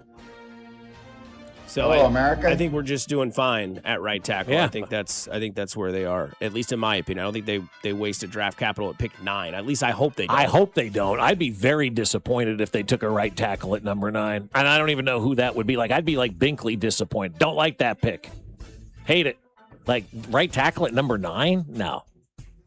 That would be disgusting. That would be malpractice, and that would be that's like DeRosa type level firing. Stuff. Yeah, that would be absolutely managerial malpractice. Brett Veach will not do that. No, so. I just don't like we got to stop creating stories where they don't exist. And I'm talking to the Nationals. Jalen Moore is the right tackle. They don't have any money to go out and spend. And I'll add on to that. The offensive line wasn't bad because the guys were there and they were bad. Right. The offensive line was there because the guys weren't there for a multitude of reasons, and plus the guys that were there on the skill positions weren't good. They didn't have any running game. The play calling was bad. It wasn't the talent at the offensive line. It could go on a tangent, a monologue on the prolific or on the plethora of reasons why they were bad. But that's not the talent. That's also the low-hanging fruit, though. It's easy. It's easy. Oh, Mahomes got hurt. Offensive line. Right. You realize he was like running, it was a run where he got hurt. It wasn't because the line left the floodgates open and somebody tackled him or something like that. But no, there's too much money already invested in this line. I mean, you got $60 million in your left guard, $50 million in your center. You got how many millions in a first-round pick in your left tackle? You got another $10 million on your right tackle. Like, I wish I could tell the Nationals there is no money out there for this organization to go spend, and they've already invested in that position, and they got that pole guy out there too. That's a pole. Yeah. I think their cap number right now is at $19.9 million. I think is what I saw yesterday. We moved to the wide receiver position. Interesting one here. Wait for the draft or go make another free agency splash? Yes. I think both, man. Like, I don't know where you guys sit on the wide receiver position. I look at that now from an offensive standpoint, very weak. Very weak wide receiver position. Tyquan Thornton is a nice player. He ain't a number 1 or a number 2. I think you've got serious issues right now today at wide receiver. Because I think that if you look at it, do you have more confidence that Rashee Rice will be on this team or that Rashee Rice will miss games? Miss. Yeah. Miss games. Yeah. Yeah, I mean, when we had Nate Taylor on, he made it sound like a for sure thing that double-digit games was in the future for Rashee Rice, 10 to 12. And let's say it's just 10. I mean, that's... Well, even still, it's too many. Yeah, then you got 2 or 3 weeks to him to come back and be a part of the offense. I'm not interested in that. I'm not interested in any of it. Because as you said earlier in the month, like, what are we going to do? Continue to by week 17 we're going to get Rice back and we're 6-10. You know, exactly. It doesn't matter. It'd be like almost Thanksgiving is what Nate Taylor would be like. I'm not in on that. Yeah, they got to add in free agency. Have to add today. I'm regardless of his situation and how many games he could possibly miss. Are you signing that guy to another contract based on what he's already accomplished off the field? No. Not a chance. And don't give me Tyreek Hill coming back as something, that I am so anti Tyreek Hill coming back. It's not even funny. And I think he is. I mean, obvious, right? Who would you bet misses more games next year, Rashee Rice or Tyreek Hill? Rashee Rice. I don't think Tyreek Hill misses double-digit games. Well, I don't know. How's that leg? I mean, that thing was shattered. Yeah, it was. He said everything's prepared besides the LCL. Do an LCL surgery. I don't know how long the rehab's on that, but I imagine he'll be back in 6-7 months. Is an LCL injury for a wide receiver something tough to... I'm asking because I don't know. Like, it's part of the knee, so it's not good. His whole knee was his shattered, whole knee, yeah. And he still has another surgery to go. Oh no, I don't want him. No, I had no. But he'll be back earlier. I'm telling you, we don't want him. Doesn't mean they're not going to sign him. I mean, that's what they do. You know, the running back position was addressed right away as they went and got KW3. Ready to add a piece free agency or ready to add a piece in the draft? Binkley said maybe in the 3rd round is where he'd like to find one of those running backs. What say you guys? Because I'm all about going and getting a free agent running back, also drafting a running back. That's how I stand. I know Brashard Smith's on this roster, but I don't know if they trust him to continue moving forward with this team. Yeah, I would do one or the other, and I kind of like the Binkley idea, 3rd rounder potentially, or maybe even later. I mean, look, they took a 7th rounder in Isaiah Pacheco and got pretty much 2.5 really good years out of him until he got injured, and For a 7th-round draft pick, that's a hell of a return on investment. Now, I'm not saying you can find that was the COVID year. He was left over. People didn't find him. Great job by Brett Veach and his staff to get that guy. But I think right now, I think probably in the draft I'd like to go because it's cheaper. And, you have 4 years of controllability over a guy. And he's cheaper in the draft. Yeah, cheaper. And they just got more needs, and they've got to spend their money, in my opinion, and allocate it differently in free agency before they get to the draft. They spent their money on the running back position. And on free agency. Any guys that they sign going forward are going to be, not a who's who, like a Trey Hendrickson. Well, they were never going to... I know we've gone back and forth on this. Yeah, I'm just saying, they were never going to sign Trey Hendrickson, but if people Diami Brown today, I'm excited. People won't know who that is, and I'll go explain who he is to everyone tomorrow. That's a wide receiver that the Chiefs need. I don't give a rip if it's a who's who. They need to sign 3 or 4 guys at 3 or 4 different positions. No, that's what I'm saying. People, you keep saying sign in free agency. Free agency's over, guys. This is now the next wave of free agencies of the Diabetes Brown or the Diabetes Brown or whoever that was that you're talking about. That's the next wave of free agency that we're in. There's no more quote-unquote difference makers that are going to get people excited in free agency. It is the Diabetes Brown guy. And I wouldn't use a 3rd-round pick either. What would you use? 5th to 7th on a running back? I don't hate that either. Bring Kareem back. You have Brashard Smith and hope that guy's good. And you spent money on a guy that we know is good. Yeah, I don't hate that at all. Yeah. Is the most maybe underrated draft position on this roster the tight end position? Because Travis Kelce coming back for his 14th season, probably going to be it. Mm-hmm. Then again, Kling also will say, well, I'm done doing that, saying this is it, right? Exactly, right. We may not honestly know, but is this a position that maybe needs to be focused on more, maybe by us as a talking point, with Travis Kelce probably phasing out? They have failed on trying to find the next Travis Kelce 3 separate times in Wiley and Gray and in Bell or whoever else was on this team that they thought could maybe come in, and maybe not Blake Bell. I mean, that's unfair to him. But is there something to be said about where they need to go with tight end in this draft? I don't. I don't think so. And I've said this for a while now. I don't think we should look and say we've got to replace Travis Kelce. I think that's a bad way to go about doing business because you didn't know Travis Kelce was going to be who he was in the 3rd round. Nobody knew that was going to be the guy. I think when you try to replace somebody and you say we got to go get a tight end, that's when you fail and that's when your organization starts to spiral out of control. I'm still in the business of give me the best skill position players regardless of what position they play and let me construct my offense around those guys. If we find another tight end that's like Travis Kelce, great. But if we find 6 or 7 different wide receivers that can do things and throw mismatches all over the defense from a different perspective, I'm in on that too. Yeah, I mean, if it's there, it's great. I'm not going to chase for it. If Kenyon Sadiq's there at 29, I'm rushing. He won't be. If Eli Stowers is there at 40, I'm doing it. But yeah, I'm not going to chase or trade up. I'll let that fall to me. I'll go in free agency and find a bridge player. There's just too many other impactful positions that are more important than tight end that they need to go fill. Yeah, I agree. There's a lot of positions out there that obviously we talked about since the season ended. That this roster kind of Swiss cheese-ish. And I look at tight ends. I don't want to use the term luxury because that's not the case, but you have an unbelievable tight end right now. It's like when Mahomes retires or they trade Mahomes and he goes and plays for San Francisco for 2 years. You can't go out and say, we've got to draft the guy that was just like Patrick Mahomes. No, you go find the quarterback out there that may be the best guy available that has nothing to do with Patrick Mahomes. Yeah, because to be fair, I think Travis Kelce probably would have been a 1st-round pick or a high to mid 2nd-round pick. Obviously, when he came out of Cincinnati, the marijuana issue was still a no-no. I wonder. I'd like to look back at that and see where he was kind of projected. Yeah, I don't know. Yeah, I don't remember much about that. Bink, let us know. No, I remember it was because I was at Clancy's in Blue Springs when they drafted him. Oh, nice. And I was like, oh, Travis Kelce, 3rd round. Then all the reports came out that day. It's like he fell in the draft due to the substance of the weed. I mean, there are tight ends out there. So we'll see. I think that Dixon, my ass, is definitely Swarm. I think he would fit in. Blake Fisher, swing tackle. So he broke down the guy. I mean, Swarm, baby. I think that Dixon, my ass, is definitely Swarm. I think he would fit in. Blake Fisher, swing tackle. Absolutely. It's like okay for us to do that, but that guy fancies himself as like a insider. Yeah. Like you follow him, he's got like all the transactions and stuff. I think, going through these positions, we haven't gotten to the defense yet, but I think that's really where the needs lie. Offense, I'm okay with leaving offense. I mean, wide receiver they need one, but other than that, it's defense they need today. They need to get a corner and an edge rusher. Caleb Downs at 9, corner at their 29th pick, and then maybe another corner at 40, and then go have fun with the offense. And hopefully get one in free agency today, so you don't have to do that with all 3 of your first 3 picks. So, today, free agency, corner and edge rusher. Got to do it. Got to do it. We'll see.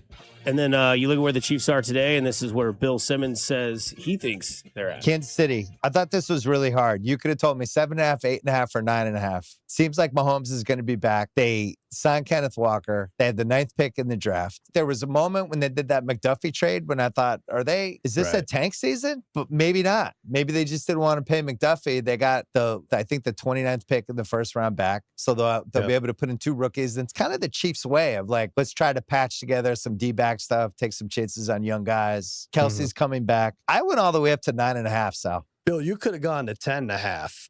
No. Then I would have said you're A-okay. Yeah, and this is the biggest difference in terms of positive progression, I guess it would be, because they won 6 games last year. It's 10.5? Injuries. It's 10.5. They're favored to win the division at plus 165. Oh, and they're 10.5. Lord. I'm stunned by that. It's a lot. We haven't even seen Mahomes walk yet. Well, I liked it at 9.5. I don't think I like it at 10.5. The Philly Baltimore accent. Mahomes. Pat Mahomes. So the audio of the Ringer podcast. 9.5, you would take the over? Absolutely. Easily? 10.5? Yeah, you have to. You have to win 11 games to get in the playoffs in the AFC. I did the calculations yesterday. Only one team won under 11 games that was in the playoffs last year, and it was Pittsburgh, and they won the division. So if you're Kansas City, 11 is the bare minimum, or any team really, 11 is that bare minimum that you need to get to if you want to get into the postseason. So if you think this is a playoff team and the over-under set at 10.5, you got to take the over. And I would take the over on that too. I think, again, last year was such an anomaly, and we'll see how the next couple of months go when they improve this roster, because I am with you, Mac. Like, defensively, they still got a lot of work to do. A lot of work. A lot of work to do defensively. Yep. A lot more work today in Kansas City as the Big 12 tournament carries on. And our Big 12 tournament coverage and scores are presented by Busey Bank, the official bank of the Big 12, and also for the month of March. Heartland Men's Health has a special offer for local first responders and military families. If you're a local first responder or military family, go to heartlandmenshealth.com for more information, more details at your consultation, available at all 3 locations: Overland Park, North Kansas City, and Independence. And Heartland Men's Health is honored to serve those who serve all of us. We'll wrap this show up on the other side here on 96.5 The Fan, your home for Kansas City sports. Pat Mahomes.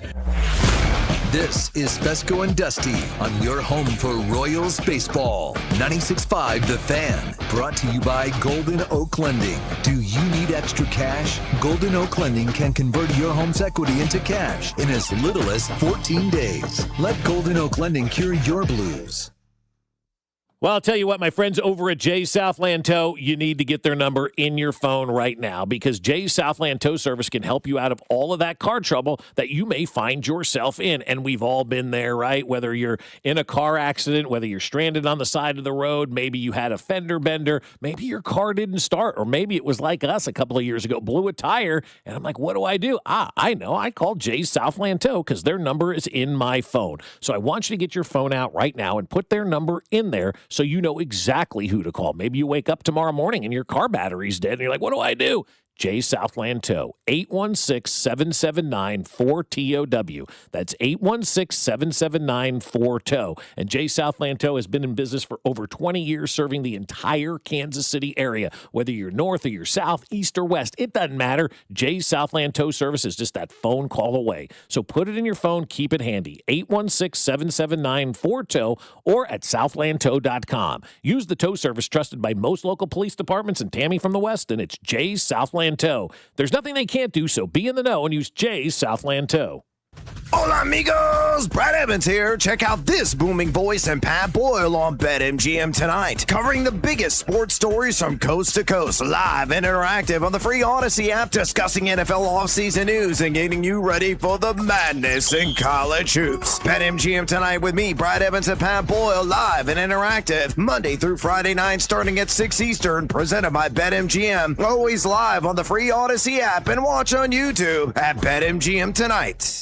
I'll tell you what, my friends over at QC Kinetics want you to feel awesome, because the summer is coming. We're almost to spring, folks, and that means outdoor activities. We got a little taste of it yesterday, right? You were out there in that beautiful weather, but if you weren't, was it because you had elbow pain, knee pain, back pain, hip pain, all kind of joint pain that's not letting you get outside? Well, if that's happening to you, then you need to call my friends at QC Kinetics, because QC Kinetics will take care of all of that, and it didn't have to happen in an operating room. The QC Kinetics medical professionals use the latest regenerative treatments backed by real science. Treatments that take the tiny, powerful healing tools inside your body and concentrate them right where you need relief. That's how QC Kinetics, over 40,000 QC Kinetics, are getting healthier again and again and again. The sooner you start treatment, the sooner the inflammation eases and the sooner joint damage slows down, because nobody signs up for feeling older than you are. So find out if you're a candidate for QC Kinetics regenerative treatments. Your visit and consultation is free. Call today at 816-412-6299. That's 816-412-6299. QC Kinetics off 435 in State Line and in Gladstone, 816-412-6299. Did you know about 1 in 3 people with plaque psoriasis may also develop psoriatic arthritis, which causes joint pain, stiffness, and swelling? Does this sound like you? Listen to what it sounds like to be a million miles away. Tremfya guselkumab, taken by injection, is a prescription medicine for adults with moderate to severe plaque psoriasis who may benefit from taking injections or pills or phototherapy, and for adults with active psoriatic arthritis. Serious allergic reactions and increased risk of infections and liver problems may occur. Before treatment, your doctor should check you for infections and tuberculosis. Tell your doctor if you have an infection, flu-like symptoms, or if you need a vaccine. Imagine being a million miles away. Explore what's possible. Ask your doctor about Tremfya. Visit Tremfya.com or call 1-800-526-7736. Men, the new year is here, and if you're like many of us, you're ready to improve your health. But if you're feeling low energy, not sleeping well, or not seeing results in the gym, keeping that resolution can be tough. This is Jeff for Heartland Men's Health, and if those symptoms sound familiar, we can likely help. They often point to low testosterone, and treating low T is what we do. But this year, we're also helping men go further with 4 targeted body composition plans featuring growth hormone peptides, NAD+, GLP-1s, PDA, and more, designed to boost energy, support metabolism, enhance recovery, and accelerate fat loss. With our low T treatments combined with our body composition programs, most men notice real improvements: more energy, better focus, improved sleep, stronger workouts, and often a renewed sex drive as well. So call us. Your initial visit is just $99 and includes blood work and a medical consult. And if you start on treatment the same day, your visit is free. Call 844-447-6600 or visit heartlandmenshealth.com. Featured therapies are compounded and have not been evaluated nor approved by the FDA. Provider prescription required. See website for details. Go to 965thefan.com for your chance to win an X-Family instant ticket, plus a shot at winning 4 Diamond Club seats to the K, all powered by the Kansas Lottery.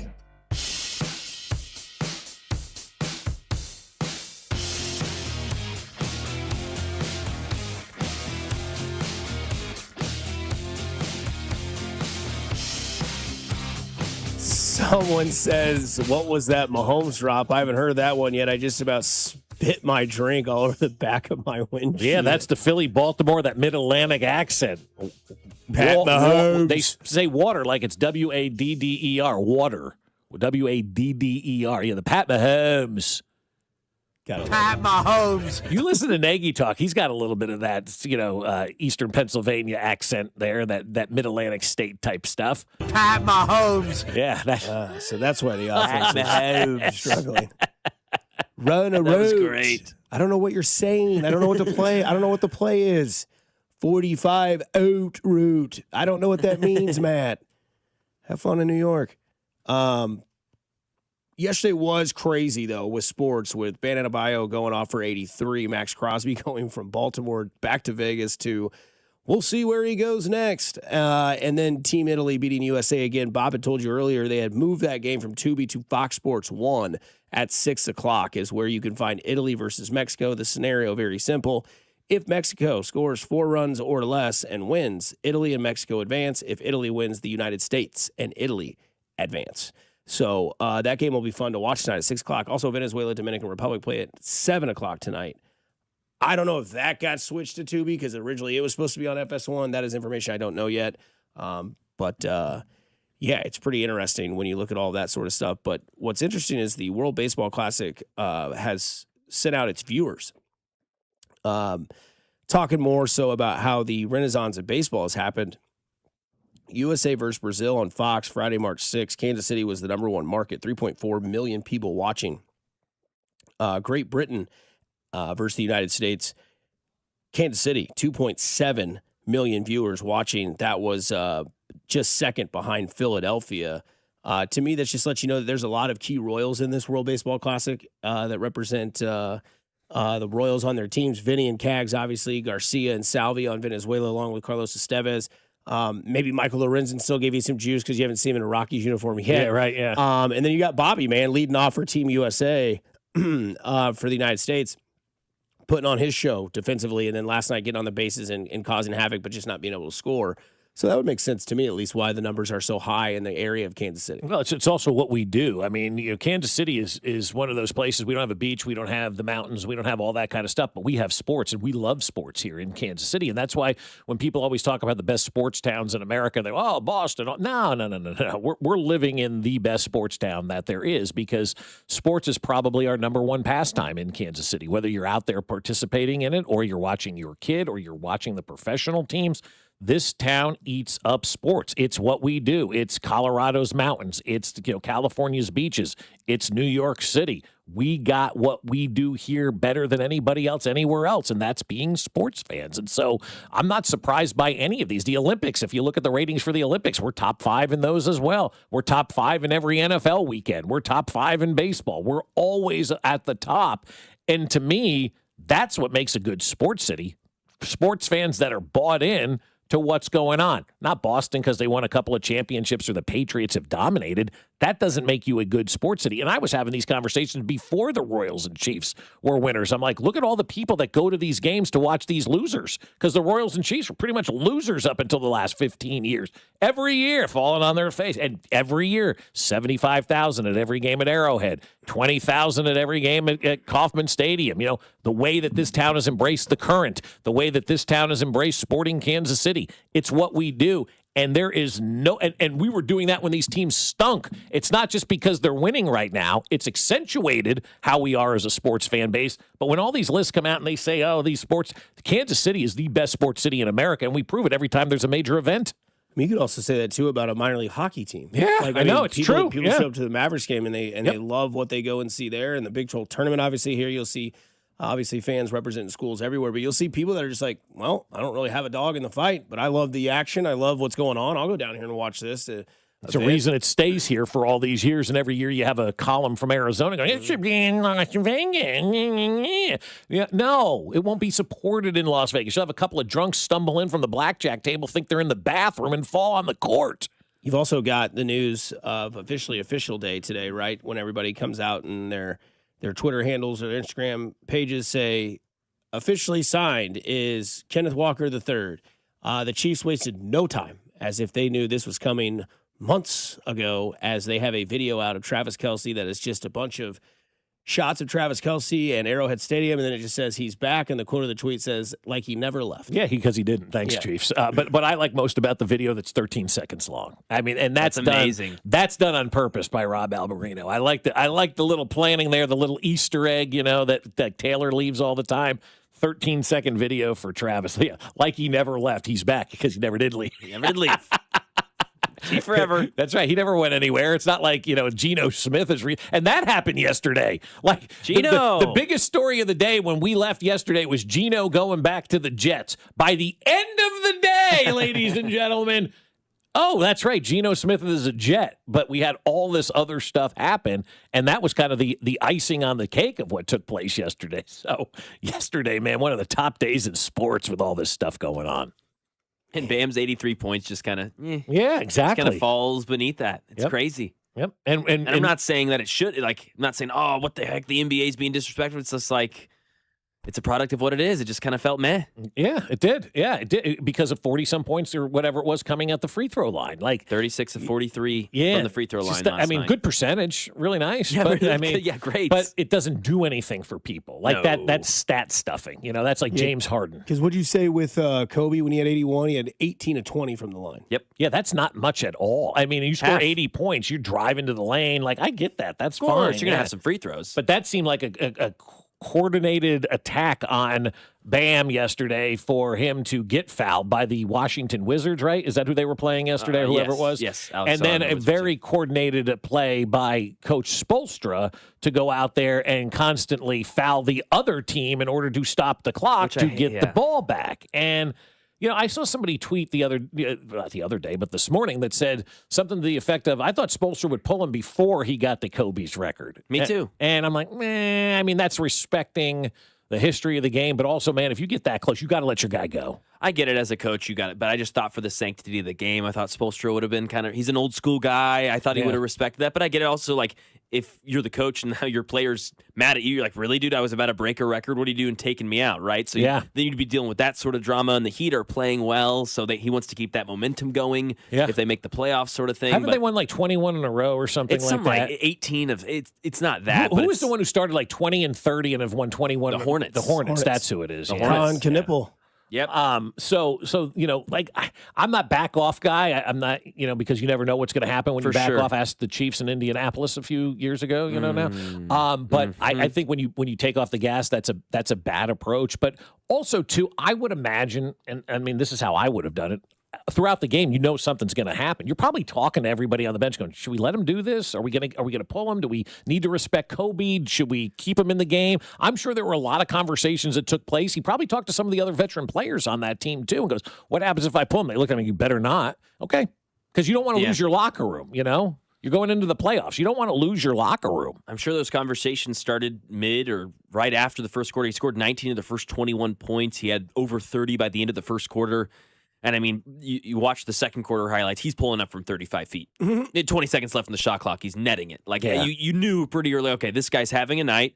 And then with 50, 60 points, started to slow down. Instead of just saying, all right, cool, 60-point night, awesome job, Bam. Instead, it was, let's ramp up the free throws. Yeah, and that's where it gets ugly, right? That's where it gets ugly. But I will say with the, it's baseball, everybody appreciates records. But as we continue to move along, nobody appreciates history anymore. So how many of these guys knew? How many of these guys really even care that Kobe had 81 points? I think maybe we do, but if you're playing in the NBA, you don't care about that. I find this, now that I've been through a couple different generations in sports, the current generation never cares about what the past generation did or how they set them up for that kind of success. So I guarantee you there probably wasn't a lot of people that even cared on that floor last night that Kobe's record was getting broken. Not that a lot of people care about beer cans, but Budweiser is introducing new baseball-themed beer cans this year with the theme of the team. Obviously, you have to be with the partnership. This comes from Twitter, and it's the St. Louis Cardinals, and it's the catcher, and it says Budweiser, St. Louis, pinstripes, all that sort of stuff. It says, imagine cracking one of these cold ones open at Busch this season, down 7-2 in the fourth inning. You got $29 all-you-can-eat tenders. Mac Bam Adebayo went where in college? Oh, damn, I did know this. Oh, Kentucky. There you go. Yeah, just give me a second. Lost to KU at home, too. Josh Jackson had a hell of a game. Dropped 20 on Kentucky that night. Against. How long ago was that? God. Josh Jackson was at KU putting 20 up on Kentucky. Josh Jackson. Where's he at now? Never heard of him. Never heard of him. Maybe he's with Dixon. Who knows? Hey, go do something nice for somebody today, even though it looks like it's 4 o'clock in the morning. You never know. It could change their day, their week, their month, their year. It's simply cool to care. Kansas City, stay kind, stay safe. Enjoy Italy versus Mexico, and go Team Italy. I better have all the Caglione love in the world after today. We'll talk to you tomorrow. Ben Mallard joins us as well here on 96.5 The Fan. Coming up next, it's Cody Golden Drew from 10 to 2. Sorry about Trey Hendrickson to your rival. This is Fescoe and